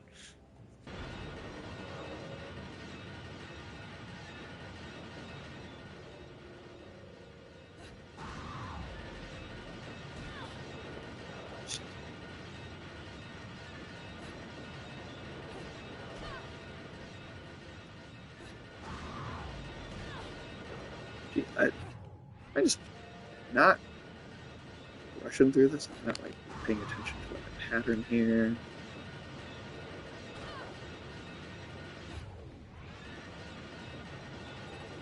Like I touched all three of them. As the panther, do I have to do something else?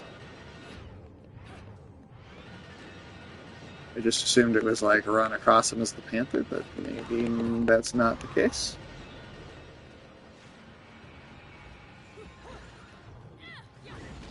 Huh.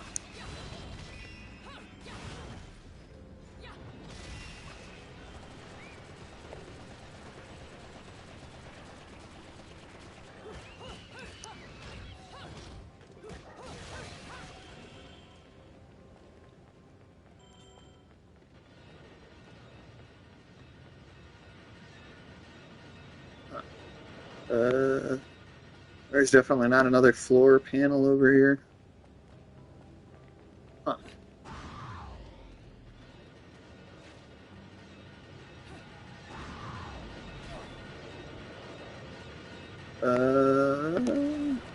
Right.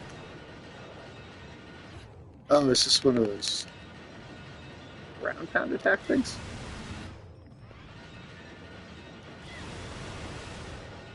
No? Huh.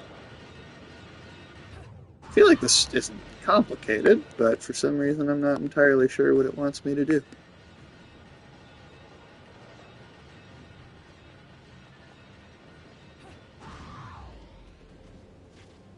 Nothing else out here. Huh.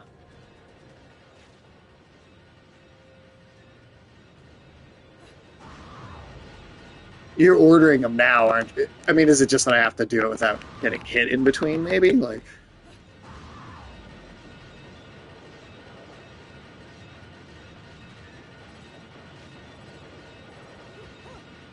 No, because I totally just did it. Oh, are you kidding? Oh my god. Alright, well that makes me feel stupid.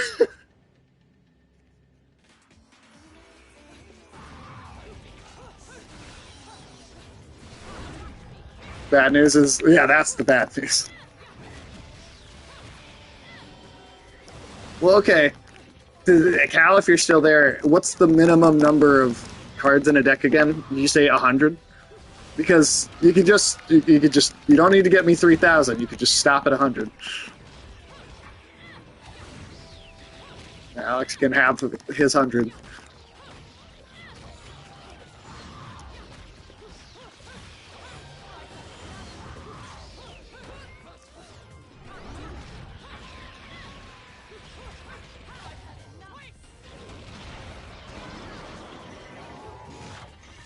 These don't look like regular gnomes. I mean, oh shit, Jesus. A lot of them just look like weird robots. Huh. Really? Okay. That's fine. That's fine now that I understand what to do here.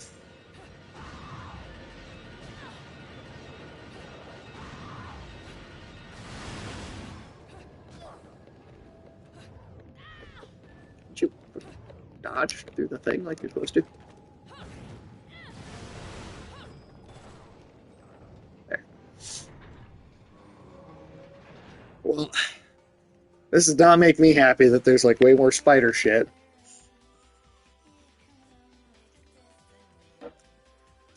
It's not good, man.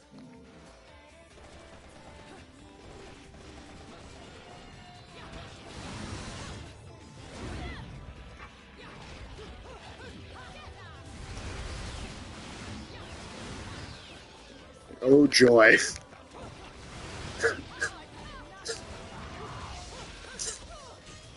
I don't want to. I don't want one.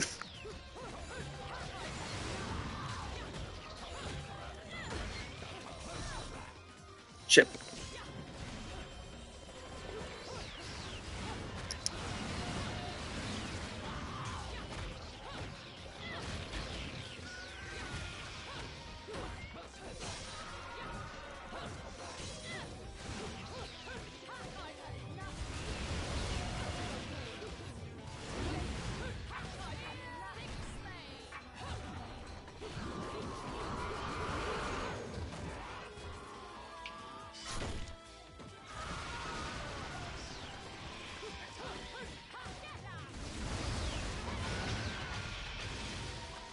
Much better. There we go.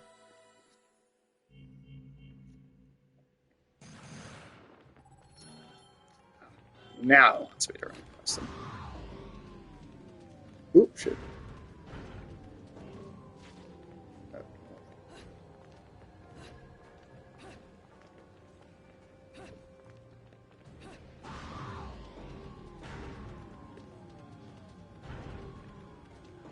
Oh, okay, okay. I was thinking it unlocked permanently, but apparently not.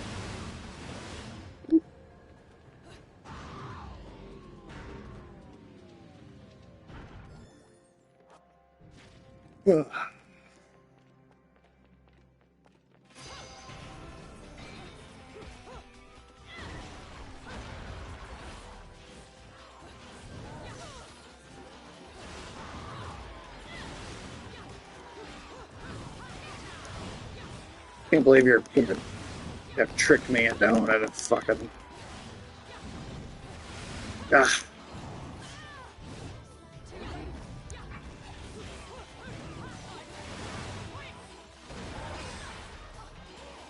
Oof, damn it. Okay.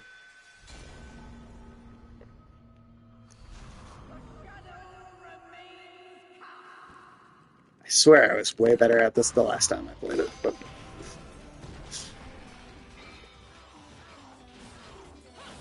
My fair Alex already has some. Okay, but he's got some. Alright, he doesn't have a deck. He's not, like, stacked for, like, a game. I know it wasn't, like, a crazy number. It was a few. I mean, it was enough to annoy him, because, you know, of course.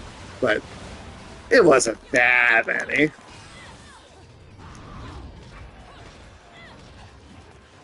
I bet it wasn't even like a full 5. Like 3 or 4 at the most.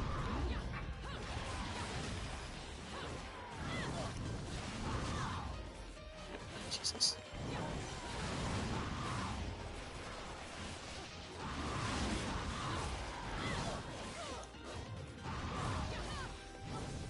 Shit. 10 at least. Really? Was it really that many? I don't remember it being that many. Wow. Okay. All right. Okay, but you know what? To my point, that's still not a deck worth.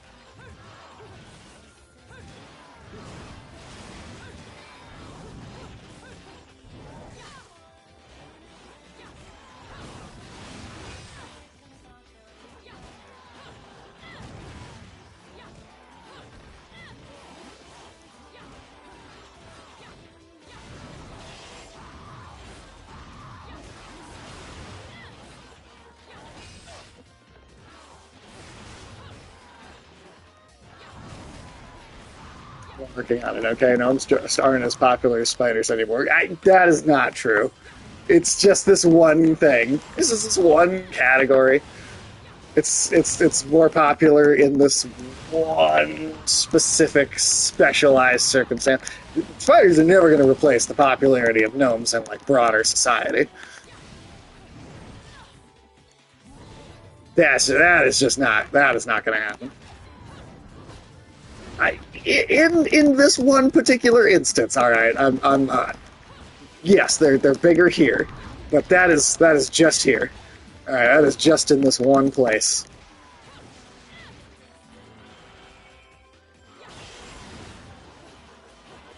Oh, fuck me. Did two more of them seriously come out?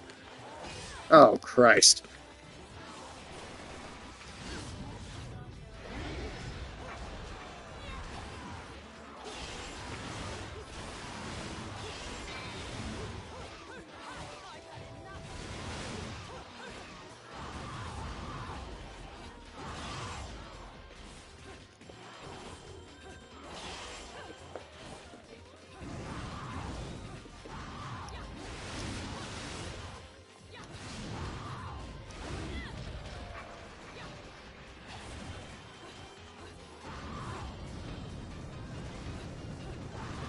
Oh, God. He is on fire.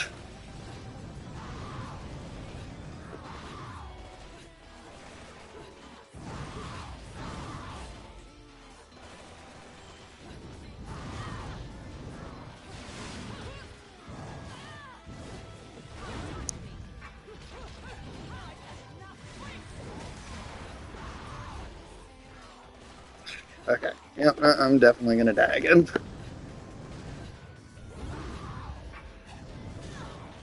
Yep. Ah, fucking hell. Really thought I was better at this one. Really did.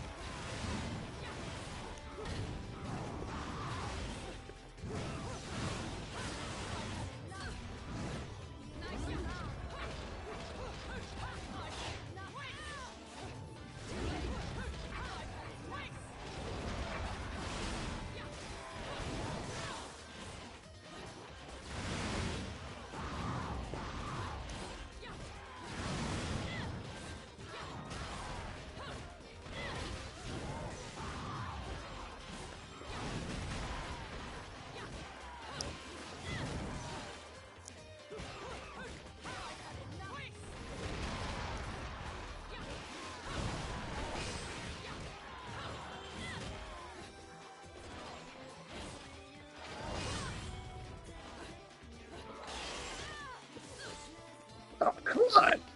What the...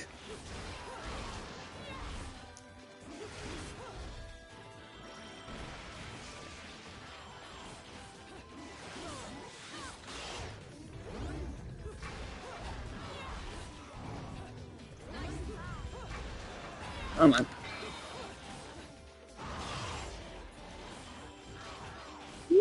Shit.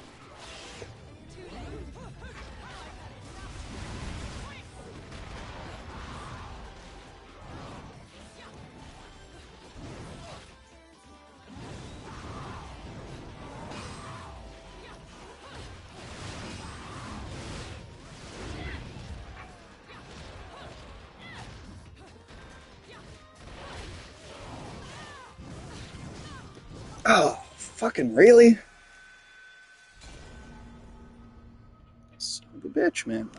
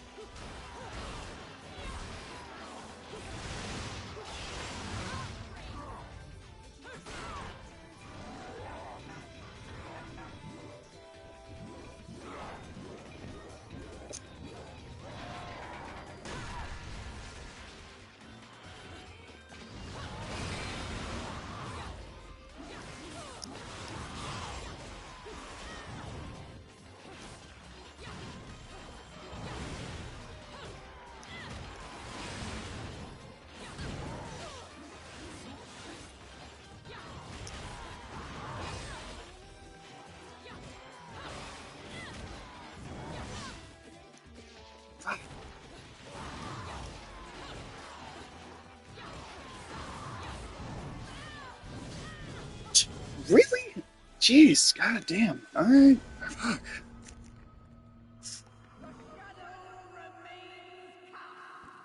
Wait till Hasbro makes a Magic the Gathering movie. It'll be no. Get that bad juju out of here, dude.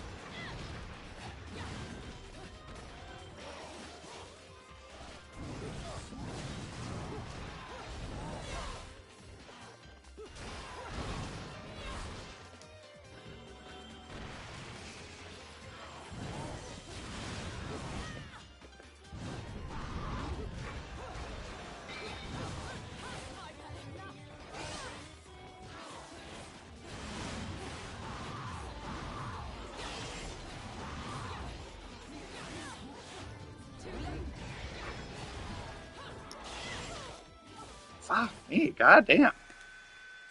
This.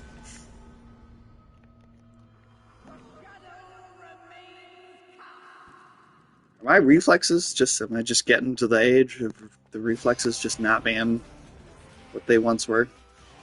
Besides, there's so many spiders, I'm gonna have to cherry pick. Oh, fuck. God damn it, dude.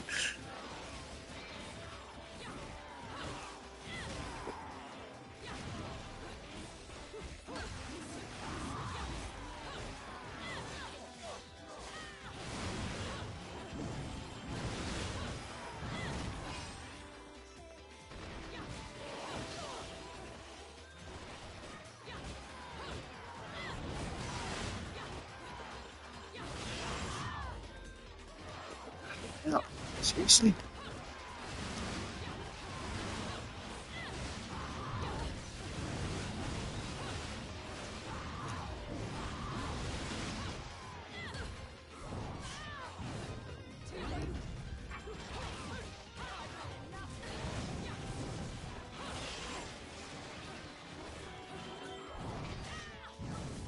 God damn, I could.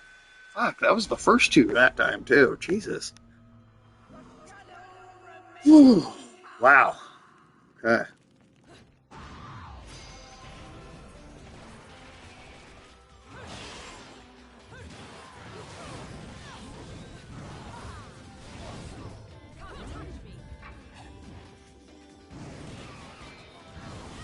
God damn it.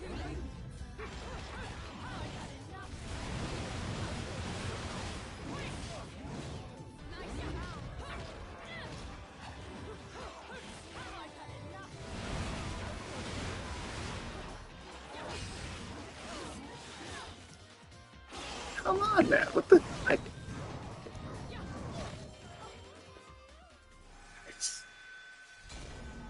Okay.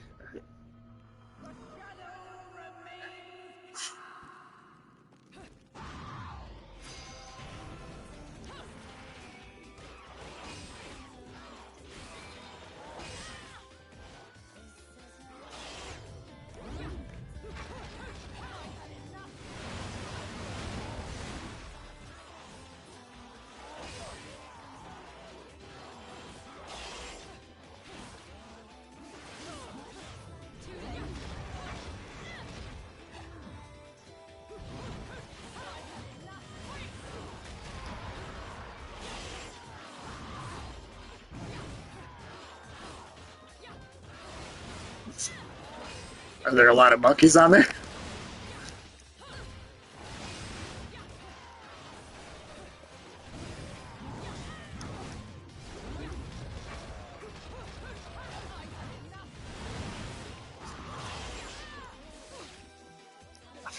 Come on! Really? Fucking Christ on the cross, man. What the fuck? This is embarrassing. Like, this is starting to get to be embarrassing. Like, good God, I have played this before.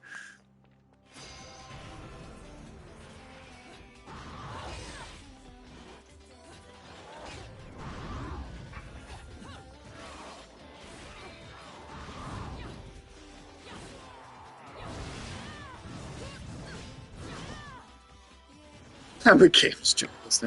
Just kill me because this is already such a bad fucking attempt that it's not gonna. Oh well, anyway. Jesus. Am I like not upgrading enough or something like?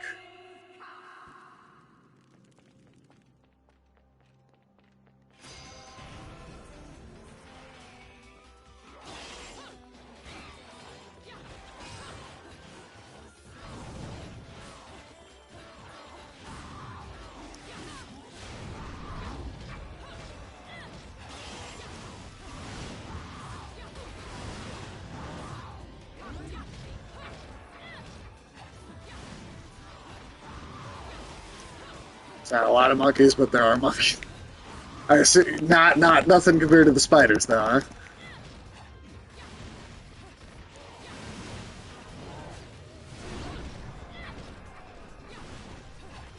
Oh, so like you could. I mean, I feel like both count for Michael.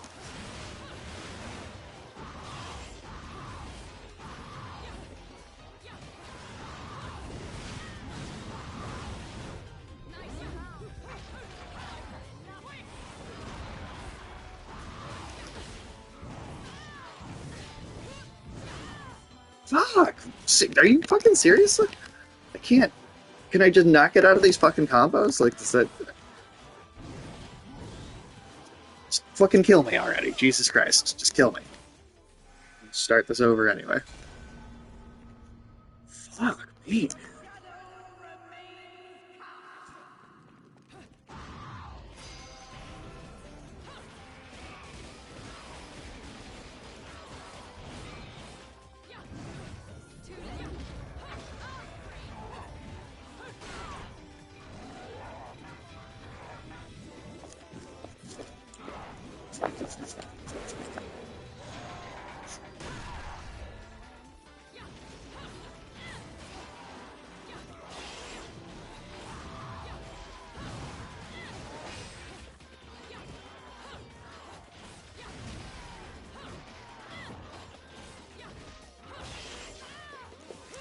Fuck off, dude. Fuck off. So hard. That shit. Get the hell out of here.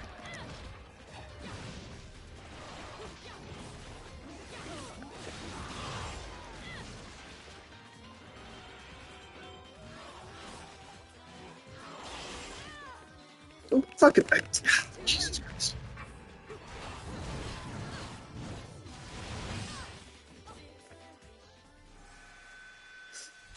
Fucking hell, man. What is happening to me? I know how to play video games.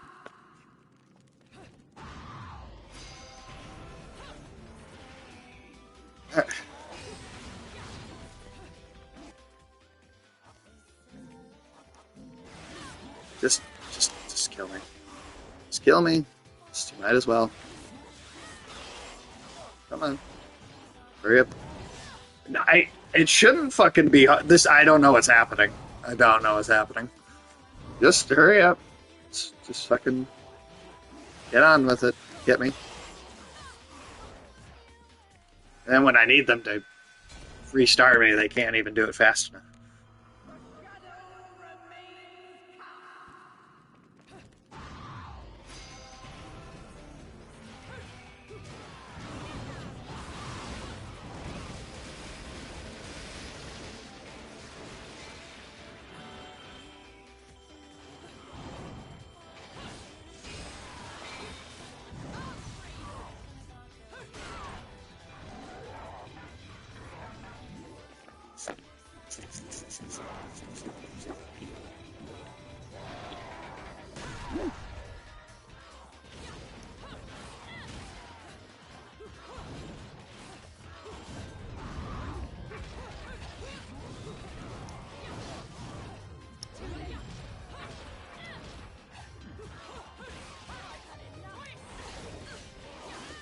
Oh, fuck it.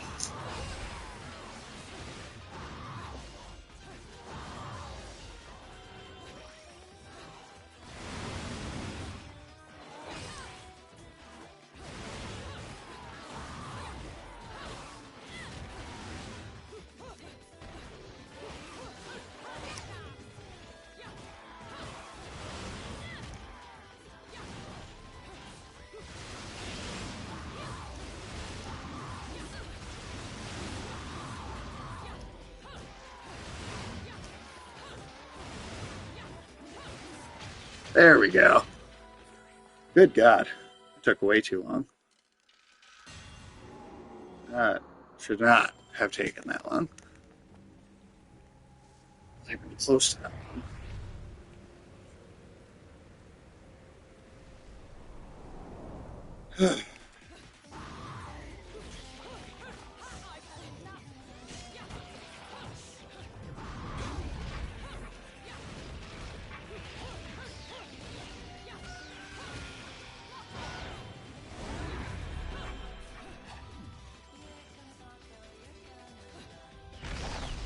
Oh. You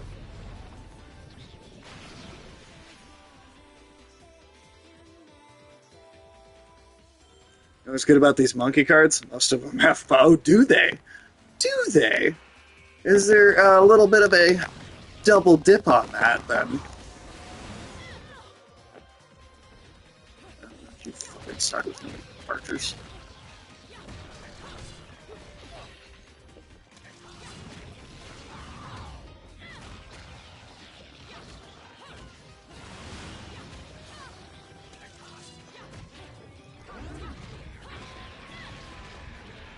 Fucking ass.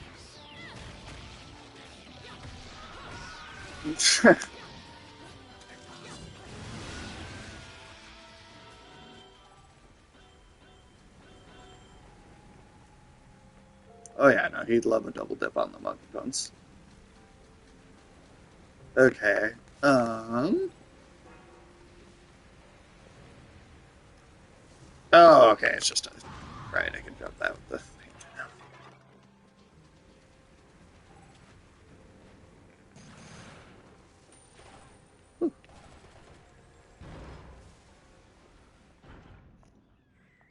What are you boys doing in here? Are you hiding something from me? Oh, by the way, Ulysses, what time Come on. are you thinking tomorrow? Because I'll be free all day. One of these has its art drawn to look like two monkeys or fucking... Well, you gotta get Michael that one. You gotta get him that one. Fucking apps a goddamn Lily. Like he at least needs that one.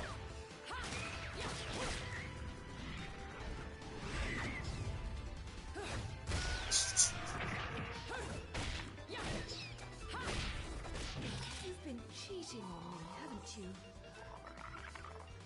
Someone I don't know else what I'll cheated? do. I mean, that's fine.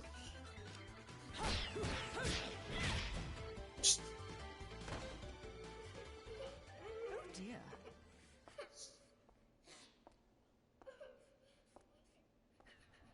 Something A tells full me I'm day not gonna planned regret for whenever this. that you do get here. My sweet beloved. She is the key into your future. Doesn't this does sound like the villain from the Powerpuff Girls, doesn't it? That voiceover.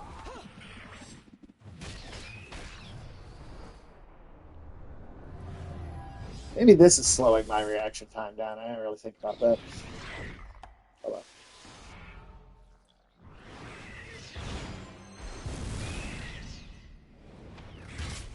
I'm not normally one to play savior, but I suppose I can make an exception and kill all of you. Just this once, of course.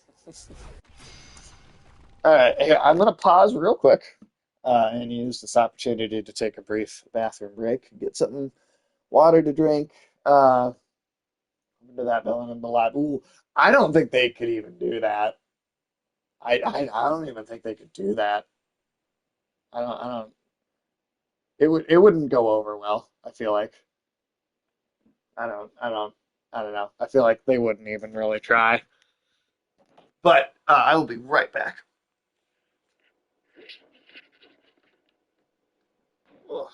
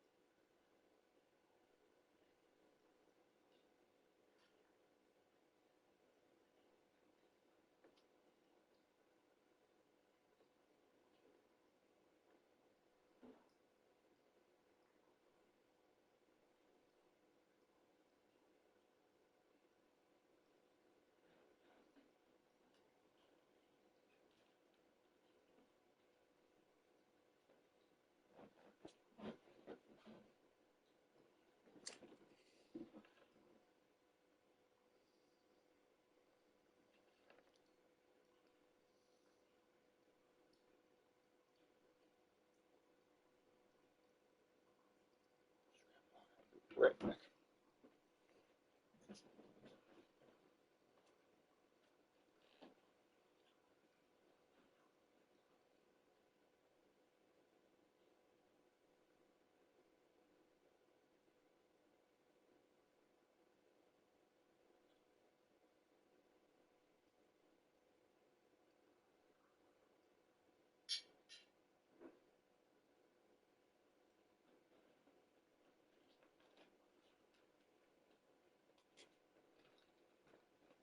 Uh, oh.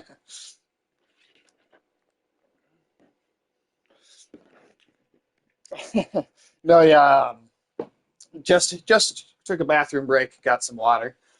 We'll get right back to it here. Um, you did miss Michael starting to fall asleep on camera, though. Well, not starting to, falling all the way asleep on camera.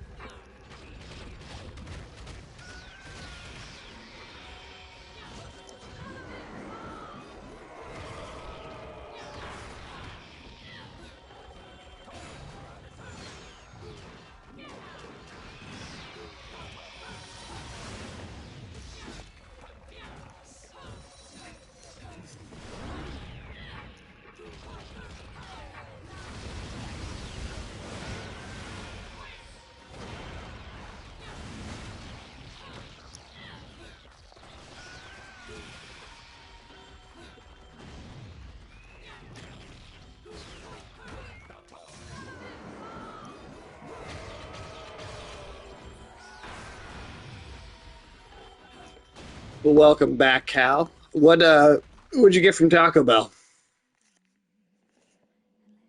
What's the haul?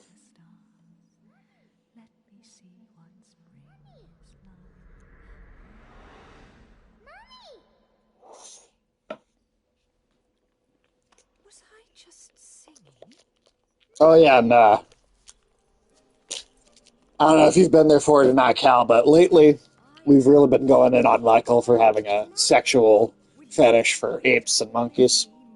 And Ulysses has been getting it real good on the necrophilia lately. That's a big thing for him. Chicken grilled cheese burrito and a Supreme box. Nice. Two things I hate in this Shit, I could fucking go for that right now. That sounds crying baby cock. absolutely fantastic. So don't you dare cry. There are a lot of undead cards that. Oh, really? Oh, really? I wonder if there's more undead cards than there are spider. Ulysses, did you search for the undead What's your on there? anyway? Did you happen to do a little search for that? Are you, little one? No, I mean it makes sense. It makes a lot of sense that it would be. I don't believe you, Ulysses. Your home. So what on earth are you? I think there's more on. Yeah, I just based on like Whereabouts is basic conceptions of fantasy. I bet there's way more necromancer, zombie, just undead shit in general. I can't just drag you along wherever I go, little one. So you better not. There's even pre-built decks for the undead shit. Oh, we're gonna get you back. Oh, this whole magic together. Just you or you. Oh, I don't know about that, man. I think we should get you in on this. And you have to. Cal says we could all play. There you go. Crying. A single tear and you'll be crying alone. I bet there are more pre-built undead decks. Could play my Mothman decks. Okay, so there's 4. There you go. See, Ulysses, we have to get you an undead deck. We have to do that now. This backfired on you.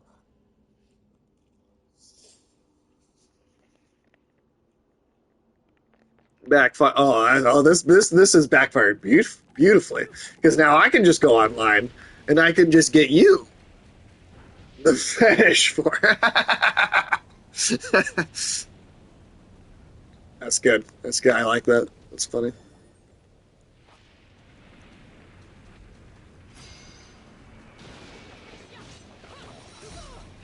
Oh shit. Well, you know what? That's probably going to happen. Cathit isn't a mon.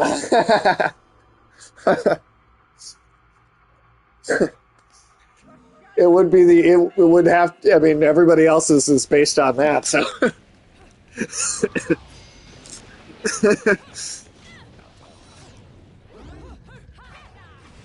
Oh shit! I can't hurt them at all. Can I?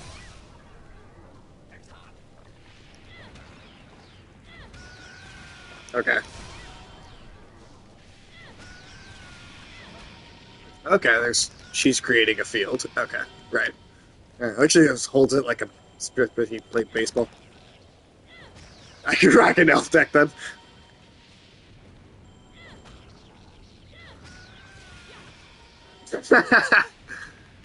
Hatsune Mika. I have no idea what that is. She's cute. Okay, well there you go.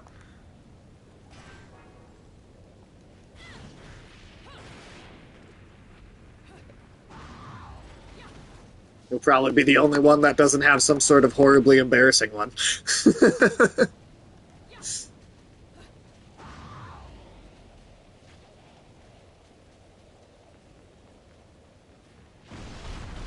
Because Ulysses, you're getting that. Seeing animation. Okay.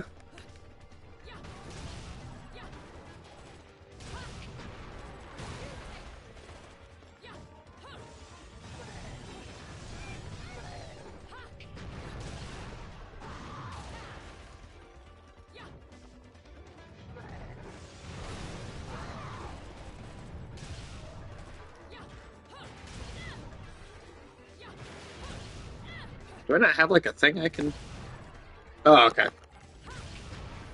There we go. Just a little further up.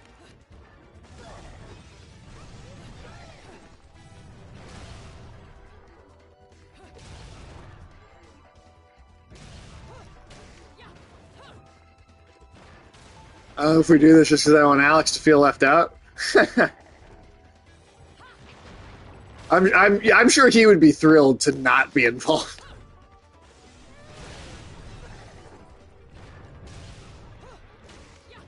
Oh, there you go. Are there any hedgehog alternatives? Well, what about? I mean, I don't know if Cal would know this or not. Not obviously, you could do a search as well, Ulysses. But are there possibly a significant number of cards that have anything to do with feet? Because if that's potentially on the table, you know. And or his could be made up of a combination of like, okay, so clearly there's IP crossovers though. If some of the stuff Cal's mentioned is in the game, so they do like crossovers with IP. Is there just like a Sonic crossover with Magic the Gathering because we could get Alex that deck?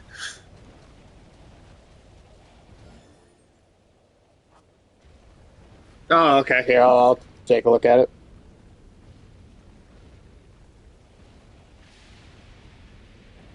Oh, okay. I have seen that. Okay, I've seen that look before. Okay. Okay. I do. Okay, so I've seen like I guess I didn't know what it was, but I've seen still images somewhere.